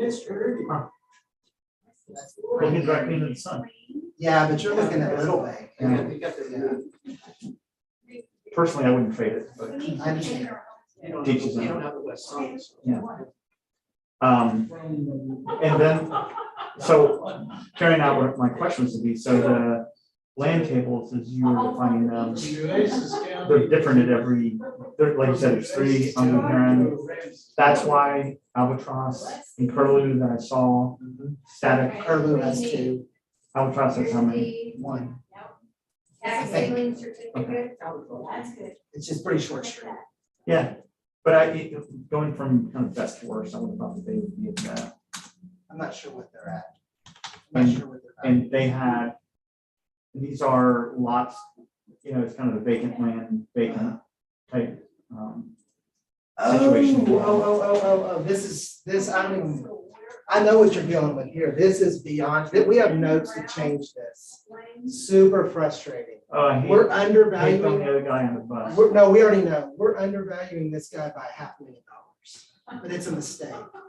At some point in time, an appraiser in the goodwill of their heart made an adjustment and put it into all 3 accounts. And this person owns these 3 lots. And it's awesome. That's an awesome piece of land. And we're just pulling the value. I'm glad you brought this up, because this means you really did work. You looked over stuff, because this should have been brought up.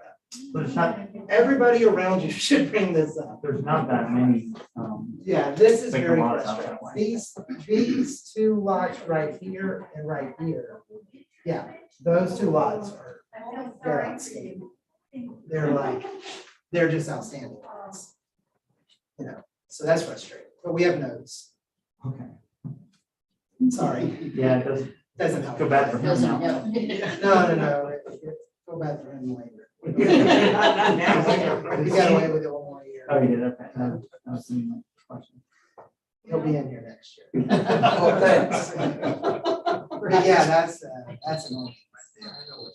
Yeah, they're nice. We're nice. Yeah. That would have been, That's a buy. yeah. I think that the guy has owned it for. I think you're right. Right. I'm not gonna discuss. Don't think so. ARB is fine. Is there anything else I should be saying? No. Just want to make sure you have anything else you want to say. We have 5 Sounds like a minutes. big question. We have 5 minutes to discuss. Make a decision. Were there bulkhead issues and pictures? Yes. There's an engineering report and pictures in it, and then that's bids for fixing it. You had one with pictures, let me try and. That's in the roof. Yeah, there you go. You know, you have both conditions when you look at property. But so I am cognizant of the fact that I think that a lot of the island, and these were built in the 70s, so you kind of cross your fingers and hope.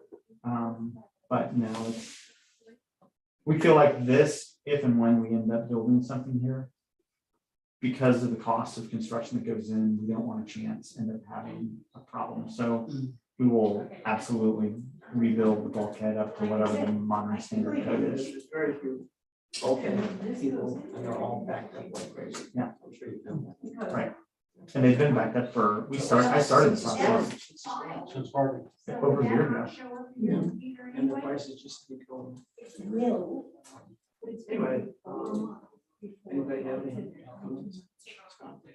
By the way, all those pilings are gone now. My neighbors hated me for a while. We're dealing with the fly. Yeah. You've been chasing him all day. His name, we've given him a name too, All right then. Jeff Goldblum. Yeah. We have any discussion on area to bring down the strategy? Where do you go to swim? Yeah, I can't. Okay. All right, then, Case number ID 2022-1.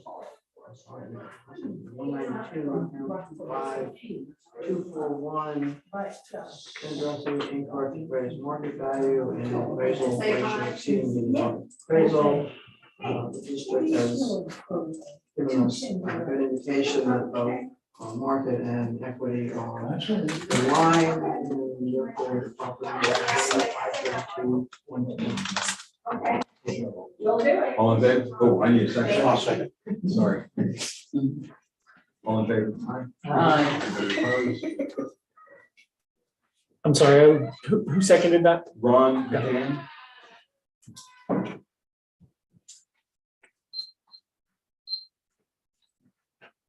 Okay, that closes this hearing. We're going to go on to commence a hearing on case ID 2022-194, account number 24785. So we will only need to swear in for this. Oh, not even close. That's a smart start. I, Scott Wagner, do solemnly swear that I have not communicated with another person in violation of tax code section 41.66F. I, Kathy Hopkins, solemnly swear that I have not communicated with the person in violation of tax code 41.66. I, Joanne Ferguson, do solemnly swear that I have not communicated with another person in violation of tax code 41.66. I, Ron Cannon, do solemnly swear that I have not communicated with another person in violation of tax code 41.66F. I, Peggy Bird, do solemnly swear that I have not communicated with another person in violation of tax code 41.66F.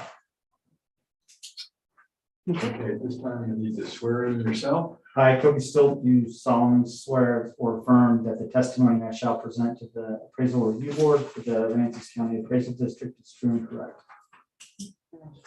I request to do solemnly swear or affirm that the testimony I shall present to the appraisal review board for the Aransas County Appraisal District is true and correct. Kobe, you want to go first again, or? No, let's flip it around. Good news is we're staying in Keel Lake Road, and this time we're on Mazatlan. So you're at 12 Mazatlan and have a value of 437,440. And we're dealing with market and equity, so we'll look at the sales grid. First comp is on Nassau, and it's about the same size. It has differences in class and effective age, comping out at 482. It's having to remove land values the same, that you see it's removing values for value for class, it's removing values for age, and then it's balancing out the other items, porches and stuff like that, and it arrives at 482. So it takes that cell down 569 to 482, and then the next comp is 3 Flamingo, and this is again a little bit better, and effective age of 2001 versus a 1991. Comps out at 422, has a very low adjustment. $21,000 had to move around to create balance with the comp, so that's nice. Number 3 is 498 in June of 21. Quite a bit bigger. It's 600 square feet bigger, 500 square feet bigger anyways. And it's newer in the effective age. So there's adjustments, lots of adjustments. Land value is about the same, not too many adjustments, it looks like it. Comes out to a $50,000 adjustment at 445. And then number 17, Pelican, sells for 755. Better class, a little bit bigger, a little bit newer, just out to 565. Giving a value of 463,941 on a $437,000 house. On equity, we're gonna comp, see the first two are Mazatlan, they're class 4 homes. And they're pretty close to the same size. These are really nice. It's nice when it works this way. This is good. Ages are close. Comp adjustments are very low. 7,000 on one and 16 on the other. The next comp is on hooping crane, and you'll see that the class and the square footage and the age are the same, but at this point, the location changes and the comp is gonna adjust in the land. It's not a sale, it's equity. And this next comp is Jamaica. So this is Jamaica is not a road you hear about a lot, but it's up at the beginning. It's a class 4, about the same size, but it's newer in effective age. Very low adjustment, $3,000 adjustment. And giving a median value of 441. So in both cases, we feel like 437, 440 is good. It's a good number. That's all I have. Oh, 2 minutes to cross. So, quick question. I had, one thing that kind of surprised me on that was 1991 as my building date. Yeah. So my understanding was that this was built in 76. Like 1991 is not your build date, it's an effective age. On every one of these, we're adjusting. Like if you look at them, they all have a different build and a different. A house that was built in 76 and was truly still a 76 would be in pretty poor shape. It would mean that there's deferred maintenance, I think is the industry term, which means it's run down. Because that would be 24, what is that? 44 years? Am I right? 54 years? 54 years. So what we're saying is in the last 54 years, 15 years of pushback is what we're doing. And saying there's been some stuff done. There's a new roof. I don't know what else. Yep. But there's been some stuff done. And we're doing that. That's how we do it. everyone. Yeah, because if not, everybody in the county would just depreciate as if nothing had ever been done. Windows haven't been fixed. Paint hadn't been, you know what I mean? There's a certain element of maintenance that is actually correcting depreciation. Certainly. Sometimes it's because something bad happened. Like termites. You know, sometimes termites, the opposite effect, it has a counter effect. You go in and you repair, you make a lot of stuff better sometimes. You know, it's like the repair fights the depreciation. Maybe it's something someone wouldn't have done. But anyways. Okay, so, my argument on this is relatively simple. So my neighbor at 14 Mazatlan is kind of whatever the comps are that you use for him theoretically should be mine. Yeah, it's the same shape of house, the same bedrooms, the same years. It looks like the builder kind of took theirs and took ours and, you know, was just working down the street. Yeah. We've gone years where we've been higher, where they've been higher. I think that in reality, my sense is that every year ours should be almost right on top of another, save and except if there's something that needs to be done. And I guess you call those adjustment factors. I've got a dock that is at almost at water level. Yeah. That has to be taken out and built, you know, over. I built it originally when we bought the place back in, 2008. And it's just with the water levels creeping up and up, it spends a good third of the year under water. So I've got dock work that I need to do that roughly, and I have a bid. I did not submit it because I couldn't find it, but I want to say it was like right at $20,000 to build a deck that is like my neighbors at 14.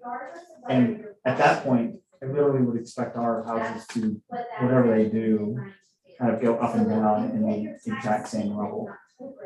Same sort of situation here. We've got bulkhead issues that aren't as, if I was going to build pools and decks and everything else into the backyard, this bulkhead would likely end up being something I'd have to worry about. But if I'm just putting it, kind of raising my deck a little bit, I don't know ultimately whether, I mean, $70,000 for, which is the quote that's in there for this bulkhead, is a huge chunk of the value of the house. So unless you're gonna do something to value the house, I almost rather have another person buy it and then deal with it when they're gonna build it. Our plan is at some point that we will build out and move here, and then at Mazatlan, kind of decide whether we like small little 3-bedroom, it's really 2-bedroom upstairs house, or whether or not, you know, we want a larger house, and depending upon grandkids and all that other jazz. So just to kind of summarize, my house should, I think my house should be and has been dead on top of 14 Mazatlan. I've got an issue to deal with in terms of my decking. So if anything, I would have thought that I should be lower than him. He does, we both have, I don't think that either of us are from a scoring standpoint are off. I think that almost all the other houses on the street are nice, you know, they're higher level, higher class. So I'm not, really, I just would like to tie myself off to the hits on him. And I think that that's right compared to, you know, a lot of the other houses. There's the new stuff that's being built, like you referenced down the street, it's just not, it's not even close. It's a different style. So I think that was it. That was all I had. Yes.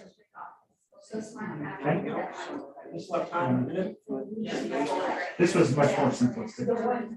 I think I know these houses, I'll go into my time now, your house and your neighbor's house, they're basically cubes. Yeah. This big. Tall box.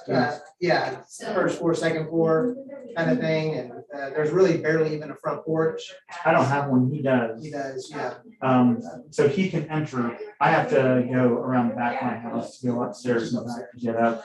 He's entering from the front street. You actually had his as one of my comps. Yeah, right. 14, yeah. Oh, really? Yeah. 14 Okay, let me look at it. on the FD. Yeah, right. Yeah.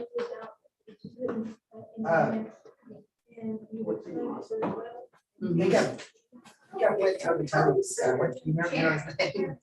I'm sorry? I think I went toe to toe with this guy before. What's his name? Cliff Kupendahl? Yes. Yeah, I talked to him. I believe. He's a nice guy. He purchased like a couple years ago, maybe? Yes. Yeah. His house, post RV, was owned by a doctor out of Dallas who owned it and leased it for 25 or 30 years, but forever and ever. So in the And comparison. he bought it and then had to go through 3 builders to get Yeah. quality Yeah. work. So to just compare these two, they're the same class. The square footage, we have you in a larger house than by over 100 square feet. And the effective age is so close, it doesn't matter. It's a year difference. It's not. Everything in here has to do with that 100 square feet. And that's just how, that's what it is. That's what's changing everything here is the 100 square feet. There's some other items that at the end of the day, they aren't that influential. His dock, we have his dock as being considerably better than yours. Yeah. So, but that's being accurately reported. So I don't think that's causing any issues as far as your value being. I mean, obviously, that's not causing the problem of $15,000 difference. I personally think most of the $15,000 difference is wrapped up in the 100 square feet. Is what I would guess is going on here. A couple of things, or one thing that's very important is appraisal districts. We're not going to only compare these. We're just not. Say that again. We're not only gonna compare you to the person next door. I get it. What you're saying is not only is the person next door, But it's also the rate. he's also the house that looks most like mine. So it's sort of two things. What I'm hearing from you is, let's say the house next door to you was one of these new houses, and 3 doors down was Mr. Kuykendall's house. You probably would have went to that one and not been so focused on this. Yeah. You would have said, hey, make me like that. And my only response to that is, I get it, but there is 100 square foot difference, and everything else is being equal here. Is there any chance that that's not right? I don't know. Do you have an appraisal? Probably not. You had to go on this for a while. Yeah. So I don't know. Is there any chance that that's not right? Yes. There is a chance that's not right. Yes. Because I've been in both of my neighbors, It's a tricky thing. and that feels like my house. You don't have any kind of reason to get your house appraised, do you? Well, don't do it for this, because it's gonna cost you money. Yeah. And measuring it is tricky, but just know that we measure the outside. So if you try to measure yourself, don't go inside and measure the inside. You have to, industry is measured on the outside of a house. And then you've got to subtract. You have to measure everything and then subtract out the things that aren't living space. And maybe we have something wrong, and if we do, let's talk about it. Draw it. You know. Having said that, I mean, your house looks like 38, 39 feet across. It doesn't take a whole lot to get 100 square feet. I'm on a 70 foot lot. I'm just looking at the drawing. Yeah. Of your I don't think that that's wrong. I think that's about right. Yeah, so I mean, you're only talking 3 feet of. But we have some living space downstairs that's 14 by 30. I'm just saying, yes, it's possible. Or it's possible that we're wrong next door. Can you tell whether or not the laundry room is considered in my No, square it's footage? storage under. Your laundry room is storage under. Is it behind your garage? No. Where is it at? Is that the downstairs on the right-hand side? That's the living space downstairs. That's the garage. That's the. Oh, this is from the front. So here's. Yep. Got it. Let me look at it one more time. So.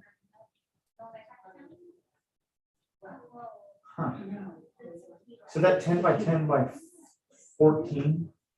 10 by 14, yeah, that's storage. We have that as storage. Okay, that's that is the garage. Then garage, And then storage. to the right in the front, right there, that's the laundry room, and it's not air conditioned. It's I have to replace the darn washer dryer every 3 years because it just rusts out. Okay, hold on for a second. This whole space is not air conditioned? Now, the front, yeah. And then right this is air conditioned. There's some living space right here. There is. Do you know how big this might be?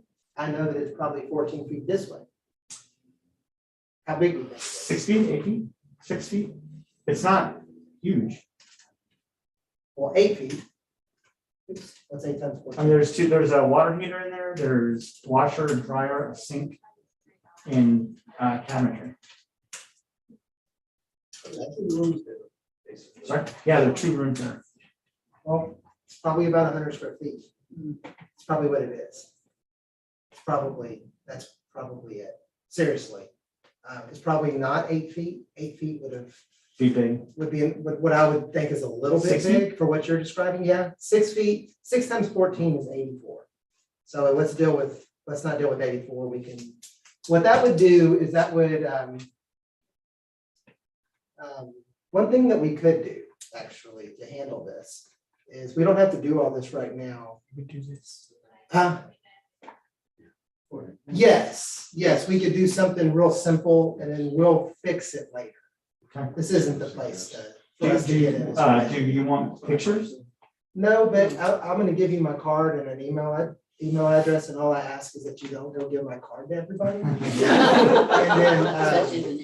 then email me, not pictures, no, just email me the description. Maybe when you get home, draw it out that bottom floor and just say, hey, this is what my bottom floor. It was all correct, it was just a line. That's fine, but it'll, Some if you depth. give it to me in an email, then I'll do it. Okay.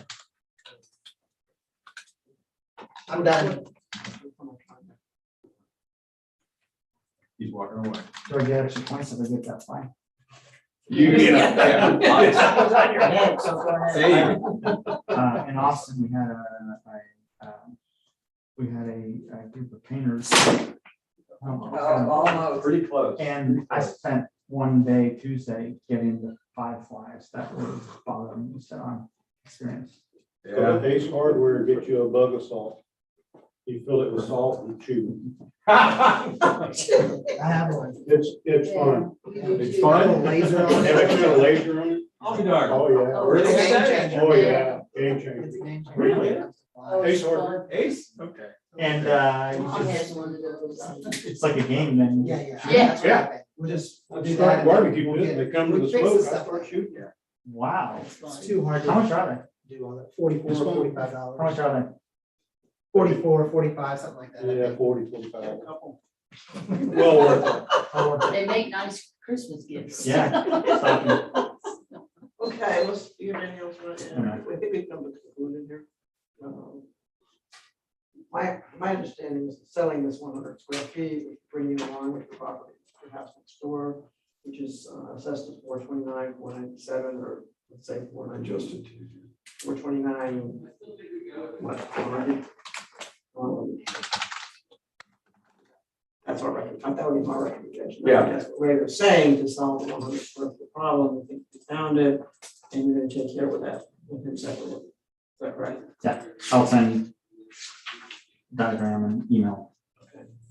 All right, then I'm gonna make a motion on account 20, I'm sorry, ID 2022-4, account 24785, that in light of the information presented by the protester and by the district in addressing the incorrect appraised market value and appraisal ratio exceeding median level of appraisal, that would lower the value from 437, 440 to 429, 400.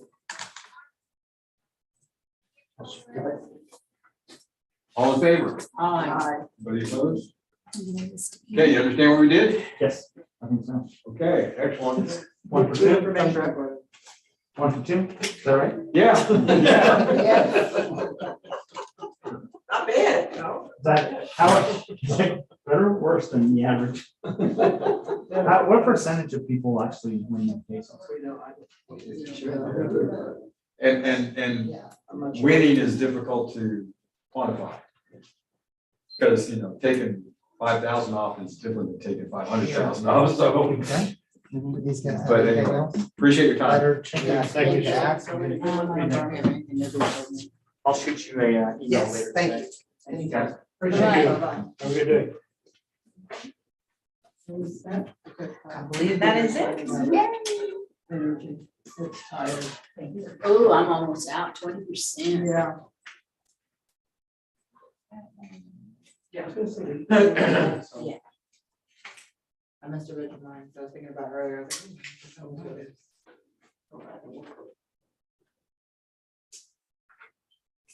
Oh, and we're off tomorrow. Right? That's what I was about to ask. Yeah. Fridays Sorry? are, Fridays are, Yeah, Fridays are. Yeah, no Friday and then no Monday. Monday's a holiday. Woo-hoo. Yeah, because if we were working, y'all would be here.